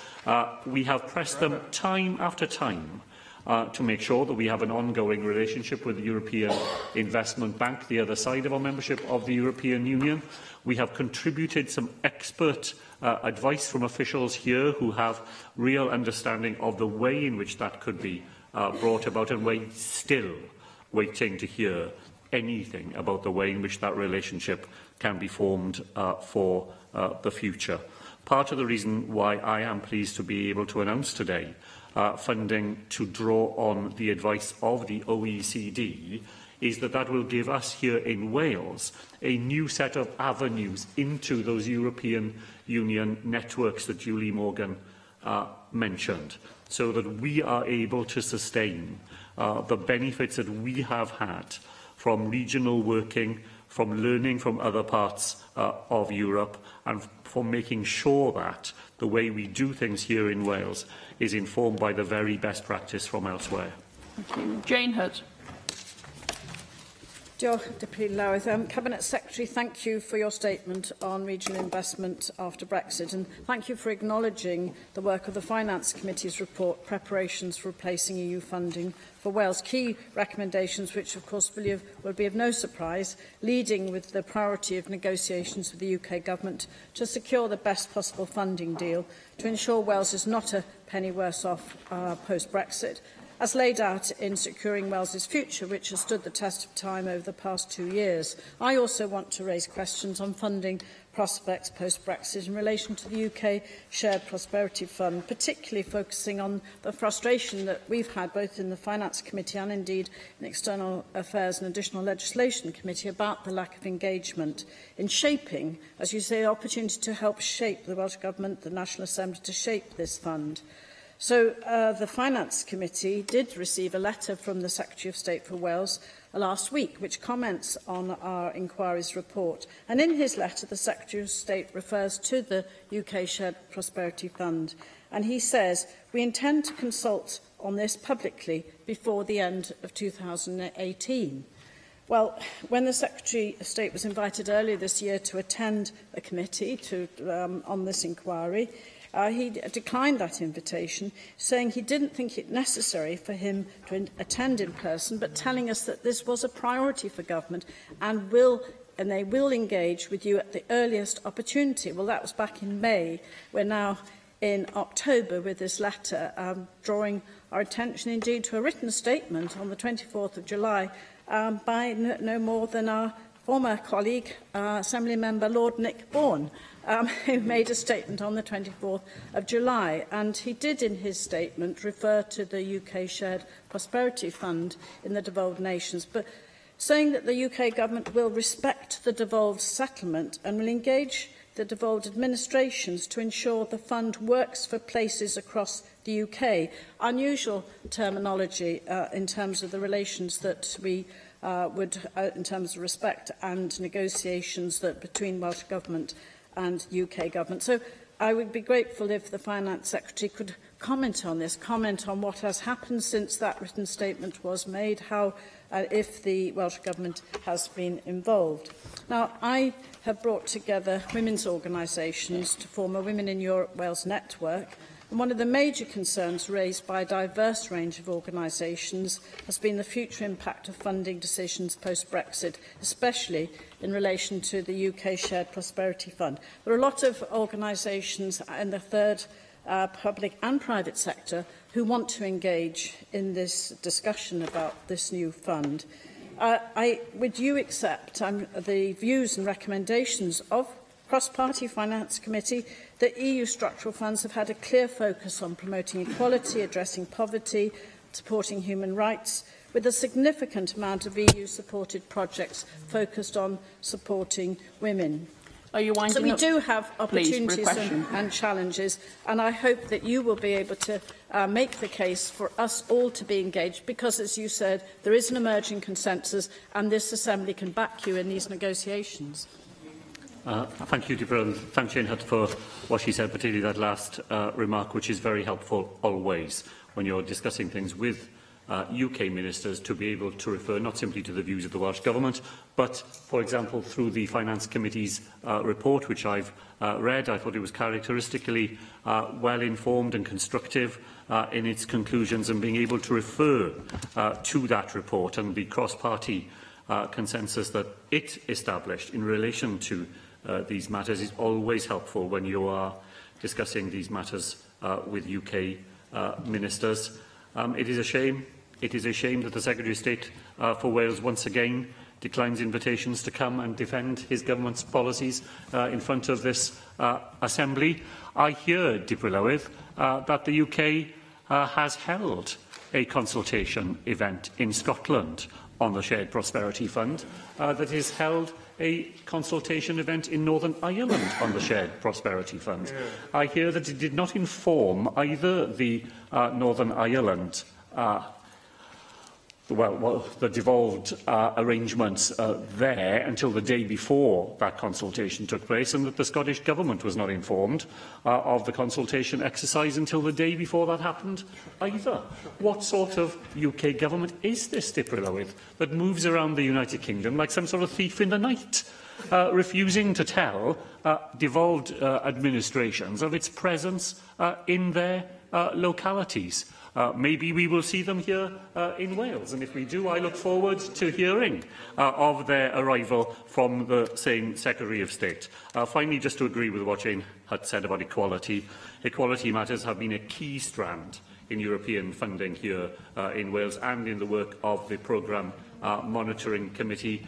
Many organisations of the sort that Jane had referred to have benefited from it. What guarantees could we possibly have that focus would be sustained in any shared prosperity fund decided upon elsewhere, the rule set elsewhere, the funding decisions made elsewhere, and here in Wales simply left to deal with the consequences? Finally, Mick Anthony. Cabinet Secretary, I always get disappointed when I hear the Tories dishing the way in which some of the European funding has actually been used to regenerate parts of Wales. If they want to come to Pontypridd, they can see what I think is a model example of a town that suffered so grimly out of the mining industry and the deindustrialisation, the regeneration that is actually taking place, where European funding has been such a fundamentally important catalyst. You can see it, whether it be the Taff precinct, the pedestrianisation, the Lido, the Church Village bypass, the station. Pontypridd and parts of Taff Ely, and of course the metro, all extending all the way to Taff Swell, is a hub of regeneration at the moment. There is a buzz in the town, and without that European funding, that would not have happened. So it's very disappointing to hear those examples being totally rejected by the Conservatives. The Shared Prosperity Fund has already been commented on in detail. There were promises, just like there were promises that we wouldn't lose any money, promises of engagement. Stephen Lewis referred very clearly to some of the promises about statements being made about centralisation, and it is very clear there isn't proper engagement. No one knows what the Shared Prosperity Fund actually is. And when you read the Western Mail today, and you hear, I see an article on there, and you hear Darren Miller, who was shouting so loudly earlier, saying Darren Miller, look forward to a new development funding system once the UK has left the EU. Brexit provides Wales with an opportunity for a fresh approach to regional investment and economic development through a new UK shared prosperity fund, which he isn't able to describe or to identify either. And there's only one conclusion, Presiding Officer, that you can come to. Maybe the name Tory is very appropriate in these examples. It has its roots in the Irish language and means robber, because the only conclusion I can come to is that there is a Tory conspiracy to rob Wales of £370 million a year. Rob Wales of £370 million a year, because not once have you heard the Tories stand up and say, yes, we will demand that Wales gets every penny that it had before. Not once have they dared to stand up and do that, and that is because they are basically a London Tory party fifth column in Wales. That's the role they play. And do you agree with me, Cabinet Secretary, that the Tory party in Wales now only represents one thing, and that is economic betrayal? Betrayal over the promises over electrification, betrayal over the Swansea Tidal Lagoon, and now a total betrayal over EU funding. Cabinet Secretary. Well, thank the member for that, and thank him for reminding us that the reason why Wales has qualified for European funds over these years is because we have had to deal with the consequences of the Conservative Party's handling of the Welsh economy during the 1980s. Their shameful record of deindustrialisation, their shameful record of an assault on manufacturing industry. Of course, they don't know the benefits that European funding has brought, because they never go there. They never go to those parts of Wales where their policies laid such waste and where economies are still, communities are still having to recover from the way in which they discharge their responsibilities. And indeed, the policies that they continue to pursue here today, the policies of austerity on the one hand, their refusal to live up to the guarantee that was offered to people in Wales that we would not lose a penny from European funding. The Shared Prosperity Fund, Deepa Lywydd, it's a unicorn fund, isn't it? Everybody has heard of it, nobody has ever seen it, and we certainly don't want to see it here in Wales. Thank you very much, Cabinet Secretary. Item 6 ar yr agenda wedi I ohirio I 3 ar ugain hyfryd. Felly, eitem 7, datganiad gan arweinydd y tŷ, gweithredu ar anabledd, yr hawl I rywun annibyniol a galwaf ar arweinydd y tŷ, Julie James. Diolch, Deputy Llywelyn. The Welsh Government is committed to helping disabled people to fulfil their potential and achieve their ambitions and dreams. This is no easy task because it requires us to work hard to remove barriers which get in the way of such ambitions. This includes physical obstacles, whether in buildings, towns or countryside, but also includes hurdles and blockages created by organisations and people's attitudes. Disabled people tell us time and time again that these are the barriers which most frustrate them and stop them living the lives they want, more than any limitations of their own bodies. The 2017-18 National Survey for Wales data demonstrates that life satisfaction was generally lower for people with a disability or limiting long-standing illness than for those without. The mean score for those without a disability is 8 out of 10, but only 7.2 for disabled people. Tackling these challenges requires real partnership working. In particular, we know we will make more progress and achieve better results if we work with disabled people, so we understand the issues properly and find solutions which work. Next week, we will be publishing our Framework and Action Plan entitled Action on Disability, the Right to Independent Living. This document replaces our previous Framework for Action on Independent Living, which was published by the Welsh Government in 2013. The new framework has been developed as a result of a great deal of engagement over nearly 2 years with disabled people and the organisations that represent them. The work has been undertaken in workshops up and down Wales, by small groups of people with expertise and experience of a wide range of disabilities, through hundreds of emails, letters and phone calls, and through conversations in homes, workplaces, schools and communities. Our new framework sets out how we are fulfilling our obligations under the UN Convention on the Rights of Persons with Disabilities. It also highlights the role of key legislation, including the Wellbeing of Future Generations Wales Act 2015 and the Welsh Government's national strategy, Prosperity for All. Underlying the whole framework is the social model of disability, the approach which recognises the need for society to be transformed, removing barriers so that disabled people are able to participate fully. The new framework focuses on key issues identified by disabled people and Welsh Government's own priorities. Often these are one and the same. For example, the need to help disabled people who are unemployed and want to work to find jobs. 75,000 disabled people in Wales are either actively seeking work or would like to work. Too often they are being held back by barriers beyond their control, such as organisational systems and other people's attitudes, as well as physical and environmental barriers. Just 45% of working-age disabled people in Wales are currently in employment, compared to 80% of those not disabled. This is a shocking disability employment gap of 65 percentage points. To address this, the Welsh Government is working in close partnership with a wide range of stakeholders, disabled people and their representative bodies to better understand existing barriers to employment and, crucially, the actions needed to deliver real change. Many of the commitments set out in our employability plan are aimed at tackling the disability employment gap. We will work with partners to address the issues, including employer attitudes, job design and working practices. We will publish a target on employment and disability by the end of the year to underline our commitment to this agenda. Having focused for a few minutes on employment, let me also acknowledge this is not the only or even the main issue for every disabled person. We know action is needed across a wide front and the new action plan will reflect this. Whatever the issues being discussed, disabled people have told us that local action is crucial. So our new framework is designed to strongly encourage Welsh public services, employers and organisations at every level to take note of the commitments set out in the framework and emulate them as far as possible. When it's published next week, you will see that the structure of the framework is new, with the main document setting out the principles, legal context and commitments which underpin all our work with and for disabled people.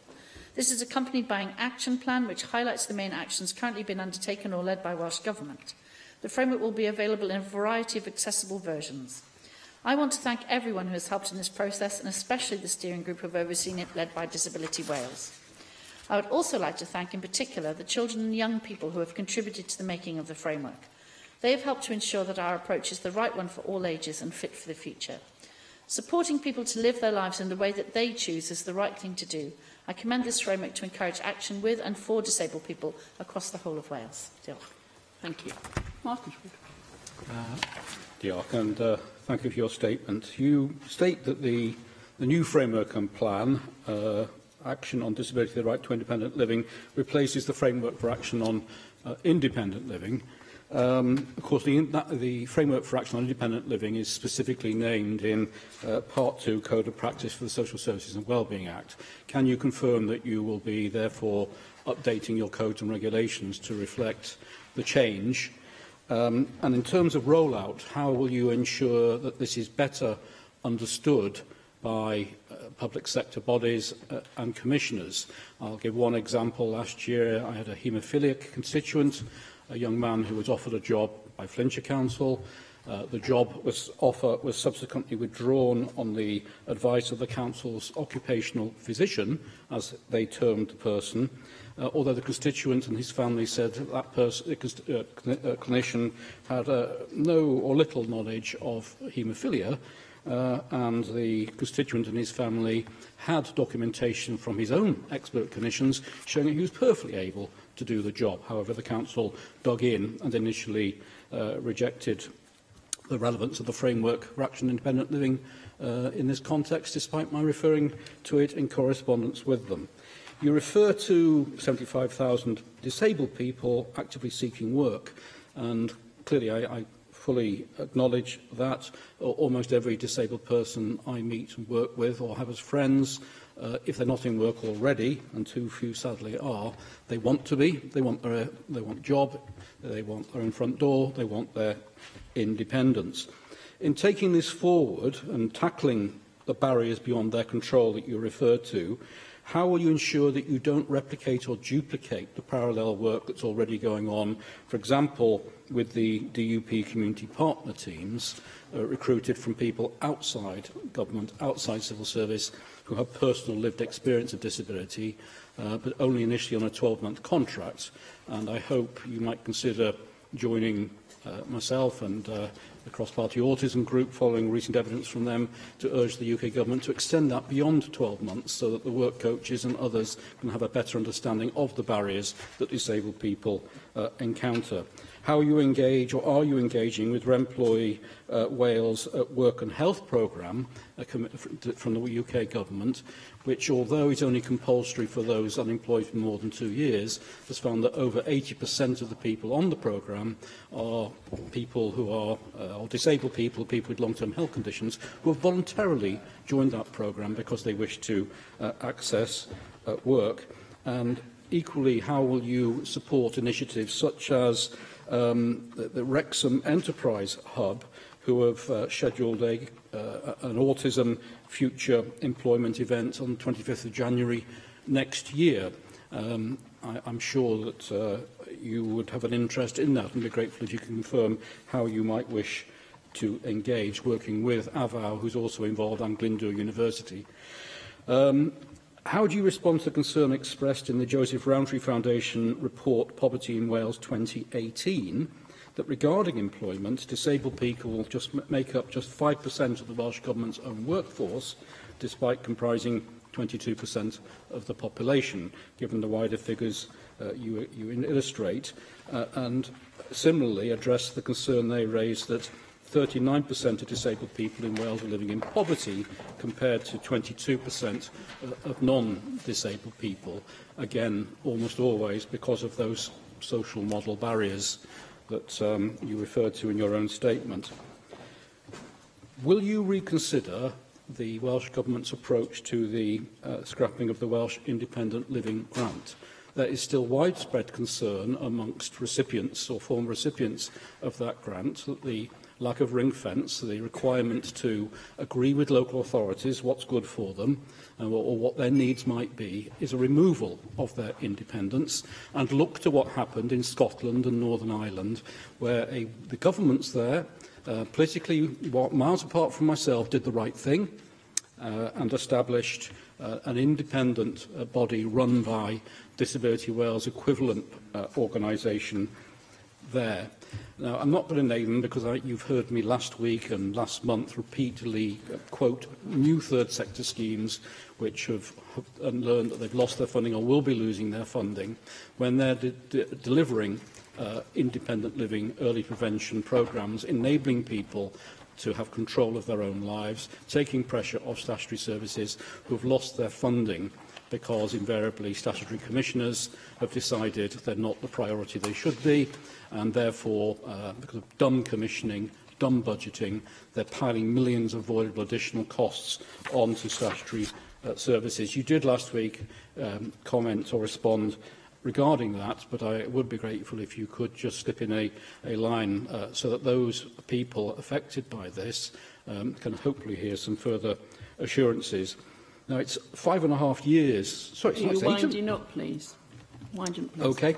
I was just going to conclude, therefore, by asking you to work with the Assembly Commission to recognise and address barriers to independent living for disabled people identified by, for example, the disabled people seeking to access and attend cross-party group on disability, cross-party group on neurological conditions, tomorrow's joint meeting, disability, older people in housing and otherwise, who are finding it, or my staff finding it next to impossible to get the Commission to provide or identify disabled parking spaces for people to remove the barriers to their attending this building, and similar ongoing concerns regarding the ramps outside. And finally, will you help, and I'll give one example, Flintshire, because I've got some new cases I haven't referred to previously, how to help them better understand what all this means. I'll give you two very quick examples and I'll finish. One, I had a meeting with the Chief Officer of Flintshire Disability Forum, Centre for Independent Living, and officers in the Council regarding the inability of wheelchair users to access the coastal path. We were told that they would tell us what side wheelchairs we should tell people to have. I suspect that you might recognise that is a gross breach not only of the social model, but of the Equality Act and Welsh legislation. And finally, in this context, a group of autistic adults and children I've been working with for years, who've been seeking a roundtable meeting with Flintshire at a senior level, multidisciplinary, now for over 7 months, over 150 days, to discuss the social, psychological and health barriers they're encountering. And because of procrastination, delay and cancellation, that meeting still not occurred. When we took it up with the Chief Executive, he blamed the autistic people who are suffering heightened anxiety, who are suffering meltdown, who are contacting me, telling me of their suicidal thoughts because of the crisis they've been pushed into by a failure of a local authority hosting the integrated autism service, who fails to understand what the communication and social needs of autistic people are. And are therefore driving a situation in which their own officers are having to cope with situations which the Chief Executive then uses as an excuse not to meet the people who have the answers. Leader of the House. Yes, so it's a very extensive range of issues raised there. I'll do my best to address most of them.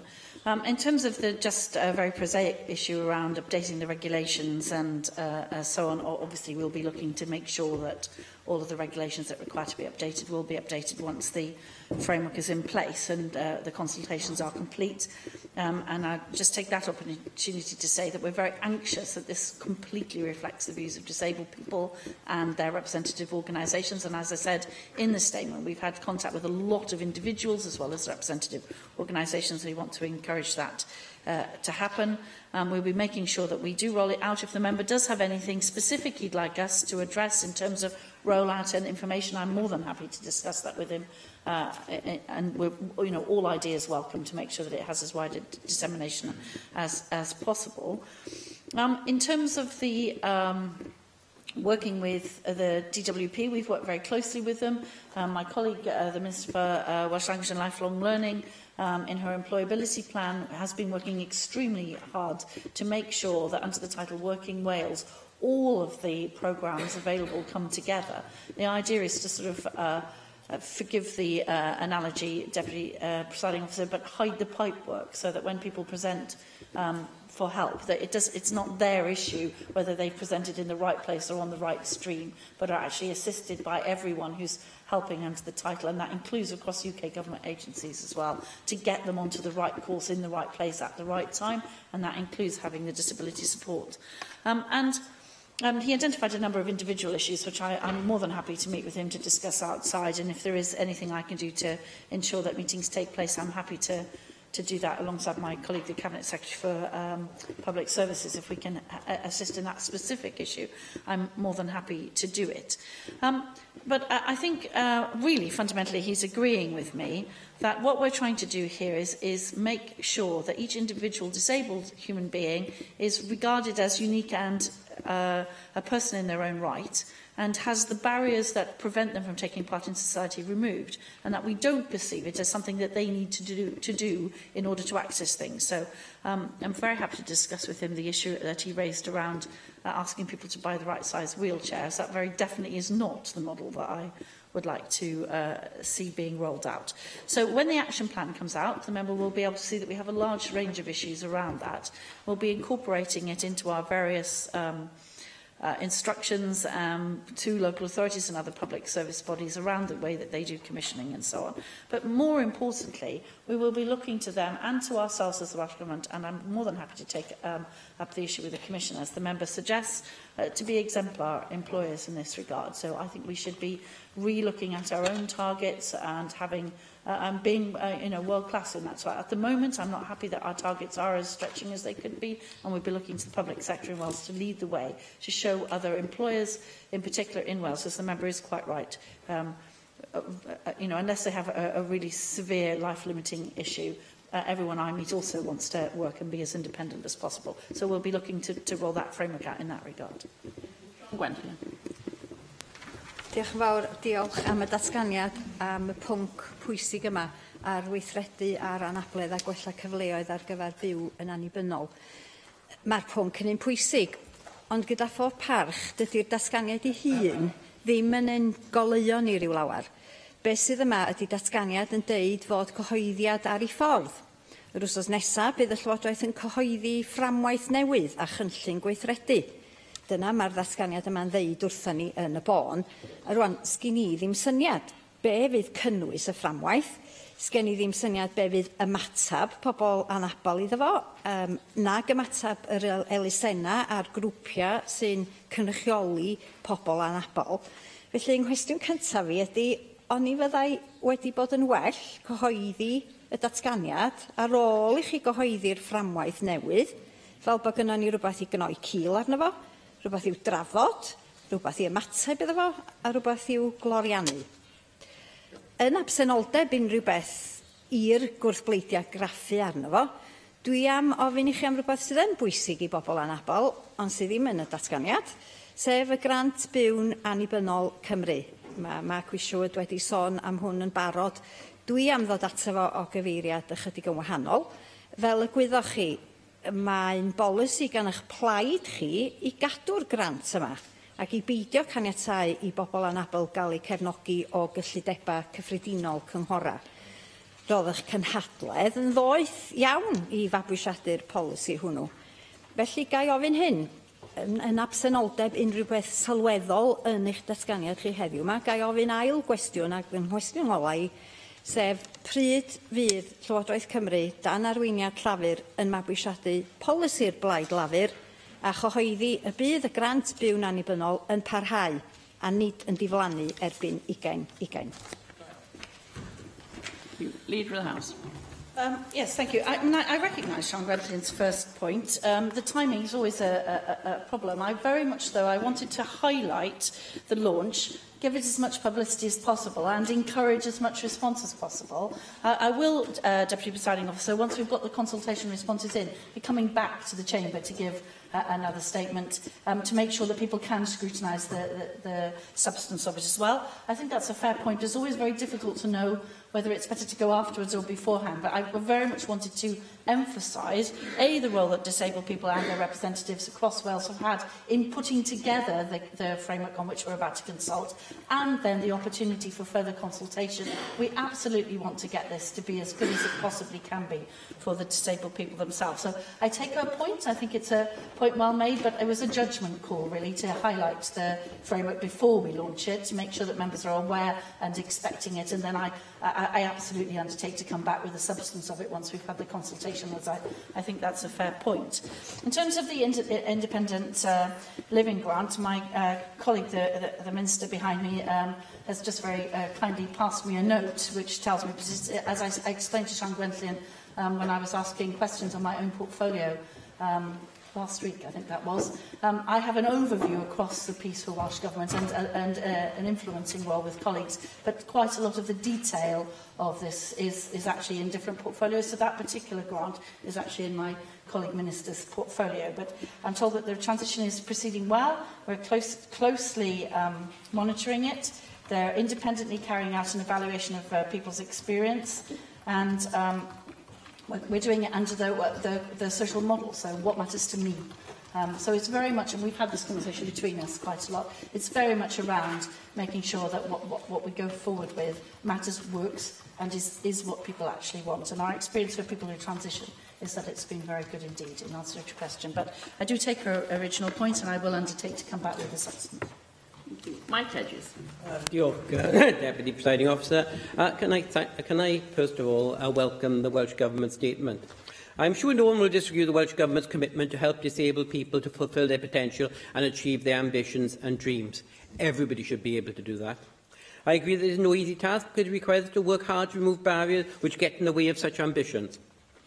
As the Cabinet Secretary said, there are 75,000 disabled people in Wales who are either actively seeking work or would like to work. That's almost 2,000 per constituency. Can I declare an interest? My sister, who's one of your constituents, is actually one of them. Does the Cabinet Secretary agree that unless we have quotas or a financial incentive, then employers and personnel departments will not change their attitudes? We're going to have to either incentivise them or do something to them. It's pointless saying we want you to employ more disabled people. We've said that for decades and they haven't. So I think we need to do something much more active than we have. Can I just talk about transport? We have a series of simple actions that could make life easier for those with disability to travel, such as public transport announcing stops and the removal of pavement clutter to help those with sight loss. Public transport showing the next stop to help those with hearing loss. Wheelchair access to public transport. Road crossovers. And more than one wheelchair user be able to use a bus at any one time.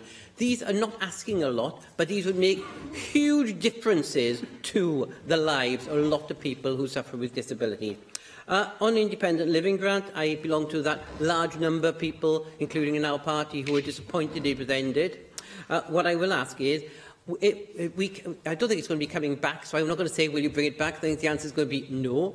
But can I ask that the Cabinet Secretary, whichever one it happens to be, asks that local authorities report their spending in that area. So it's not a specific grant, it gets reported back how much each local authority spends on it, and that is reported in such a way that it becomes available to all of us. So if our local authority is spending less than they did previously, I think many of us would want to take it up with them. Yes, the Minister's hearing very clearly, I think, the message, and I think that last point there is very well made.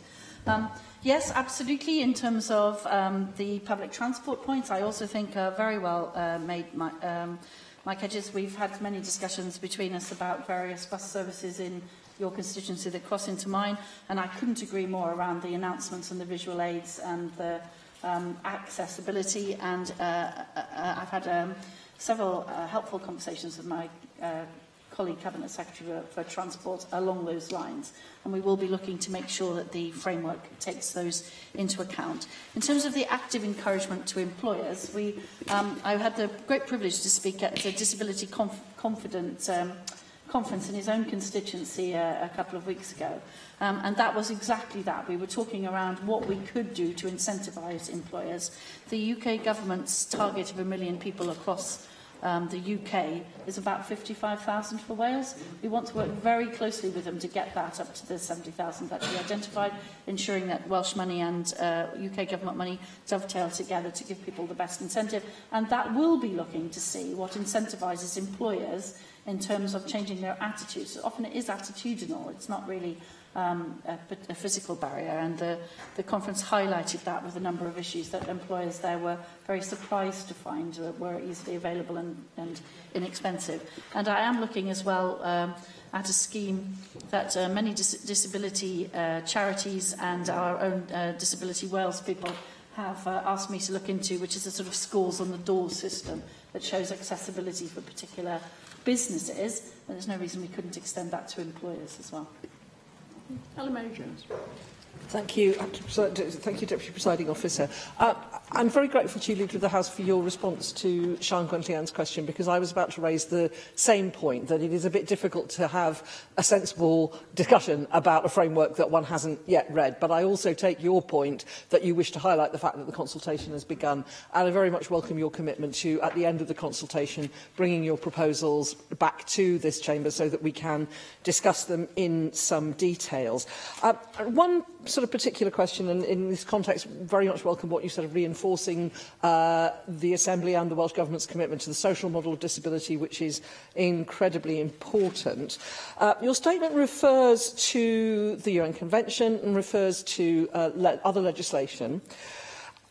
Would you agree with me, Leader of the House, and it refers in a sense to some of the points that Mike Hedges has made, that there must be some legal redress for disabled people in Wales when their rights under the new framework are not met?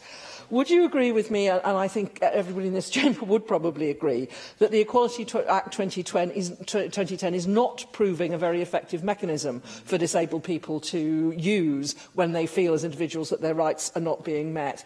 So will you agree to give, in the context of the discussions around the new framework, further consideration to the matter we debated last week when we considered the potential of embedding into Welsh law the UN Convention, which might then give disabled people rights under Welsh law to seek redress if their needs under the framework were not being met, either by service providers or potentially also by employers?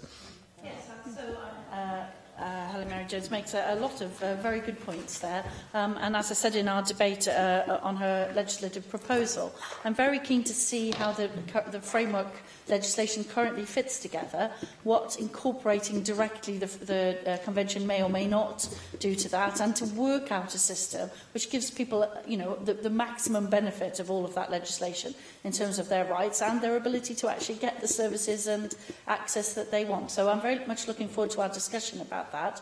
I'm very keen, Deputy Presiding Officer, to make sure that instead of layering things on top of each other, we actually make them into a seamless whole, so that people have an open and transparent, easily accessible and usable system that actually does make their lives better, which is what we're actually after here, and particularly emphasises to those people currently putting barriers in the way that that's not an acceptable mode of behaviour here in Wales. Jane Hutt. Thank you, Deputy Lowith, and thank you for the statement on the framework for independent living, which very much accords with one of my key political priorities and experience. I'm glad to contribute to this statement as a trustee of Fel People First, having seen the transformation of the lives of people with learning disabilities over the past 40 years since the inquiry into Ely Hospital led to a pioneering strategy for closure of long-stay hospitals to community living. As a former South Glamorgan County Councillor, I chaired Nimrod to see the transformation of the resettlement from Ely Hospital. Featured recently in the Senedd was an exhibition of the first Cardiff University Social Services home established in Cathays. One of the first actions I took as Health and Social Services Minister was to fund and accelerate the closure of long-stay hospitals in Wales. And I think Di Lloyd and others in the Chamber were, and David Melding was very much a cross-party support for that. But I was also the Minister in 2013 receiving a petition, and that's where the Petitions Committee came into play, a petition from Disability Wales calling for a framework for action for independent living. What was key is we set up a strategic cross-Welsh Government panel led by a senior civil servant.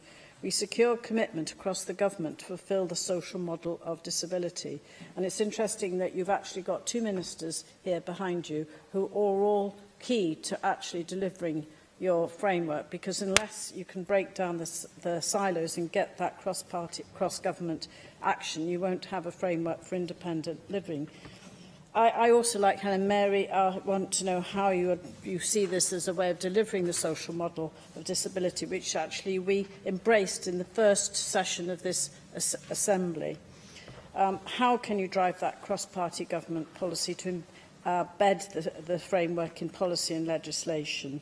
And do you welcome the role of organisations like Fel People First replicated across Wales, which leads on the rights and empowerment of people with learning disabilities? Yes, starting with that last matter first, I very much welcome them, and one of the reasons I wanted to bring the statement forward was to encourage groups like Fel People First to come forward with anything that they think we've left out, or we could enhance, or we could add, or they, with the framework when it comes out. Of course, we have already extensively consulted. We wanted to have it as good as it could be before we went out to consultation, so it won't be a surprise to organisations, but nevertheless, we want them to comment back to us, and I very much welcome the comments back of all of the elected members who have much experience in this matter. Jane Hutt, you're very much one of those, in terms of what you think that the framework could add, or how it could fit together. And as I said in response to Helen Mary-Jones, I'm very keen to make sure that we have a transparent and open pathway for all of the elements of somebody's life that needs to come together here. So it's very clear to employers, members of civic society, businesses, people themselves, what this framework requires of them and what they need to do to comply with it, and what both the carrots and sticks associated with compliance or otherwise are. And I've worked very closely with a range of ministers. There are two behind me at the moment I've worked very closely with, but other ministers as well. We've mentioned today public services, public transport, for example, to make sure that we have a cross-government framework following in your footsteps, I must say, to make sure that this isn't siloed, that it does take into account action right across. And if I could just, Deputy Presiding Officer, make one point here. So, for example, the Equality Act, there's an issue about whether we incorporate the UN Convention or we bring bits of it into force straight away, or we change the wording slightly to make it mesh better together. And I want to have a proper conversation to ensure that what we get out of that is really fit for purpose into the future, rather than just doing it piecemeal. And so I'm very interested in that conversation going forward. And I very much hope that the framework, when you see it, and the action plan in particular that goes with it, sets out that as a pathway. Finally, Caroline Jones. Diolch, Deputy Llywydd. Thank you for your statement, Leader of the House. I welcome your government's updated framework for action on independent living. Independent living is something we all take for granted, but for a person with disabilities, there are so many barriers that make independent living almost impossible for many. My neighbour, for example, travels 15 minutes in his wheelchair to catch a bus so that he can meet his friends and live as independently as he wishes. But very often there is insufficient room on the bus to take him, so he waits in all weathers for another bus to come along. He waits hopefully that this will happen. So this desperately needs addressing. The previous framework, although far from perfect, was widely welcomed as it outlined the actions needed to remove many of the barriers facing disabled people in Wales. Unfortunately, it has failed to make major improvements in many areas, as highlighted. The proportion of disabled people living in poverty in Wales has risen by over 40% in recent years. Around 2/5 of Wales' disabled people now live in income poverty. Whilst some of this increase can be attributed to the ill-conceived welfare reform policies of the UK Government, according to the Joseph Rowntree Foundation, this is not the main cause for the increase in poverty in Wales. And they point to the growing employment gap between disabled and non-disabled people. The Cabinet Secretary called the poverty statistics a national disgrace, and unless we take positive action to address the barriers, it will be a matter of national shame. I look forward to reading the specific actions your government will take to address some of these barriers, Leader of the House. However, I would be grateful if you would outline the actions you are taking to address the impact of the UK Government's welfare reforms. I welcome the news that the rollout universal credit has been delayed once again. Hopefully the UK Government will rethink this scheme. It may have been introduced with the best intentions, but it has left many people destitute. Leader of the House, will you be making representations to the UK Government to ensure that universal credit is not rolled out in Wales until it can be guaranteed that disabled people will not be worse off? Leader of the House, barrier-free transport has a key role to play in providing not only independence but a route out of poverty, and the examples that I have highlighted of disabled people being refused taxis or charged extra because they require an accessible vehicle. So what can the Welsh Government do to ensure that local authorities stamp out this immoral and illegal practice? Finally, Leader of the House, EHRC highlighted the chronic shortage of accessible housing in Wales, calling it Wales' hidden crisis. So can you outline the actions you are taking to increase the availability of accessible housing in Wales? Thank you once again for your statement, and I look forward to scrutinising the details of the updated framework and action plan. Thank you very much, Caroline Jones, for those remarks, and try and cover off all of them. I've had conversations with various colleagues, Minister for Housing in the last instance, for example.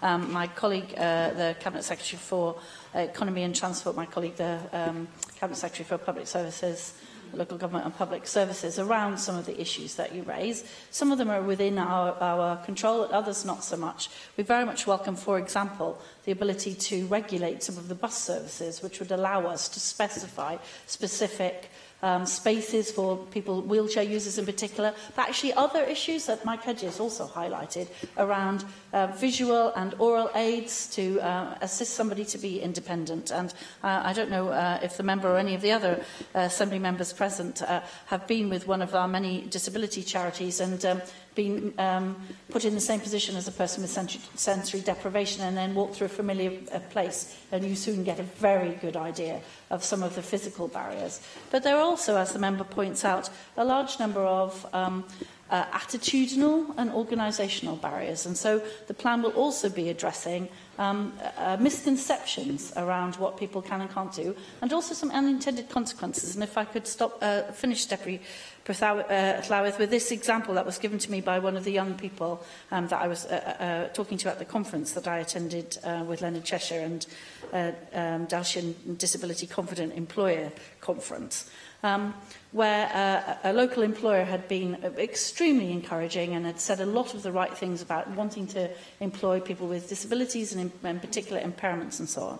But at the same time had increased the flexibility requirements of all of their entry-grade jobs, so that in order to be employed there, you now had to be able to do all of the tasks across every entry gate. And that meant that people with specifically good ability in one area, but who perhaps couldn't do everything, would not be able to access that. And the employer had to have them pointed out to them before they realised that that would have that effect. It wasn't intended, and in fact they hadn't even seen that it was happening. Once pointed out, however, they embraced the idea and were very happy to look again to see whether that, what seemed to them standard employment practice, was actually having an unintended consequence. And that's the kind of conversation we're looking to have across Wales to make sure that when people look at their HR strategies and their specific job descriptions and so on, they actually think about it from the point of view of somebody who might have a disability, and they've just put something in that job description that would effectively bar a person who would do that job extremely well and be a real benefit to their company. So I think that anecdote from that young person and the actually quite happy outcome where the employer recognised the issue demonstrates perfectly why the framework is needed and why we need to disseminate as widely as possible. And I'd be very grateful, Deputy Presiding Officer, if Assembly members could use all of their networks to make sure that we get as many responses as possible to our consultation. Diolch. Diolch. Yr item nes yw datganiad gan ysgrifennydd y Cabinet dros Lywodraeth Lleol a gwasanaethau cyhoeddus, Parc Rhanbarthol y Cymwydd, and galwaf ar ysgrifennydd y Cabinet, Alan Davies. Thank you very much, Deputy Presiding Officer, for this opportunity to update members about the progress we are making in creating a Valleys Regional Park. Deputy Presiding Officer, all of us who were born and brought up in the South Wales Valleys understand the history of the landscape. We also recognise the importance of the place in terms of our national story. The communities in the valleys of South Wales have always had a special connection to the landscape. It was this landscape that gave birth to our communities and people. And it is to recreate and deepen and grow that connection between people, community and landscape and place that the Valleys Regional Park seeks to achieve, in order to enable others to understand and enjoy that same connection. The valleys are home to some of the most distinctive and breathtaking natural landscapes in Wales and the United Kingdom. But for too long, their potential to attract visitors and to be used fully and recognised by the communities themselves has been overlooked and undervalued. We are rightly proud of our rich and unique industrial heritage. It was South Wales, after all, that powered the Industrial Revolution. But we have tended to view the valleys as a single homogeneous community through the prism of the coal dust thrown up by the pits and the unemployment left in the wake of their closure. Deputy Presiding Officer, nothing could be further from the truth. Over the course of the last 50 years, the valley's landscapes have undergone a remarkable transformation, probably more than we have witnessed anywhere else in Wales, the UK or beyond. The challenge for us today, in 21st century Wales and in 21st century post-industrial valleys communities, is how we can make the most of our landscapes and our heritage, reconnecting us with our environment and our history. How can we use these rich landscapes to help address existing issues in our communities, including some of the deep-seated health and socio-economic problems and to address some new and emerging challenges, such as the creation of a prosperous and resilient inclusive economy, to improve the well-being of communities and reduce the environmental threats associated with climate change, water management and biodiversity. Since the Ministerial Task Force for the South Wales Valleys was set up, we have worked closely with people living and working in the valleys to find out what they want for their communities and what they value about where they live. Our conversations revealed a strong feeling that the valley's natural and cultural heritage should provide a backdrop for a new future for the valleys. The task force has spent much of the last year developing an exciting, dynamic approach which will coordinate, drive and promote activities related to the environment, the people and the economy of the valleys. This was originally captured in the concept of a landscape park, but the range of opportunities we now have available to us is much broader, hence the focus on a wider Valleys Regional Park. Our aim is to put the valleys in the vanguard globally with a national and international profile that will serve the needs of future generations.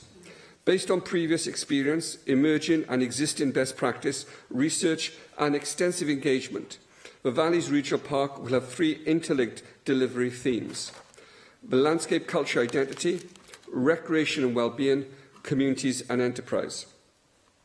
We will build on what we already have in terms of our assets, delivering ambitious plans that will connect the valleys with high-quality walking trails and cycle routes. We will develop a highly visible, high-quality network of uplands, woodlands, nature reserves and country parks, rivers, reservoirs and canals, heritage sites and attractions, crucially connected with our towns and villages. And we will invest in and develop existing sites across the valleys as gateways to better tell the stories of the valleys. These will encourage people to discover our towns and villages and encourage wider exploration of what the valleys have to offer. Deputy Presiding Officer, members will be aware that earlier this month, the Cabinet Secretary for Finance announced £7 million of capital funding over 2 years to establish a Valleys Regional Park in the draft budget.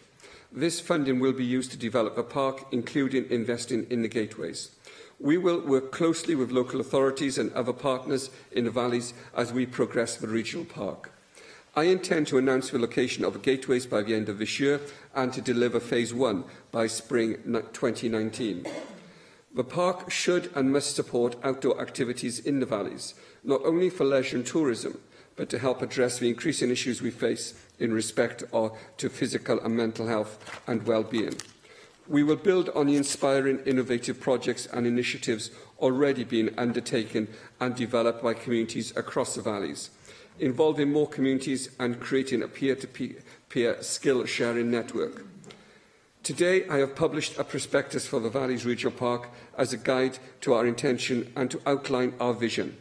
But it is also an invitation for everybody in the valleys and beyond to be a part of this initiative.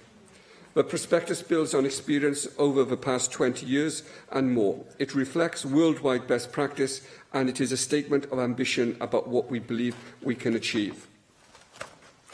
Deputy Presiding Officer, the Valleys Regional Park is not and will not be a one-off project or initiative. It is at the very heart of our ambition to enable our communities across the valleys of South Wales to maximise the opportunities afforded by our natural and cultural heritage to deliver significant social, economic and environmental benefits today and into the future. Thank you. Thank you. Mark Isherwood. Well, as you say, you were born and brought up in the South Wales Valleys and understand the history and beauty of the landscape. Clearly, I wasn't born and brought up in the South Wales Valleys, but I can assure you I fully appreciate the history of the area and love the beauty of that landscape, and of course the tremendous people who live within it. You say you've worked closely with people living and working in the valleys. You've referred to a large number of meetings and conversations. You referred to the valley's natural and cultural heritage as something that should provide the backdrop to a new future for the area. But in the spirit of co-production, in the spirit of Welsh legislation and the Wellbeing of Future Generations Act, how will that go beyond consultation and even design to co-delivery outside the statutory sector, not just with established organisations, but by reaching into and unlocking the strengths and assets within the people in the communities of the valleys. Why is it, do you think, that in the 18th year of Welsh Government, when the last official figures were produced, the value of goods and services produced per head of population in West Wales and the valleys was still the lowest out of the 12 UK nations and regions, despite billions spent on economic regeneration and anti-poverty programmes, with Anglesey bottom at 52%, Gwent not far behind at 56%, Central Valleys at 63% of the UK average. And I hope you will answer that in the context of, for instance, Poland, which began in a similar position on the starting block but closed the gap, whereas Wales, in relative terms, has gone backwards. And if you decide to take the classic reactionary Welsh Government approach to react against the UK government and blame the Tories, remember you're speaking to the great-grandson of a miner whose own father was made redundant in 1978, who worked for a manufacturing company that was one of the many that crashed because of the economic meltdown, and who suffered, the family, the consequences. So I hope you won't patronise me with trite responses accordingly. You refer to the £7 million announcement of capital funding by the Cabinet Secretary for Finance to establish the Valleys Regional Park in the draft budget over 2 years. I referred to West Wales and the Valleys, which includes 4 North Wales counties, which includes the areas with the least prosperity, even lower than Gwent has referred to.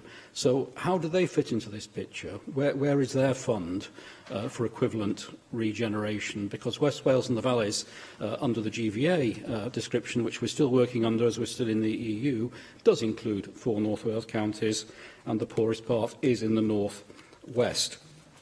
You rightly refer to opportunities for green social prescribing, something we're also very committed to as part of the broader co-production agenda.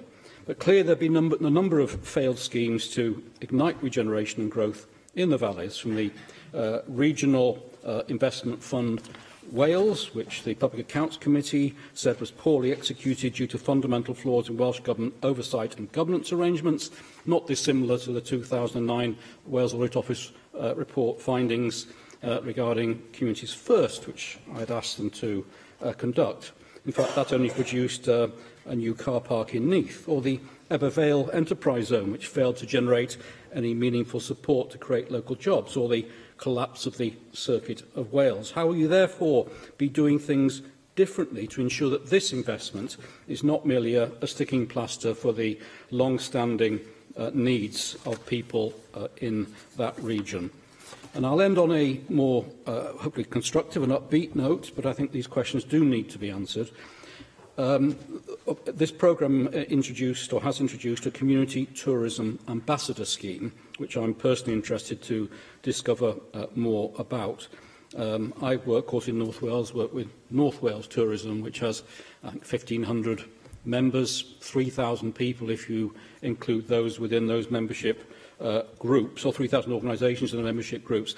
So how will you ensure that this Community Tourism Ambassador scheme not only engages with the statutory sector and the third sector, but also hospitality and tourism providers, to ensure that all the buttons can be pressed together to mutual benefit? Cabinet Secretary. Deputy Presiding Officer, I'm in a surprisingly good and generous mood this afternoon, members will be pleased to hear. So I won't accept the Conservative spokesperson's invitation to turn this debate this afternoon into a partisan disagreement or a competition between regions of Wales. I think both propositions would be the wrong way to go about answering both the questions, the very fair questions he set to me, but also the sort of debate that I believe we should be having this afternoon. Let me say this. The creation of a regional park in the South Wales Valleys should be something which can be celebrated across the whole country. The first speech, Deputy Presiding Officer, I made in this place, actually, 11 or 12 years ago, was the dangers of parochialism set in village against village, place against place, county against county, north against south, east against west, rural against urban. And I think quite often members do fall into the mistake of making that the proposition of their debate.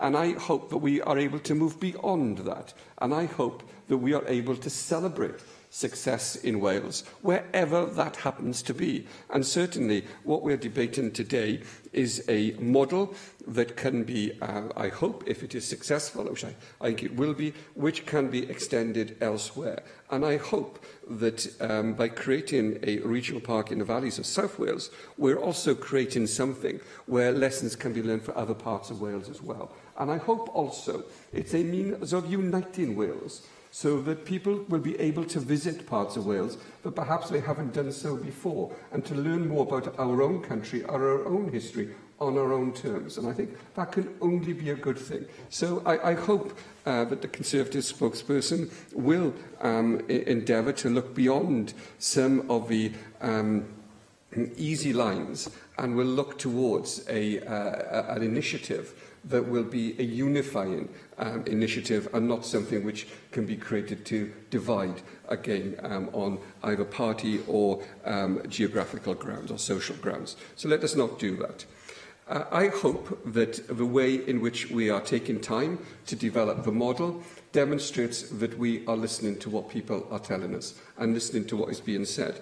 I hope that when we come to deliver the sorts of governance and the structure of delivery, that we will do exactly what the Conservative spokesperson has suggested and do that through co-delivery, through consultation, and create a structure of delivery that brings people together from across the region, but at the same time is able to maximise the impact of people with their different skills, different resources available to them. The £7 million that we have allocated to us in the budget is there in order to enable us to do that, to establish that structure, to establish the way of working, to establish the initiative in the first instance. And then, of course, we need to be able to fund that through revenue funding in years to come. But at the moment, we are looking at how we establish it and how we do co-deliver that with local authorities, with NRW, with the third sector, and with different community groups throughout the communities.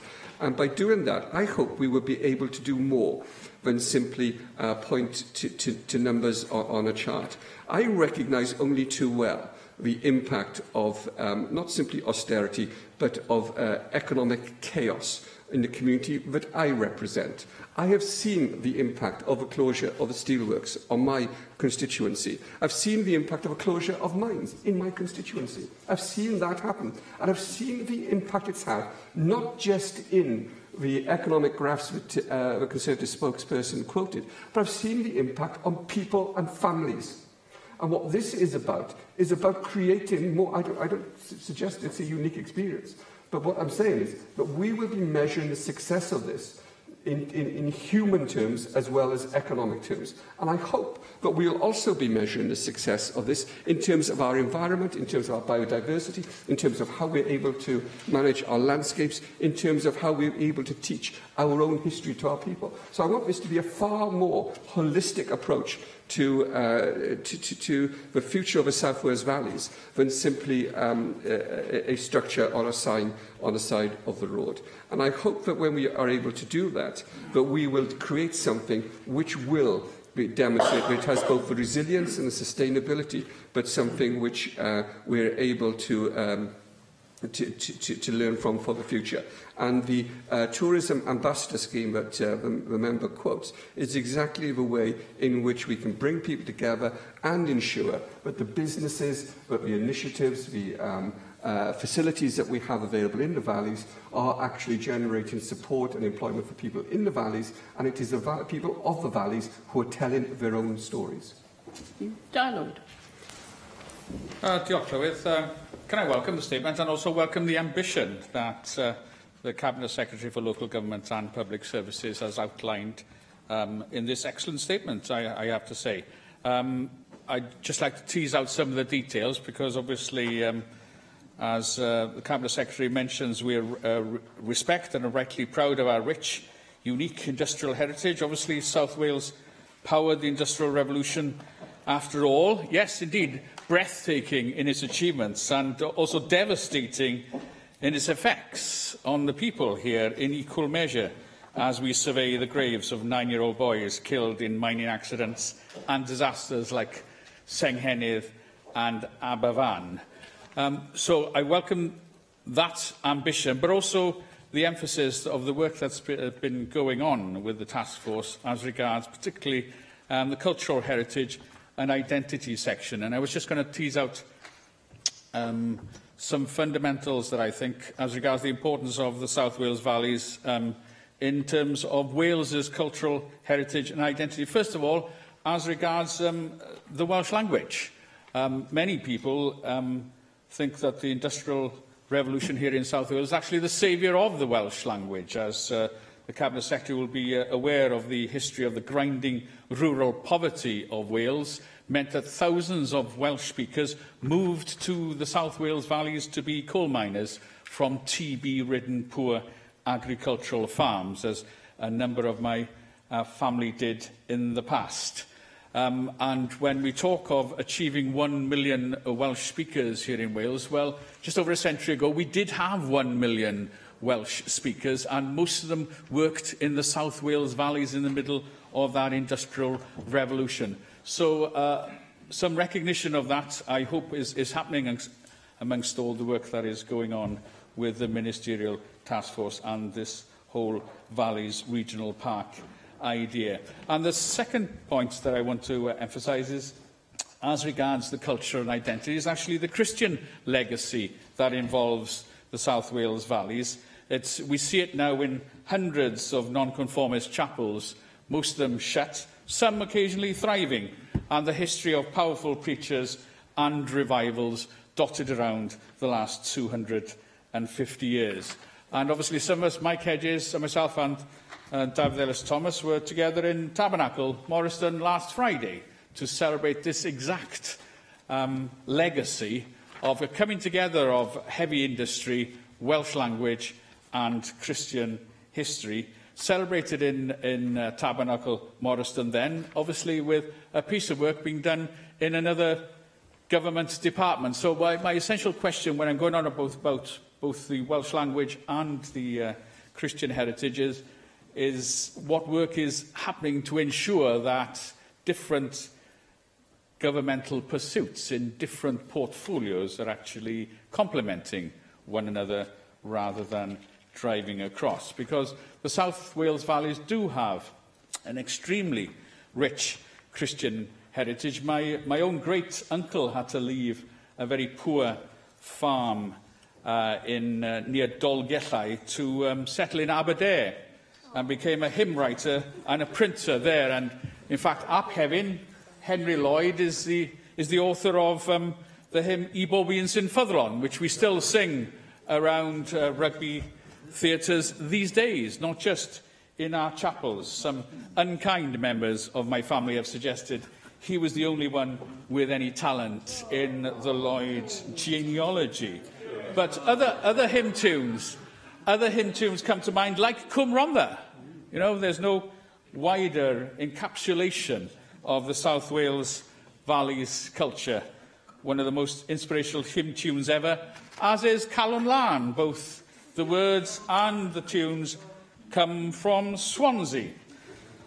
And that's notwithstanding our rich history of male voice choirs and brass bands that come about because of that same rich industrial history of all of our South Wales valleys. So I would hope that in terms of the cultural heritage and identity, that full rein is being made, and not just some sort of lip service to actually, at some point in the past, some Welsh was actually spoken in these valleys, and occasionally some people actually did go to chapel. It is actually a very rich, inspiring history that is quite often forgotten. Diolch yn fawr. Cabinet Secretary. Deputy Presiding Officer, the member for South Wales West has made me feel quite inadequate. None of my family, as far as I know, have written any hymns at all, although a number of us have. There's still time. I hope so. Although a number of us have at different times tried to sing them. I did feel for a moment that the member was going to go through the whole Caniadur at one point, which would have left me feeling even more inadequate. However, he also touches on some fascinating points. He might not wish to know this, but the book by the side of my bed at the moment is I Know a Different Way. It's brought together by John Gower, and it builds upon the work of the late and much missed Robin Reeves, members may be familiar, who spoke and wrote about the pilgrims' routes across the valleys of South Wales, and he wrote about the route from Tintern across to St David's, of course, and that pilgrim route, which at the time was, I think it was equivalent to a visit to Rome. If we went 2 visits to St David's, equivalent to a visit to Rome. But going to Rome, of course, doesn't necessitate going to the Shrine of St Mary's at Penrhys. So there are some advantages of following Tintern to St David's rather than bothering with Rome. But we have a history there, which I believe is not simply a unique history of a time and a place, but it is something which we, I believe, have a duty to teach ourselves, if you like. I was speaking in my constituency last week about the Chartists and the Chartist march from Twin Star in Tredegar and elsewhere down to Newport. Many of the men who assembled, of course, in Twin Star on that night in November would have been speaking Welsh, unable to speak English. And it is the linguistic history of the valleys is reflected in the lives of many of us who are from the valleys. My own family left Aberystwyth to work in Tredegar. My grandmother, when she was born in Penparca, arrived in Glanhowie in Tredegar, unable to speak a word of English, of course. And she brought my father to speak only English. I spoke only English as a child. I've learned to speak Welsh, and now my children are first language Welsh speakers. And that history of the language is something which is reflected in the personal and family histories of many of us. And both the social, linguistic and industrial heritage can be brought together. We've seen the SOA Centre in Merthyr, of course, which is doing a fantastic job of recreating these great cathedrals to non-conformity, as you saw in Morriston the other day, and bringing and developing a new Welsh language culture and a new Welsh heritage being created ourselves in these valleys. And I think it is important that we do talk to each other and tell these stories. I remember Gwynalf Williams speaking some years ago now and describing the arc of fire from Blaenavon to Merthyr and talking about himself as a schoolboy in Merthyr. He always referred to his parents as the school teachers of Dowlais, of course, and over the emphasis on both the school teachers and the Dowlais. And talking there about what he had learnt talking about the hearth of the Thurnes and how that had done about creating the Merthyr Tydfil of his childhood, and how we today have an opportunity to do that again. And that's why these gateways concept is so important, so that somewhere like Merthyr, with the Crucible project that the local authority are pursuing at the moment, can once again recreate these stories, recreate these ideas of who we were and who we can be. And what we're seeking to do in teaching our children about that history, we're learning more about ourselves. And certainly the celebration of the 70th anniversary of the National Health Service, myself and the Cabinet Secretary for Finance were lucky enough to be able to speak on that day in Tredegar, where we celebrated not simply the 70th anniversary of the Act of Parliament, but the 128th anniversary of the establishment of the Tredegar Medical Aid Society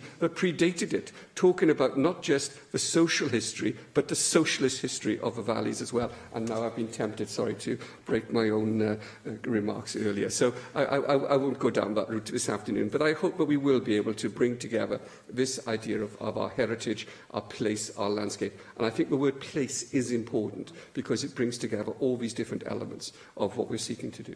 Sorry. Vicky Helms. And thank you, Cabinet Secretary. I think it's fair to say that there's an awful lot of goodwill across this chamber for the Valleys Task Force initiative, but perhaps at the start that was tempered with some cautious optimism when it was thought that there wouldn't be a discrete budget line for it. So I very much welcome the commitment of £7 million towards the Valleys Regional Park. And I was looking through the Regional Parks prospectus earlier today and very pleased to see the mention of developing opportunities for the foundational economy within that. And as one of the Assembly members who has been keen to champion the benefits of the foundational economy, I think this is really great news. I know, for instance, there may be opportunities presented to communities like Ynysybwl, where there are plans to host a range of foundational activities linking into the Valleys Regional Park there.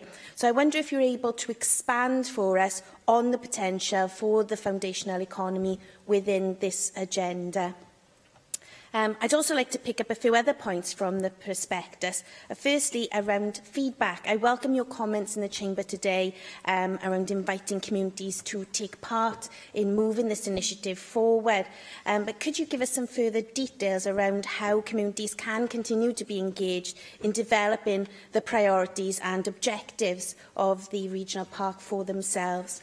As the document notes, our valleys communities are not homogenous, and I know that's something that you yourself have said several times within this chamber. So how will that engagement work reflect the nature of those different communities?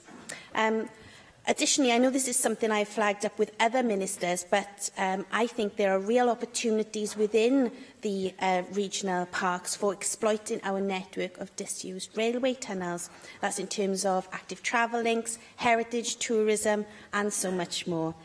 How could you see this fitting into the wider Valleys Regional Park policy? And I'm thinking specifically of the Abernant Tunnel, which links my constituency with my colleague Dawn Bowden's constituency in Merthyr Tydfil, and comes out really right at the entrance to Bike Park Wales. So the potential there, in my opinion, and I know in Dawn's opinion too, is absolutely massive.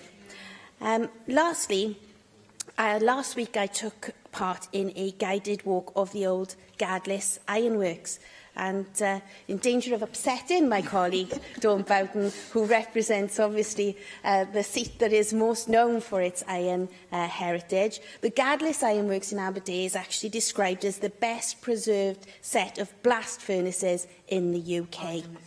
And this was a real eye-opener, but one that far too few people actually know about.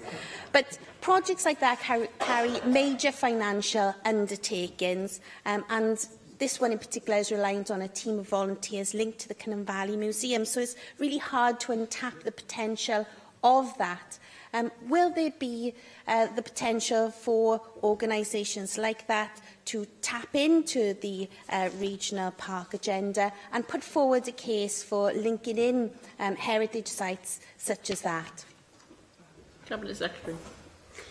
Of course, the Gadlis Ironworks is well known, and its comparison with Merthyr has been well made, but they both, of course, fade into insignificance when compared with Sir Howie, where the ironworks there. It's a good example, actually, of where an extraordinarily important part of our heritage was left to rot and to decay for decade after decade, because we, and it's all of us here from the region, never understood its importance in historical terms. And it's us who left it there. You know, we can't blame a London government or faraway places for allowing that to happen. And it is to ensure that future generations are able to learn and understand that we wish to invest in these places today.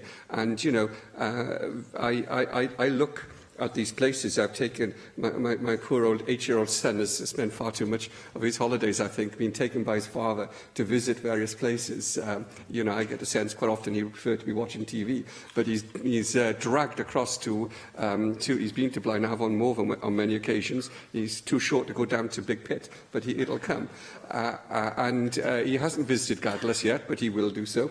And he's visited the history of Merthyr as well, where you've got the history of railways as well, of course, taking place there. But let's look at that issue about the tunnels. I visited the Rhondda last week. I went to Blaencwm and spoke to the group of people there who were hoping to reopen the tunnel between Blaencwm and Blaengwynfrey. And when I was driving away from there, I was left with the idea of fantastic creativity, more than anything else. The creativity of people who know their place, and the creativity of people who understand their place, and the creativity of people who have ambition for their place and their community. And, you know, in driving this project forward, it won't be civil servants in Cathays Park or even ministers in Cardiff Bay. It'll be those people who have an idea, a dream, an identity, a sense of place and a sense of history that will drive forward this project and make a great success of it. And that is why the member for the Cynon Valley talks about the foundational economy. It is essential that in doing so, that the wealth that we create remains in the community, and it remains as part of that community, helping to not simply regenerate that community, but recreate those communities.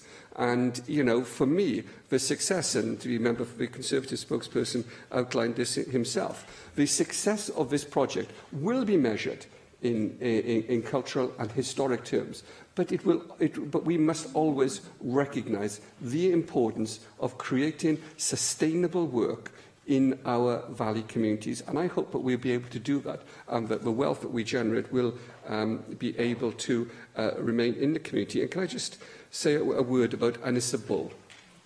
The last time I visited Ynys-y-Bull, I was on my way to Llanwnnw, and I called into the fountain up there, so members may be aware of it.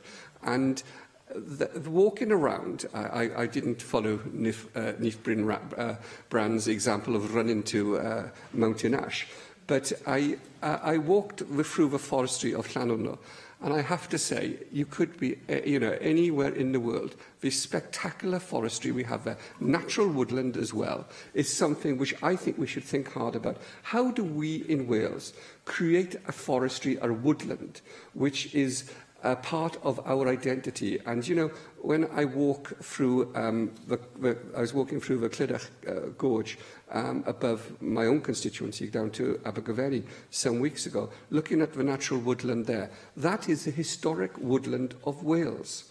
It is an historical environment, a historical ecosystem. So how do we safeguard that into the future? And how do we ensure that we have not only the water management we need to have, the ecosystem management that we need to have, but then ensure that we have access as well, so that people are able to access these wonderful sites, understand what those sites mean, and then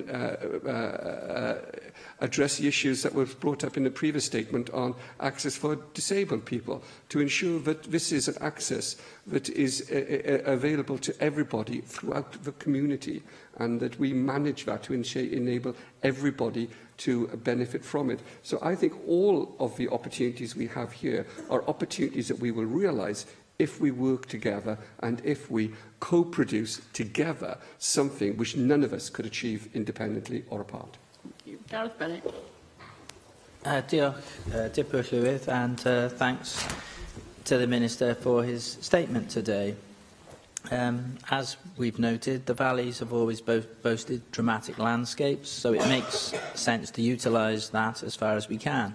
So I think the basic idea of a Valleys Regional Park is quite a sound one, and I wish you well with progressing it, and I hope it comes to fruition as something that people from outside the area can enjoy as visitors, and people within the area can also enjoy as a facility that's local to them.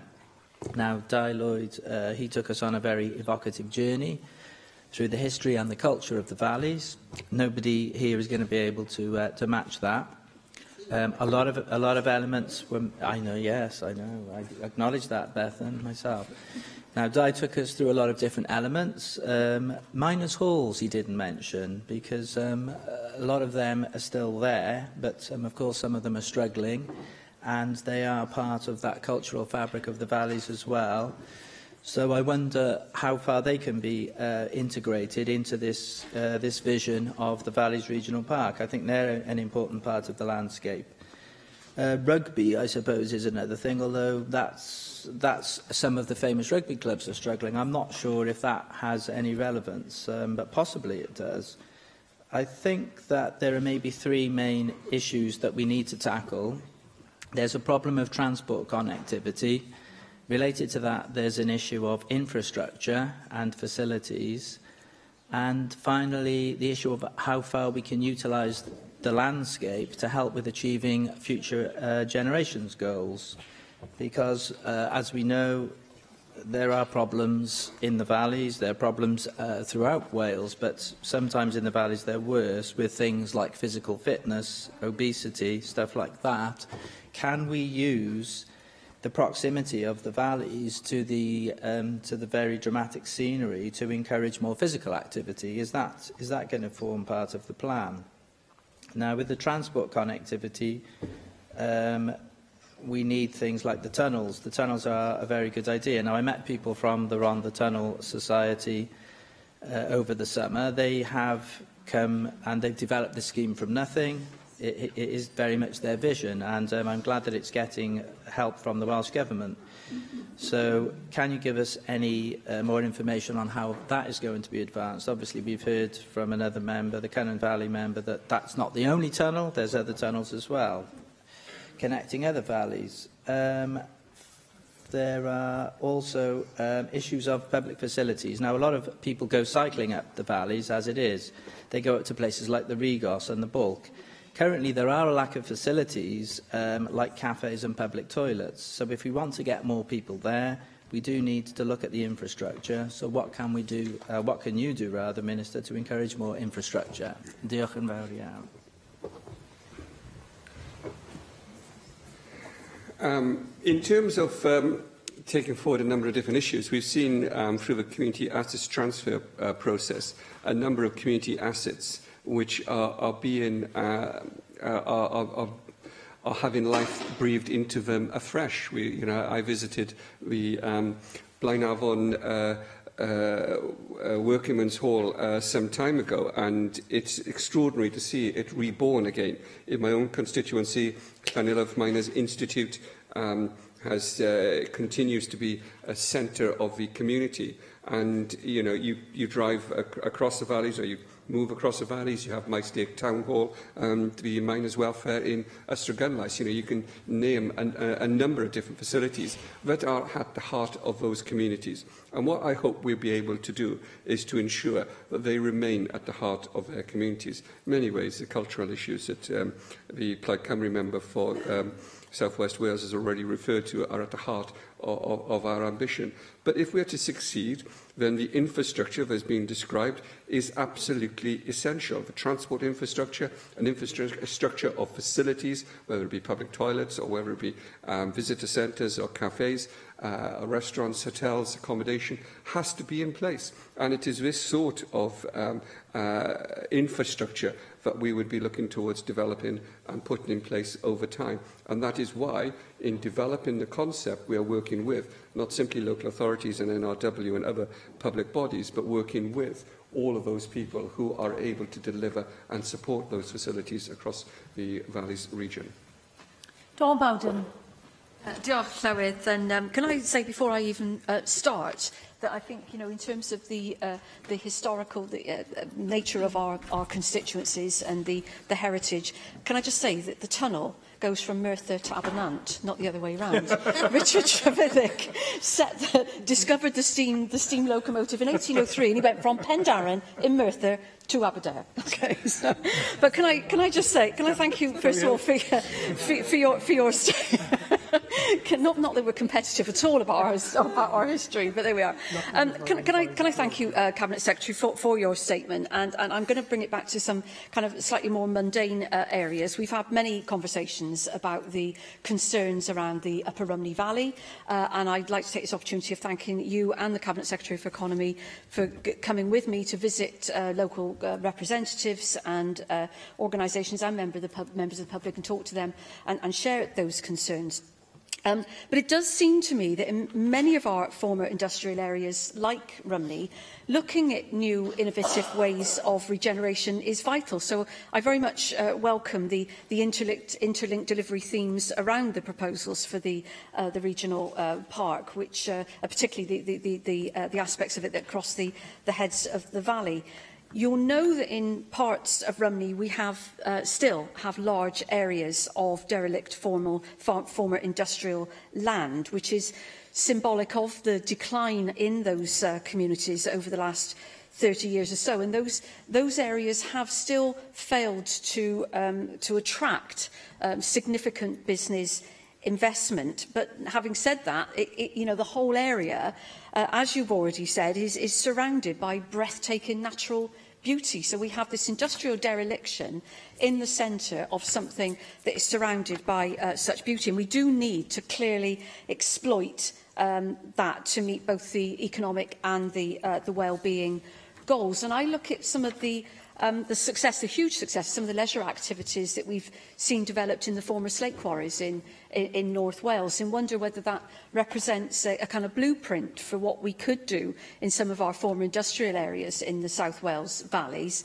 And given that the well-being of the valleys communities is such a vital component of the work of the task force, can I ask if it's part of your vision for a Valleys Regional Park to look at those areas of dereliction with a view to possibly redeveloping for leisure activity and accommodation to kind of complement the areas of natural beauty, turning them into visitor attractions in their own right, and using this as one of the alternatives to just bringing back in industry to regenerate industrial or former industrial areas. And I was also very pleased to hear you mention, I think in answer to Di Lloyd, about the Design Commission in Merthyr Tydfil, and I'd welcome you expanding a little bit more on that, because that very much, the proposals around the Design Commission's charrette what comes out of that is not just the buildings, Cyfarthfa Castle and the blast furnaces and so on, but it's also about telling the whole story of the iron industry in Merthyr, the people that created it, right the way through to the Merthyr Rising and beyond, and whether that forms part of your vision of the Valleys Landscape Park, that kind of experience around the history and the heritage would be part of the landscape park as well. Yes, absolutely it will be, and the litmus test will be Rumney. I have no doubt about that.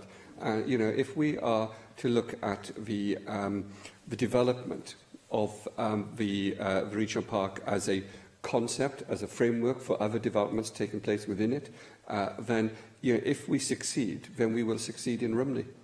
And you look at those sorts of communities where you've had major towns close by. We've seen some significant investment and development, and smaller towns have not seen that same level of investment, and we both saw the impact of that on the town centre there at that time. And we need to be able to ensure that people, whether it be Rumney or elsewhere, are able to see the benefit of that. And that isn't just a speech made in Cardiff Bay, but it's a reality on people's doorsteps and in people's lives. And, I was inspired when I read through and spoke to people about the Crucible project in Merthyr, for the reason that you give. But it isn't simply about the built environment, of course it is, but it isn't simply about that. It's about the people who live there as well, and the people who live in our communities, and about our stories, our history, our futures. And our ability to do that, I think, is absolutely key and fundamental to the success of this project. The Minister for Culture and Tourism Heritage is in his place this afternoon. We'll be listening to these exchanges. And the conversations that we've had about how our heritage is a part of our future is absolutely central to what we want to be able to achieve. He was kind enough to visit my constituency to discuss the legacy of an Iron Bevan in the spring, and it is bringing together those different threads that we want to be able to do, and to ensure that we are able to reinvent these communities. You know, the member for Merthyr Tydfil and Rumney is right to, I nearly made a mistake, terrible mistake there, is right to identify the derelict land we see around the town and the top end of the Rumney Valley. I'm familiar with that. And we need to look at how we do recreate these communities. It's not only in Rumney, but it's elsewhere where we see land that has been previously used for heavy industry is no longer required in that same way. And one of the issues that we're addressing as part of the wider work of a Valleys Task Force, which we will debate on other occasions this afternoon, is addressing the issues of the upper valleys. I think there are specific issues in the heads of valleys which are more difficult, if you like, than in other parts of the valleys. So we will be looking at that specifically, but certainly I hope that we'll be able in the coming years to demonstrate that the work we're putting in place today will be seen in the future as a turning point for the valleys, and will be seen as something which didn't just lead to economic growth, but led to social change as well, and a change to our futures. And I hope if we can achieve that. We're out of time on the statement, but I'll take two further short contributions and questions. Susie Davis. Okay. Diolch yn fawr, Llywydd. Just briefly then, we're not finished on top trumps with ironworks. I'm going to raise you all with Neath Ironworks. But I do it very specifically because, of course, the prospectus, there's no mention of co-production in the prospectus itself, but it does refer to community stewardship. And I really hope that you will look on the Neath and Dilys valleys as good candidates for gateways, as examples where community stewardship of natural and cultural heritage assets are very apparent. And, of course, an area where tourism, part of the Valleys Task Force work, can be developed in a way which is mutually beneficial for the well-being of residents and for the economy without Disneyfying what the offer is there. You have the example of the Dyfi Biosphere before you, Cabinet Secretary, but where that balance is achievable. It's internationally recognised there, and there may be some lessons we can learn down south from that as well. So my primary question is, where will these grassroots bodies who are responsible for community stewardship get access to these funds? Is it all just to be spent at strategic level? And then I wonder if you could answer a question that Di Lloyd raised, but you didn't answer at the time, about cross-government working. Because we have a situation in Neath at the moment where there's been through deficiencies or difficulties and inability for Welsh Government to spend money on restoring the Cefn Coed head frames at the mining museum there. Is the strategy you're talking about able to backfill problems like that, or should we not be looking for money from this source to disguise the deficiencies elsewhere? Thank you. Presiding Officer, all discussions about the valleys of South Wales must include a discussion on Neath. It is absolutely essential that we pay attention to the history and the culture of that fantastic place. Let me say this. I visited Cefn Coed. I understand the issues. I hope I understand some of the issues there. And we do need to look at how we ensure the government works together across all different portfolios and changing portfolios to ensure that we deliver for people. Now, one of the issues I want to address over the coming weeks and months is to put together a structure of delivery in place.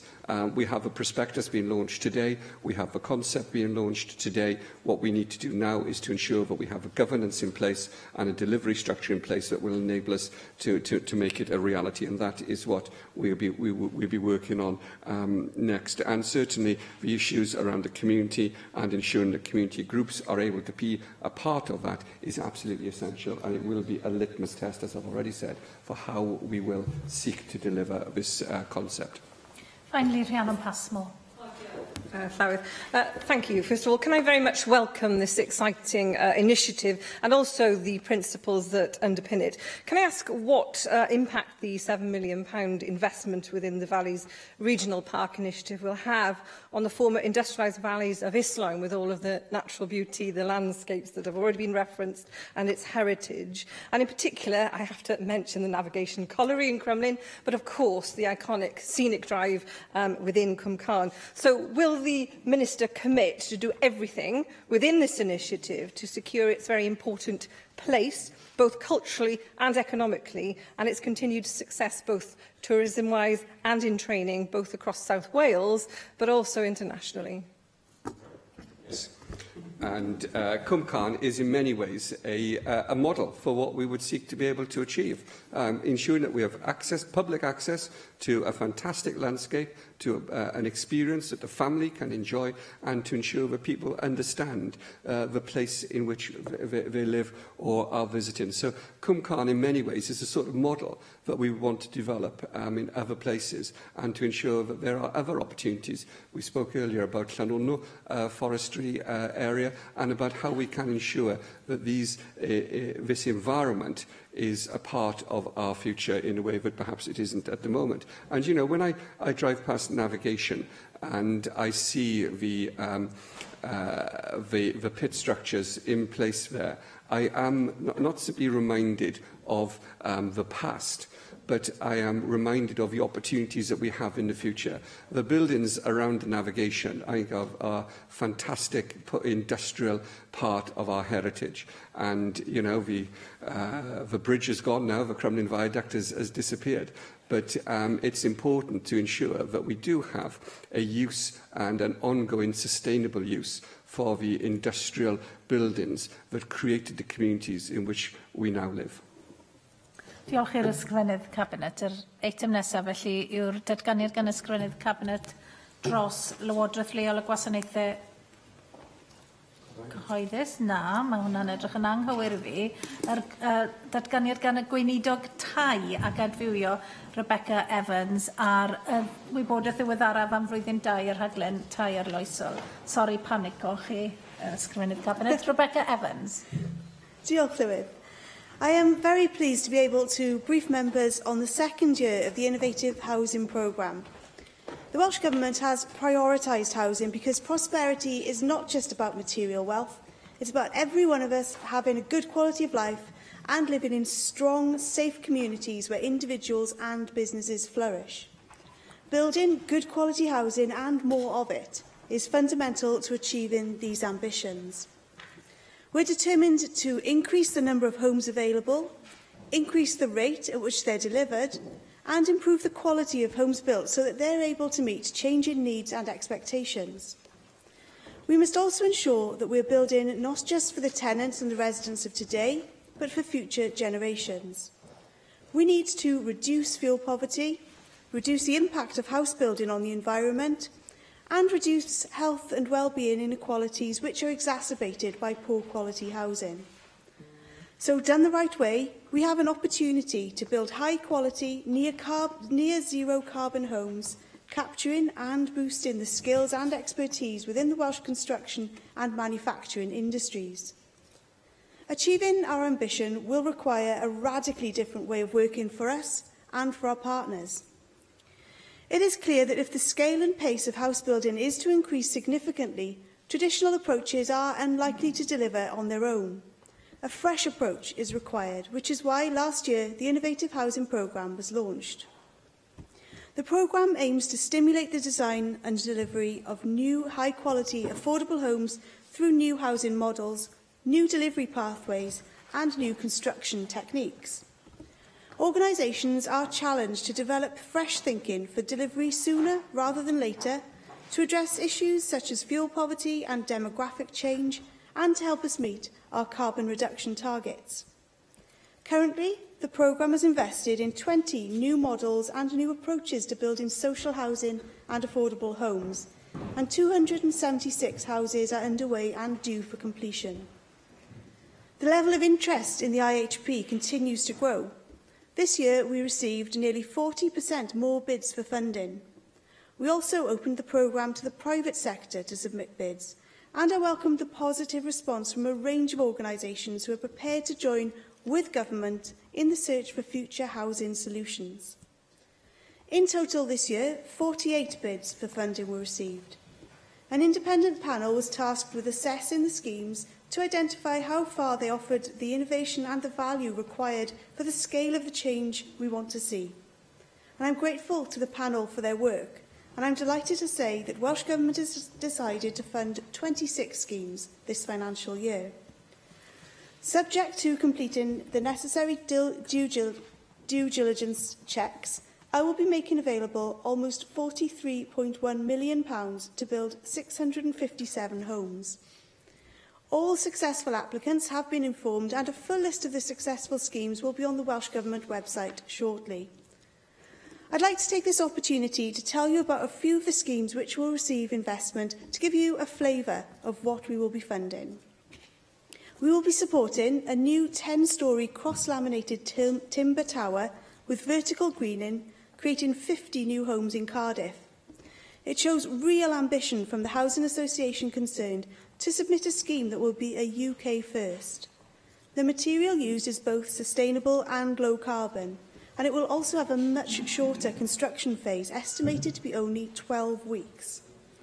We will also be funding another scheme using dowel laminated timber on a smaller scale so that we can compare and contrast the two construction methods.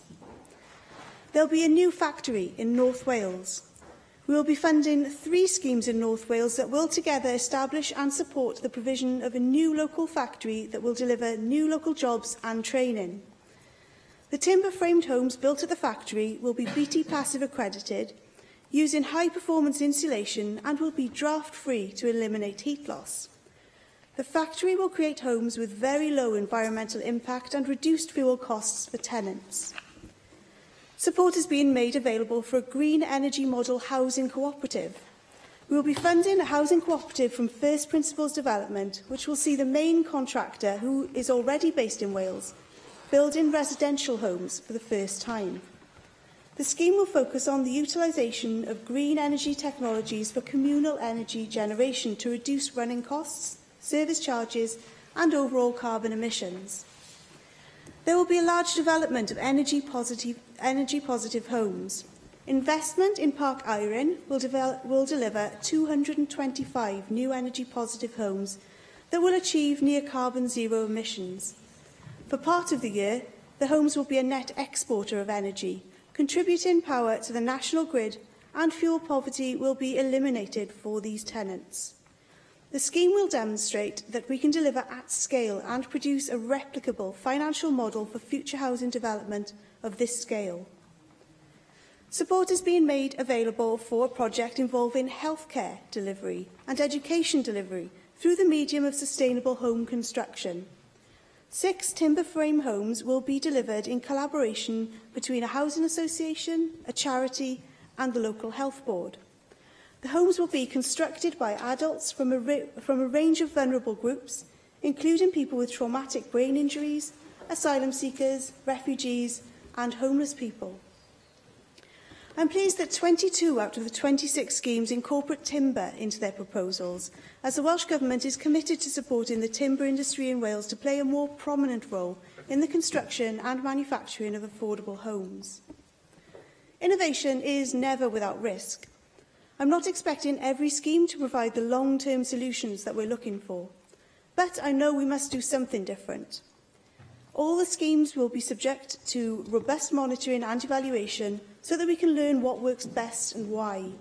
And this includes asking tenants and residents about their experience of what the homes are like to live in. Turning to next year, I want the programme to push the boundaries on both the type and the scale of innovation. I expect to see more beauty in home design, more innovation in supply chains, as well as more exciting collaborations between housing associations, local authorities, private and public bodies. Only by doing this will more homes be delivered more quickly to meet the needs and aspirations of people in Wales now and into the future. David Melding.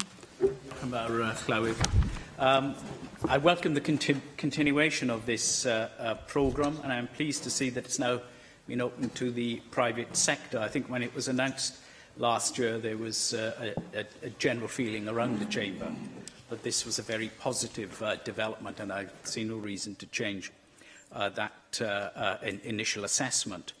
I particularly welcome the emphasis on building design, because if we are to build for future generations, we need to build well. And can I congratulate the Minister? I think it's the first time I've ever heard the word beauty used in reference to a public policy. So I agree with you that we do need more beauty in building design, especially as we turn to more modular type of building, because it is innovative and it can be used in ways that will mark Wales out then in terms of its quality of design. Could the Minister outline how this programme will link to the UK Government's Industrial Strategy Challenge Fund, which last month awarded £36 million to Swansea University's Specific Innovation and Knowledge Centre?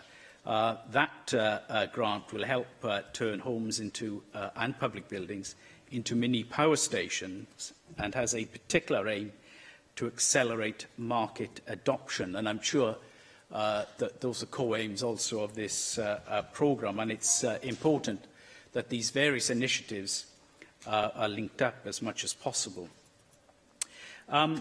I would like this not mentioned in your statement at all, the next point. How will the Innovative Housing Programme inform the work of the Affordable Housing Review, and will it play a role in assessing how innovations can be delivered at scale, which is one of the main tasks you've given to the Housing Review? Can I finish by emphasising that when we're looking for innovations, it is appropriate to take with due diligence certain risks. I do think that is something that should be programmed into this initiative.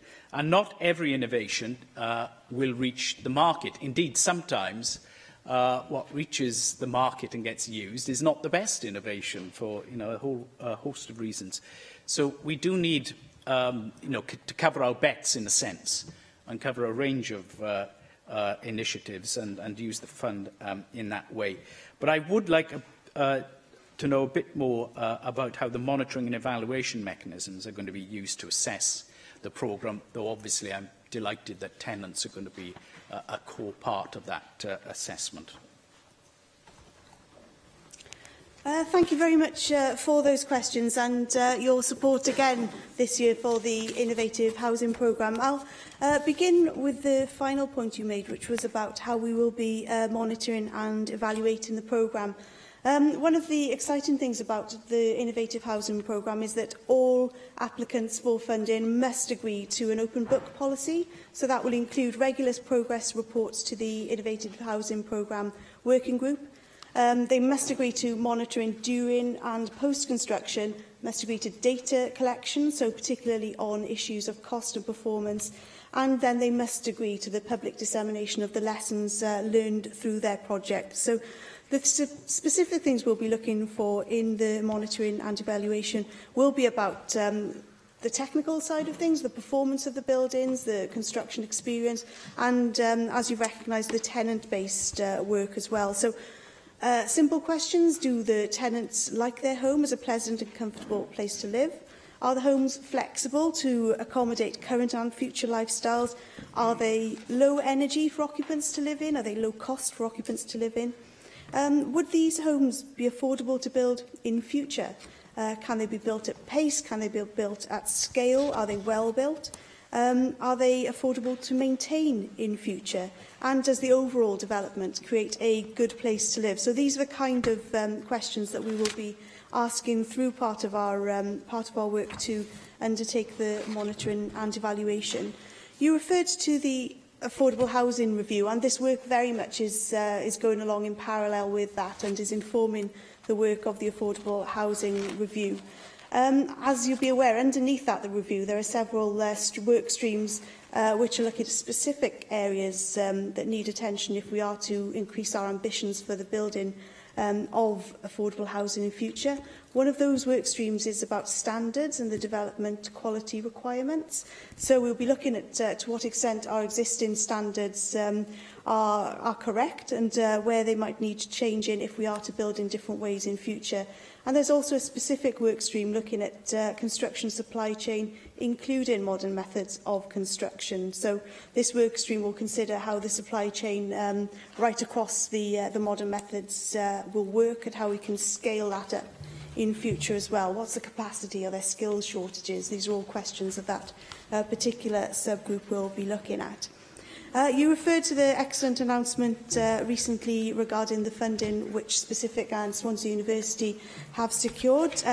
Welsh Government was really pleased to provide supporting letters to that project and delighted to be able to provide £6.5 million to support that project as well. And there are a couple of our projects that we're announcing today which relate specifically to the specific development. And one is land at Parker Helig, Collier's Way in Swansea. That will be a homes as power stations project combining renewables, so photovoltaics, batteries, ground source heat pumps, mechanical ventilation with heat recovery.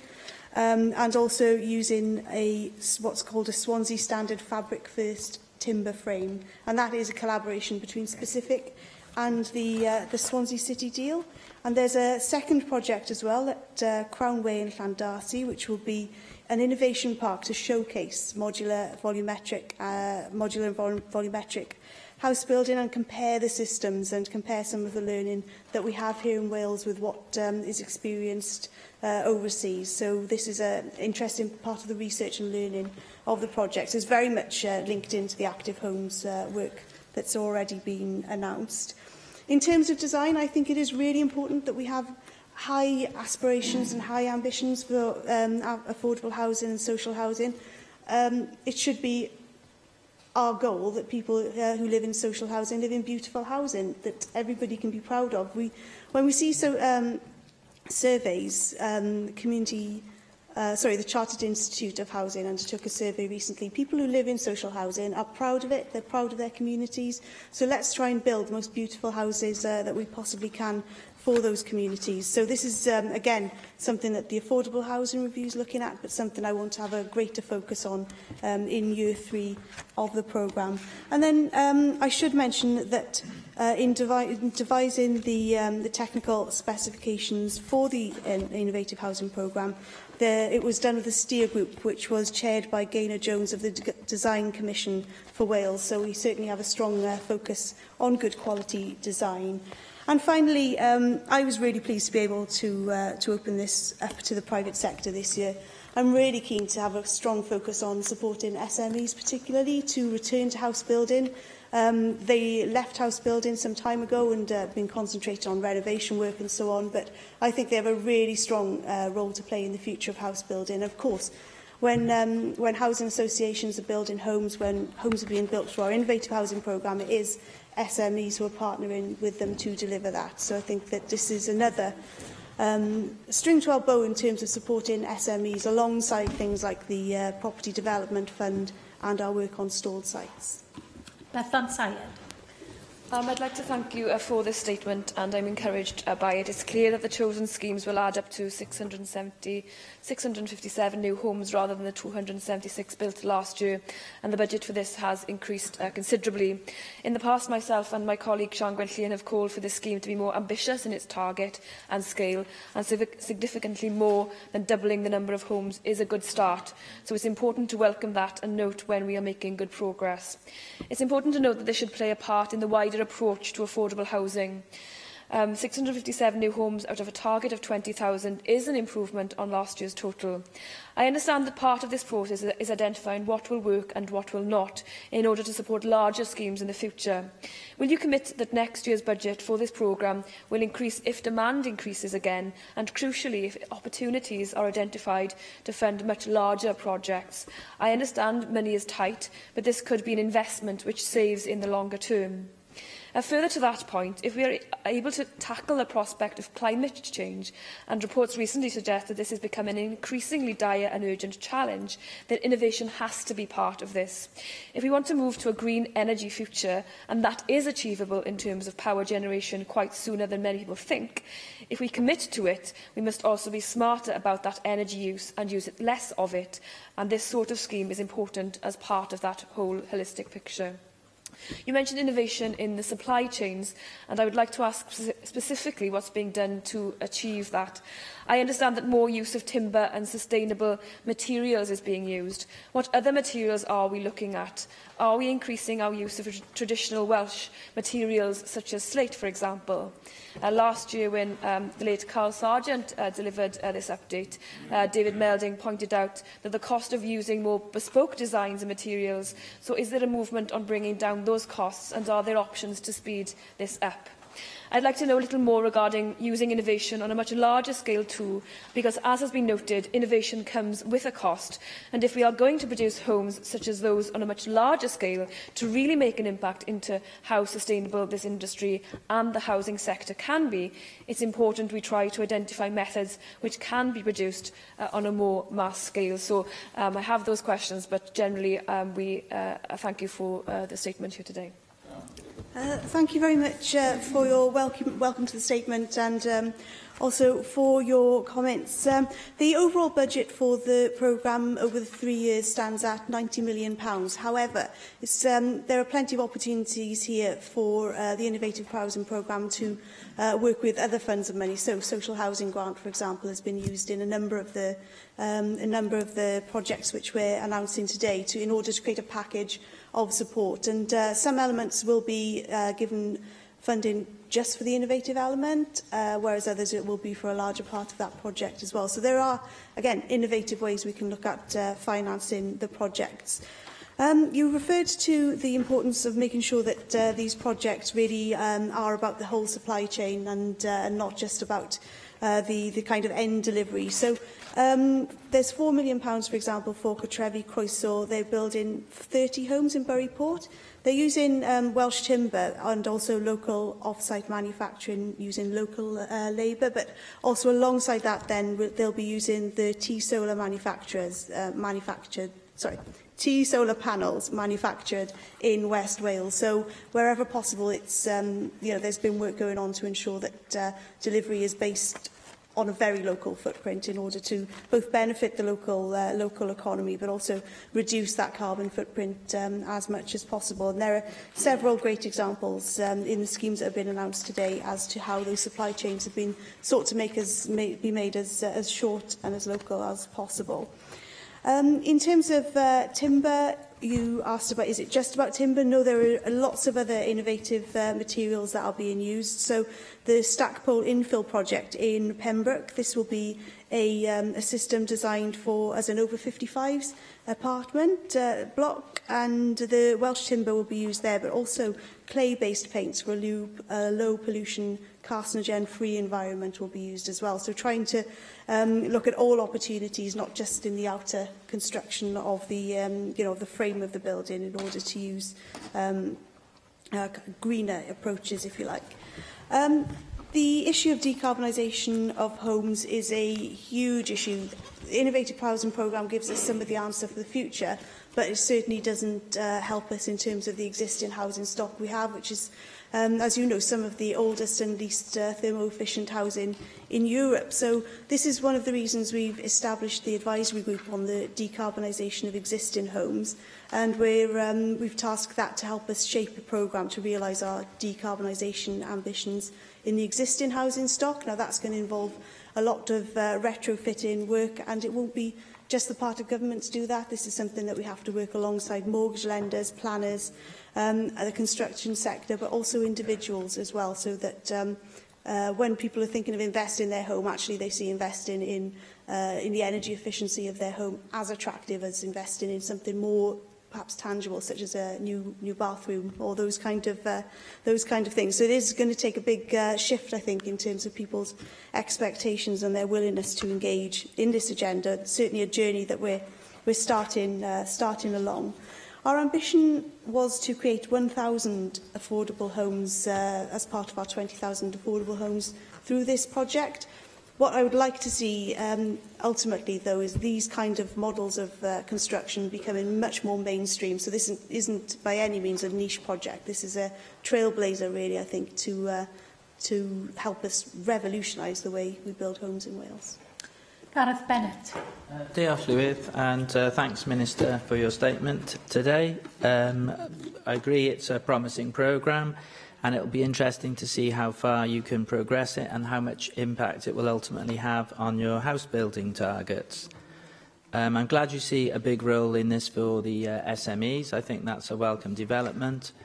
You mentioned skills shortage, which we do have in the construction industry in general, and with innovative housing there may well be certain specialist skills that are needed. So how far can you ensure that we are making every effort in Wales to train Welsh people to do these jobs, and to help progress with your programme for innovative housing? There's also an issue of where we build the houses. There is a need to make sure we use brownfield sites as far as possible. So do you recognise that need, and are you doing as much as possible to utilise the brownfield sites? I think we recognise that innovation can take many forms, and there are many different kinds of schemes. I know you're investigating lots of different models, and there are only some of them that eventually come to fruition. So innovation is good. I note that last year there was a Tesco built in London where, as one of the planning conditions, they had to provide flats above the store. That was the first kind of that scheme that I'd heard of. That's only an example, but are there innovative ideas like that that can be used where we tweak the planning conditions so that we get more types of innovative housing? Thank you. Thank you very much for those questions. And I certainly would like to see a planning system which does enable innovation in housing. And we have an opportunity here with the review of planning and housing, which the Cabinet Secretary for Environment and under his responsibilities for planning announced early in the summer. And I think that this is a chance really to put innovation at the heart of our thinking in terms of our planning system for housing. In relation to skills, I'm really aware that this is an area, naturally, of course, because it's an innovative area, where we don't have the skills necessary to scale this up at the pace we would like. This is why it's important that we're working with the regional skills partnerships on this agenda, and these are very much at the centre of the Welsh Skills Policy agenda. So the regional skills partnerships, I can confirm, have considered the low carbon agenda during the development of their annual reports for this year. And I know this is a discussion which is ongoing between the skills officials and the regional partnerships and others. Certainly we need colleges to be thinking in terms of what they can be doing to ensure that people are coming forward now with the skills for innovative housing. It is a very different kind of skill that's needed. I've visited a few of the factory developments where innovative housing has been created, and they were really keen to impress on me how important precision is when you're building innovative housing, because you're building components that will be put together on site, and actually there's no room for error at all in terms of where the bits fit together and so forth. So it is a new set of skills, but it is an area where we're very much working across government to ensure that we're ready to meet that challenge. Again, on the issue of brownfield sites, we've seen lots of the projects coming forward, filling in sites where building hasn't happened before. And we're really keen to work with the local authorities and the housing associations to ensure that they have access to the land that they need in the places that they need it. So one of the projects that we do also have is the Land for Housing Fund, and this is several £1 million of funding, which is grant funding for housing associations in order to help them purchase the land that they need in order to do the building work that's required in terms of meeting our ambitious targets for housing. Jenny Rathbone. Thank you, Clywyd. Well, I'm sure Carl Sargent is smiling benignly on us today because it's just short of a year since he announced stage 1 of this fantastic innovative housing project. And I'd really like to congratulate the government for pushing ahead with this and more than doubling the number of houses that we're going to be building. I'd like to talk about one of the projects that you mentioned in your statement, which is the one on City Road in my constituency, £9 million to a housing association called Link Cymru to build a 10-storey, fantastic 10-storey building, 50 homes made out of cross-laminated timber. It's on the site of an old furniture warehouse which caught fire a couple of years ago, so it's going to be regenerating a brownfield site in an area which is plagued by air pollution. And this building, as it's proposed, is going to really help tackle that level of air pollution. There's very few green areas in the area, so it's fantastic that each of these 50 flats are going to have their own green balcony with vertical gardens, as well as a 2-storey garden on the top for residents to share collectively. It's all based on the Bosco Verticale in Milan, which is 2 tower blocks which contain 900 trees. This is obviously not that ambitious because the site is not that big, but I'm sure that this is going to be the way forward for the type of housing we're going to need in our cities. And I think I'm really excited by it. In fact, this cross-laminated timber uses a lot less carbon than the Bosco Verticale, and is also going to take a lot less time to construct. Link Cymru is even talking about building a storey a week based on the fact that a lot of it will be prefabricated in the factory. So absolutely fantastic, and thank you very much indeed for making the money available. In light of the success and the interest in all the innovative housing projects that you've received, I just wondered if why we can't go a bit faster on implementing the recommendation in the More Better report, which said that buildings need to be delivered in shorter timescales with lower embodied energy and be carbon storing whilst having an ecological positive impact. Well, this tower is going to do that, and I wonder when we are going to get round to amending the building regulations to put a stop to the unimaginative, difficult to heat and overpriced homes which large private house builders in Cardiff are continuing to put up. So I do hope that you'll be able to reassure us that we are now going to push ahead with the sort of energy efficient building regulations which were torn up by the Tories in 2015. I thank you very much for your questions and for your enthusiasm for the project in your constituency, which is obviously going to be a UK first. Really exciting to have those vertical gardens and so on.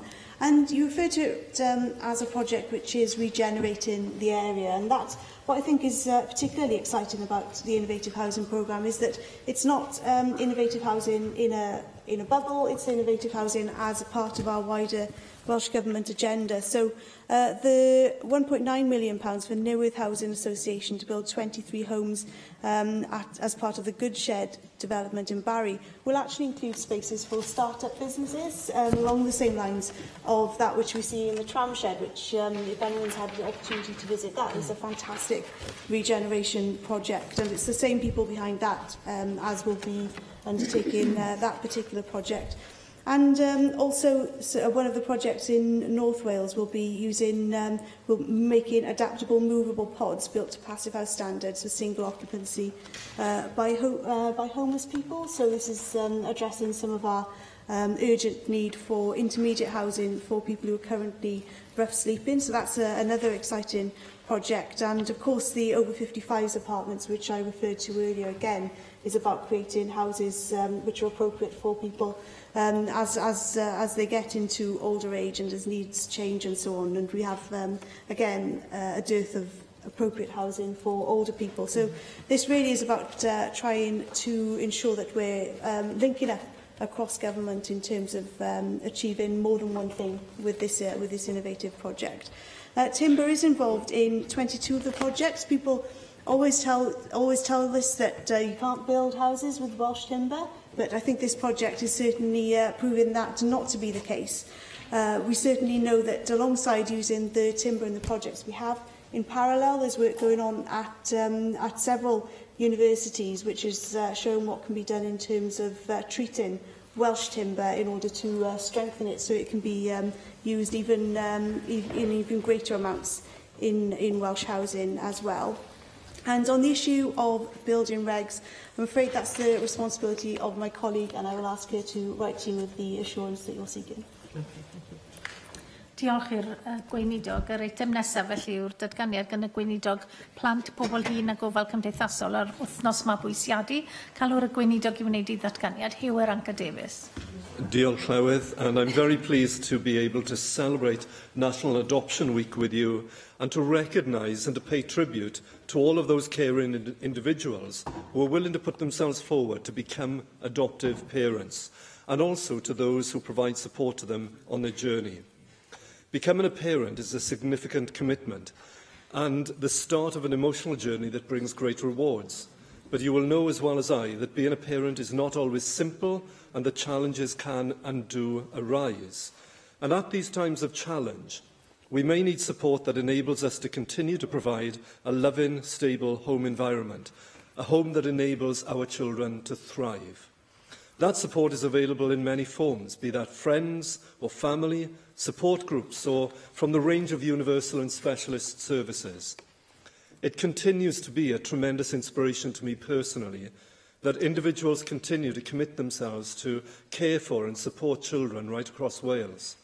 And I particularly want to pay tribute today to those who have already adopted and to encourage anyone who's considering adoption to come forward. And I also want to recognise the role that professionals and organisations play in supporting adoption right across Wales, and finally to highlight the action being taken to enable and empower improvement in this area. More practical support is being delivered for adoptive children, for young people and families, as part of a national framework that is driving consistency and improving outcomes. For professionals, a toolkit has been developed to support them to undertake life journey work in adoption. The toolkit has been developed in collaboration with children, young people and adopters, ensuring that the voice of children and young people is heard and through their lived experiences is helping to shape and to inform further improvement. As part of driving this improvement agenda, we have also commissioned the National Adoption Service to firstly lead the development of an awareness-raising toolkit for primary health and CAMS, and also to secure research to better evidence why prospective adopters choose not to proceed and progress their applications. The National Adoption Service for Wales was established in November 2014. It's led by local government, in line with local authorities' legal responsibilities for adoption, and it was created in response to recommendations made by the National Assembly for Wales committees on how adoption services should be improved, and improvement is happening. The latest annual report from NAS confirms that children are being placed with adopted families quicker than before, that nearly 1/3 of placements were sibling groups with brothers and sisters together, that nearly all adoption placements are lasting and successful, and that more people want to adopt. So these are positive outcomes that are sometimes lost. And that's why today and this week are important, because it allows us to offer deserved focus and recognition on the successes of adoption in Wales. And continuing the improvement journey requires further cooperation and partnership to improve the outcomes for children and to address collectively the adverse childhood experiences that impact on children irrespective of their family background or structure. That is why adoption is an intrinsic component of my work programme for improving outcomes for children, advised by my ministerial advisory group. Building the emotional well-being and resilience of children is key to addressing the challenges they have faced, as is providing them with the skills to recognise and to address situations and events that may challenge them in the future. This is where life journey work, which has improved significantly since the establishment of the National Adoption Service, can help provide a solid foundation from which to build and grow. It's recognised that children who are placed for adoption will often have experienced some degree of trauma or loss in their young lives. Equally, building a securely attached relationship with a traumatised child can be challenging. This requires collaborative approaches between partners to deliver seamless services across health and social care, as the Cabinet Secretary and I have emphasised repeatedly in A Healthier Wales. And one such example is happening in South East Wales, where the South East Wales Regional Collaborative of the National Adoption Service and the Aneurin Bevan Health Board have worked together to secure improved access to clinical psychology input from the Child and Family Psychological Health Service. And we know the challenges and trauma are not always immediately apparent. They might not come to the surface until later in a child's development. That is why it's imperative that adoption agencies continue to provide access to their services and support to families in the event the challenges start to arise. Prevention and early intervention are core principles across social care and health, as are cooperation and partnership. We expect partners to deliver seamless, whole-system approaches that mitigate the escalation of need and of crisis, so that we better understand how and when these experiences become apparent, and to help to evidence and inform improvement. I'm pleased to announce that we have commissioned further work from Cardiff University that builds on the adoption cohort study. This is a unique study of almost 400 children adopted from care, which provides a level of detail about early adversity, family relationship quality, child psychological health, and so on. This next phase will directly engage with a cohort of families to explore their experiences of informal and formal sources of adoption support in Wales, including child psychological well-being and children's experiences at school, including additional learning needs. Our approach in Wales remains that we will identify and deliver a range of timely support, adoption support for families based on evidence. The legislation provides families with a right to assessment of their needs for adoption support, and it provides local authorities with the powers to meet those needs. For those who are considering adoption, I can offer no greater encouragement than to direct you to the experiences and the family stories on the National Adoption Service website and the poignant words of those who know best. Colin and Carol say, there are children out there that need mums and dads, and we were a couple who wanted to be a mum and a dad. Eileen says, taking on 3 children at the same time is daunting, but it brought me incredible joy. And Tony and Jackie said, we have found it hard, but our 2 have given us the family we always wanted, and we do it again. And finally, the words of those who have been adopted. Firstly, the force that is Jamie Bolsh. He says, I never really wanted to talk about adoption before, because the time wasn't right. Now, I'm happy to tell everyone how amazing my life has been. I'm older and wiser, and I look back on my life and realise how magical and fantastic it has been. And secondly, but equally importantly, from Nick, who says very simply but very effectively, being adopted is insignificant to me, but my parents mean everything. So tomorrow I'm looking forward to meeting 2 new prospective adopters to hear about their personal journey toward creating a new family. And today and this week is about recognising the success of adoption in Wales, and I urge all members to join me in celebrating and promoting adoption. Diolch fawr. Janet Finn-Saunders. Diolch Lawyd. And isn't it lovely to be able to follow you when you've expressed your gratitude and acknowledgement of the work that our services do to support both the adoptive parents and adoption and our children, because I've had quite a lot of experience with some families where a family of 3 siblings, and along the way, some of the challenges that presented, it was wonderful, really, when we were able to address those and that things, were dealt with early, and that's where early intervention and prevention is key. So I would like to join you on behalf of the Welsh Conservative Group in expressing our sincere gratitude to those working in adoption services and to those who adopt children and young people in Wales, knowing that they do so, as you've rightly pointed out, to complete their own families. Everybody does such fantastic work to provide a better future for hundreds of children every year, and I'm sure that we all join and recognise this across the chamber. On page 2, I note about adoptive parents, how we do need to actually help now, making it quicker and easier for sibling groups, because they do present more challenges than a single child. According to the National Adoption Service annual report, 300 children were placed in adoptive homes across Wales in 2016-17, and I welcome the improvements made in recent years to our adoption services.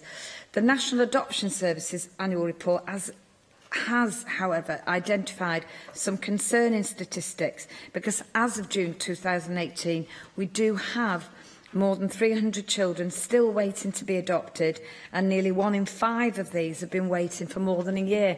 And when we consider that a year in the life of a child is considerable, any wait for both the potential adopted parents and indeed the children places extra pressures and unnecessary stress. So I'm pretty keen that whatever we can do, even though it is fantastic, that we can look to actually make our systems even better.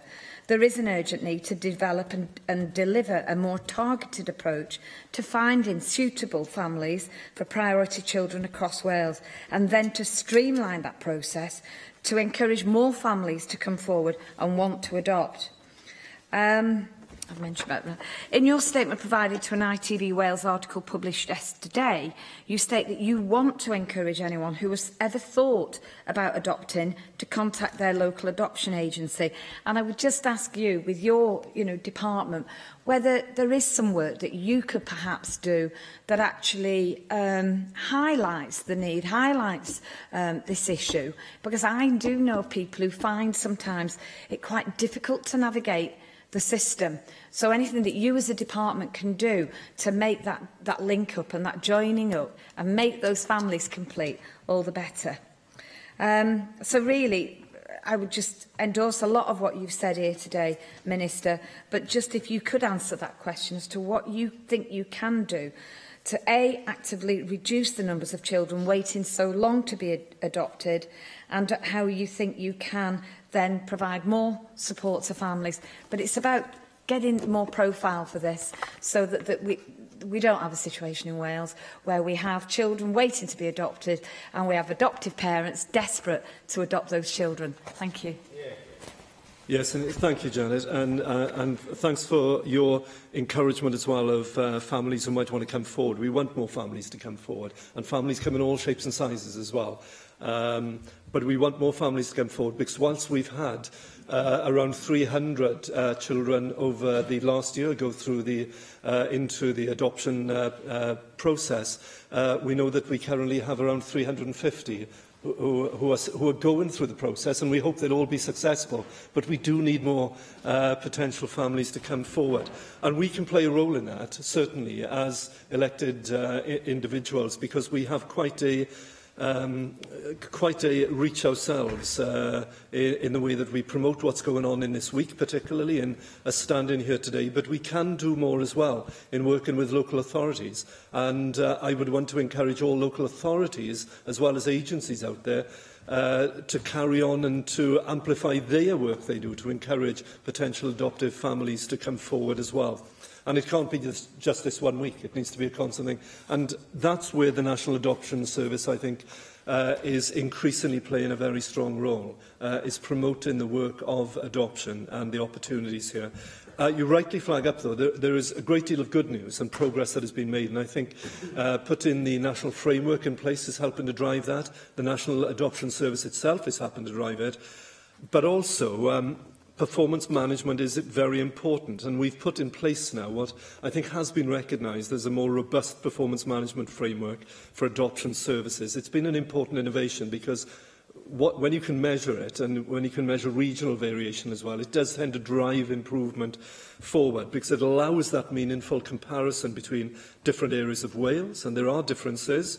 Even though the trajectory is upwards, there are still areas lagging behind. Enables us then, as ministers, as the National Adoption Service, as local partnerships, to put real challenge into the system and identify best practice and get it rolled out everywhere. We think that that performance, more robust performance management, is a significant step forward to equalising access to services and also raising quality overall. There is some way to go.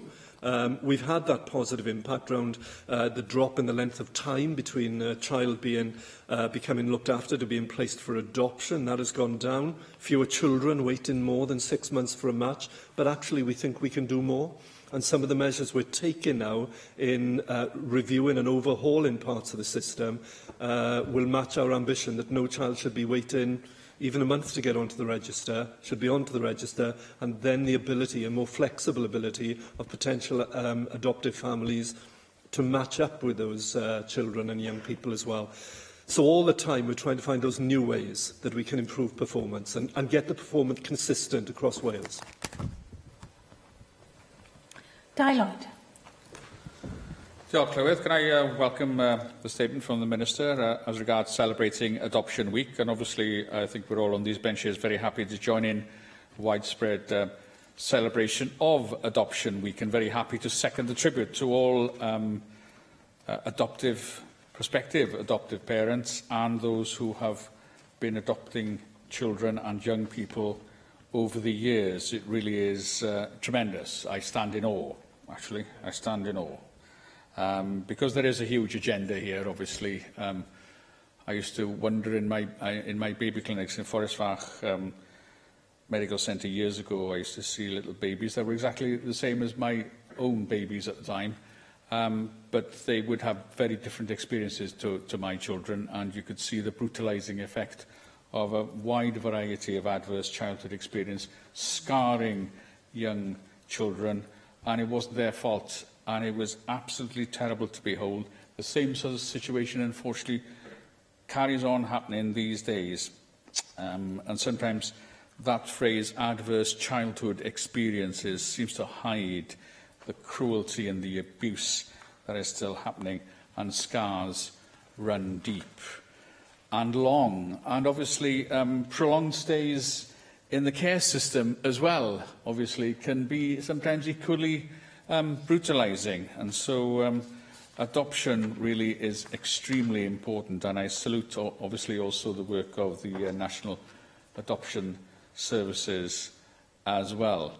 Now, plainly, my question revolves, plainly adoption therefore is preferable obviously to remaining in the care system for a long period of time.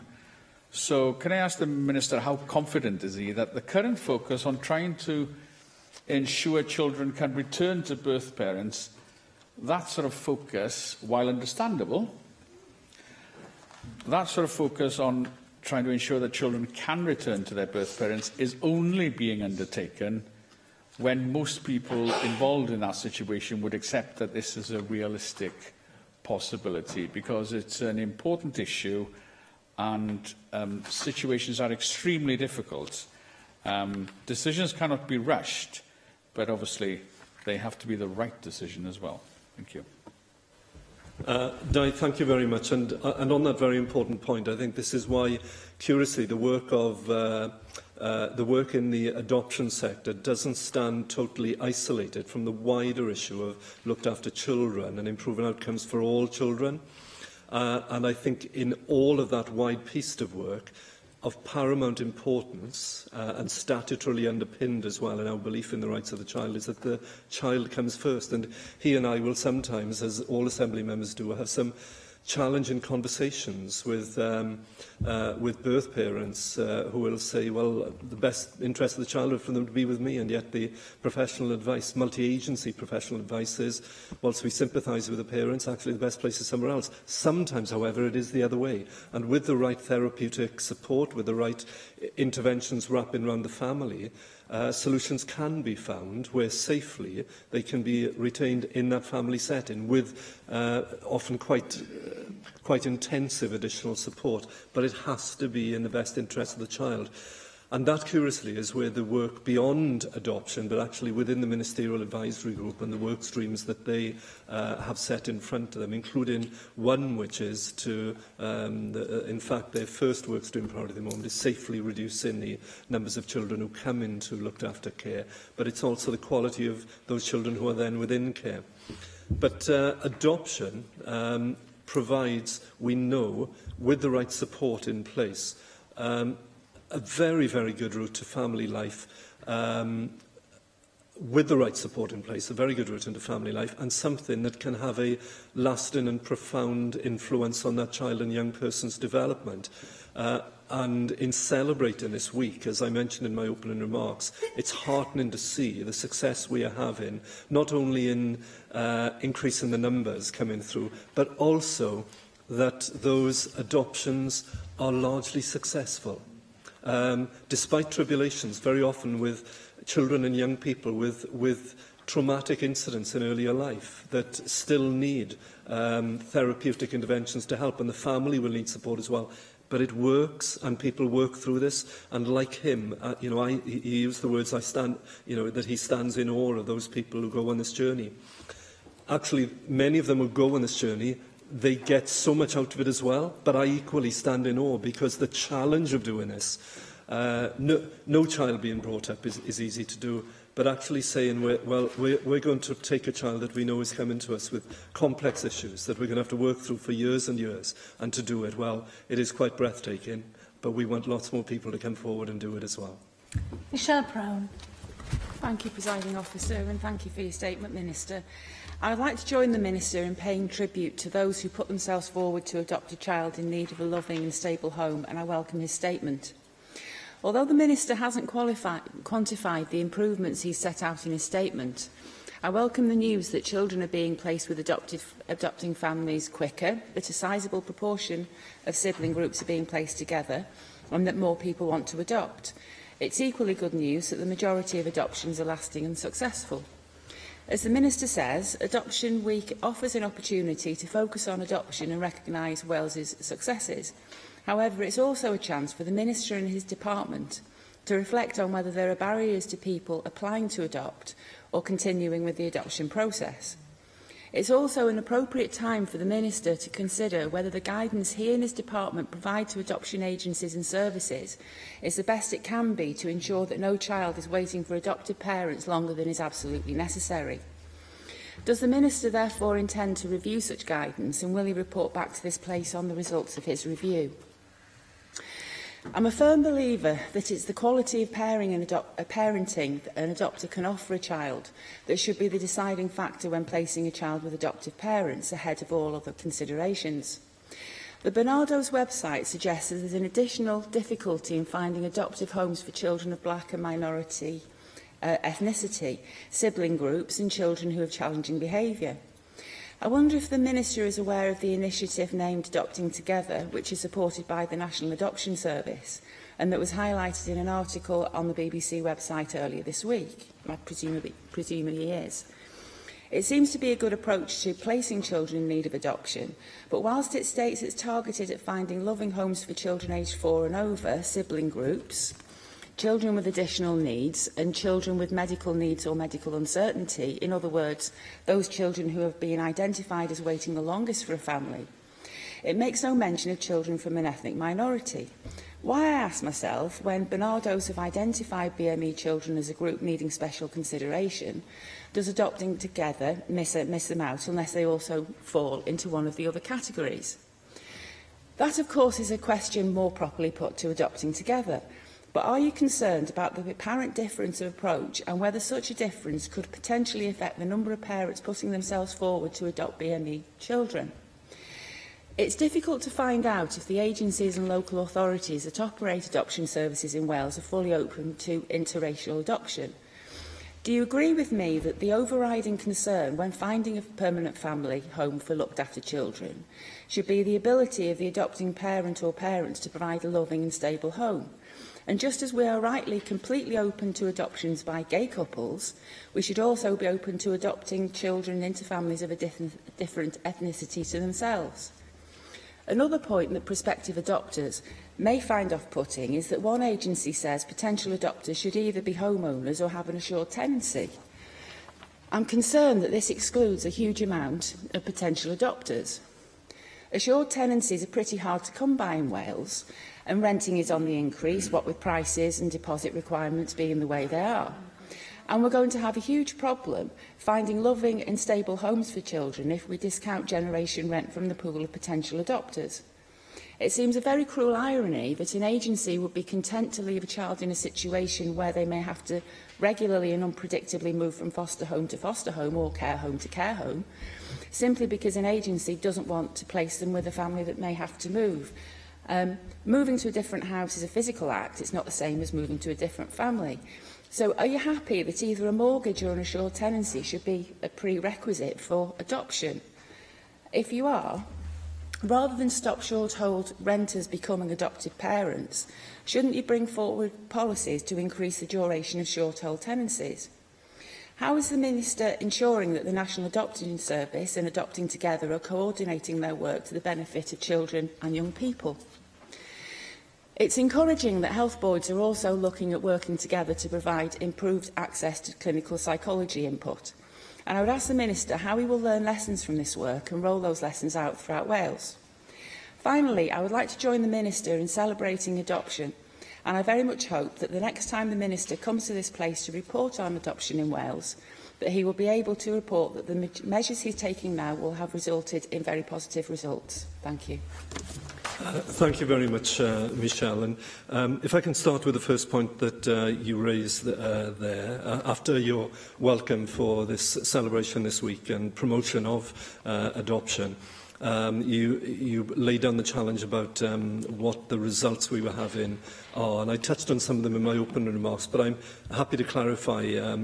More than 300 children were placed last year in a new adoptive home.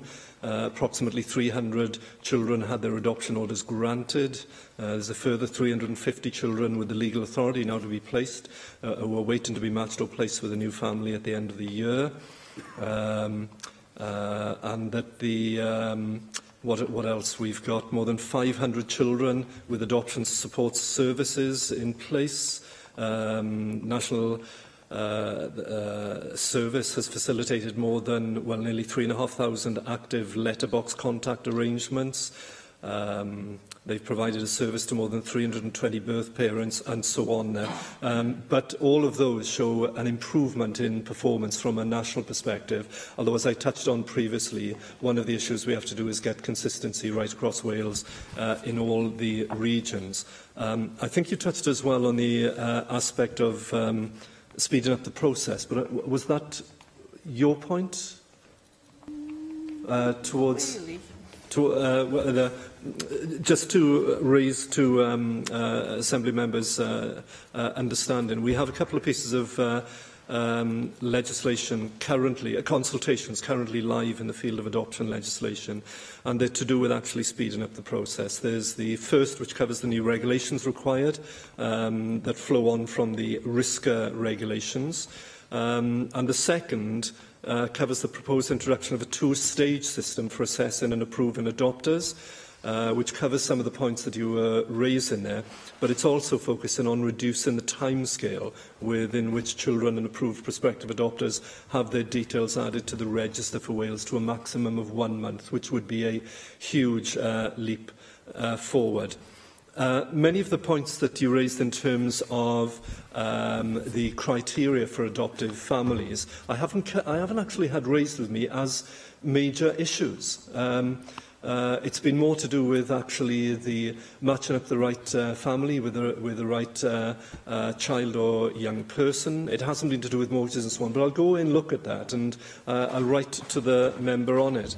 But she asked what confidence do we have in driving this forward.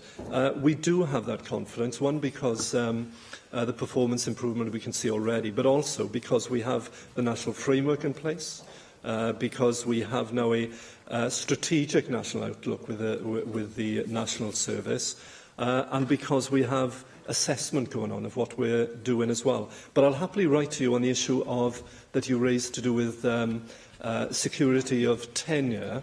But I would come back to the point that I said to Di as well. Everything we do within this sphere is always within the best interests of the child, paramount first and foremost, as well as matching with adoptive families.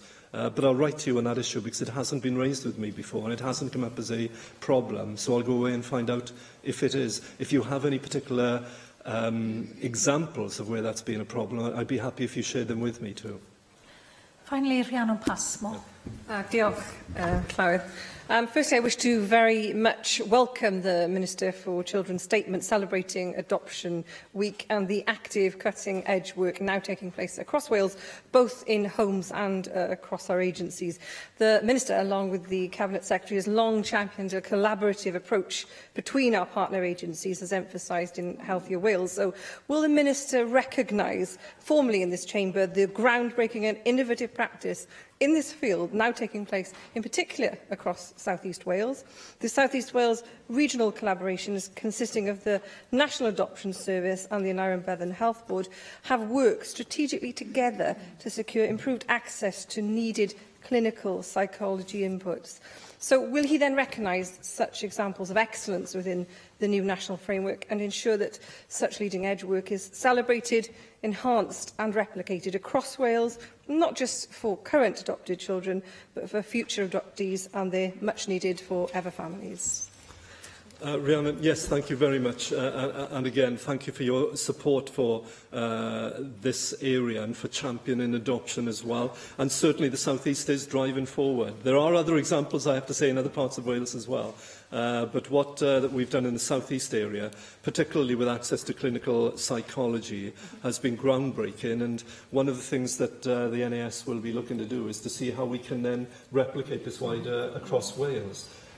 Because that's the way, in that sort of partnership, collaborative, strategic approach, but driving through best practice and making it common, that we'll see real improvements. Because very often, for adoptive families, they need to know that, and the studies will show us, the Cardiff University will show us, they need the right support at that timely moment when they need it, to avoid things worsening or to get to a crisis point. So the sort of work going on in South East Wales is something that we should shout about and then try and make sure that it's happening across the east as well.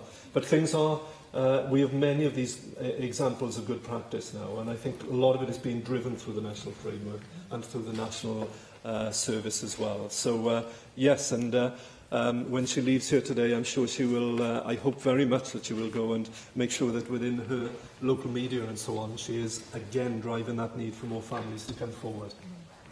Diolch i'r gweinidog, a dyna ddiweddar yn trafodion am heddi.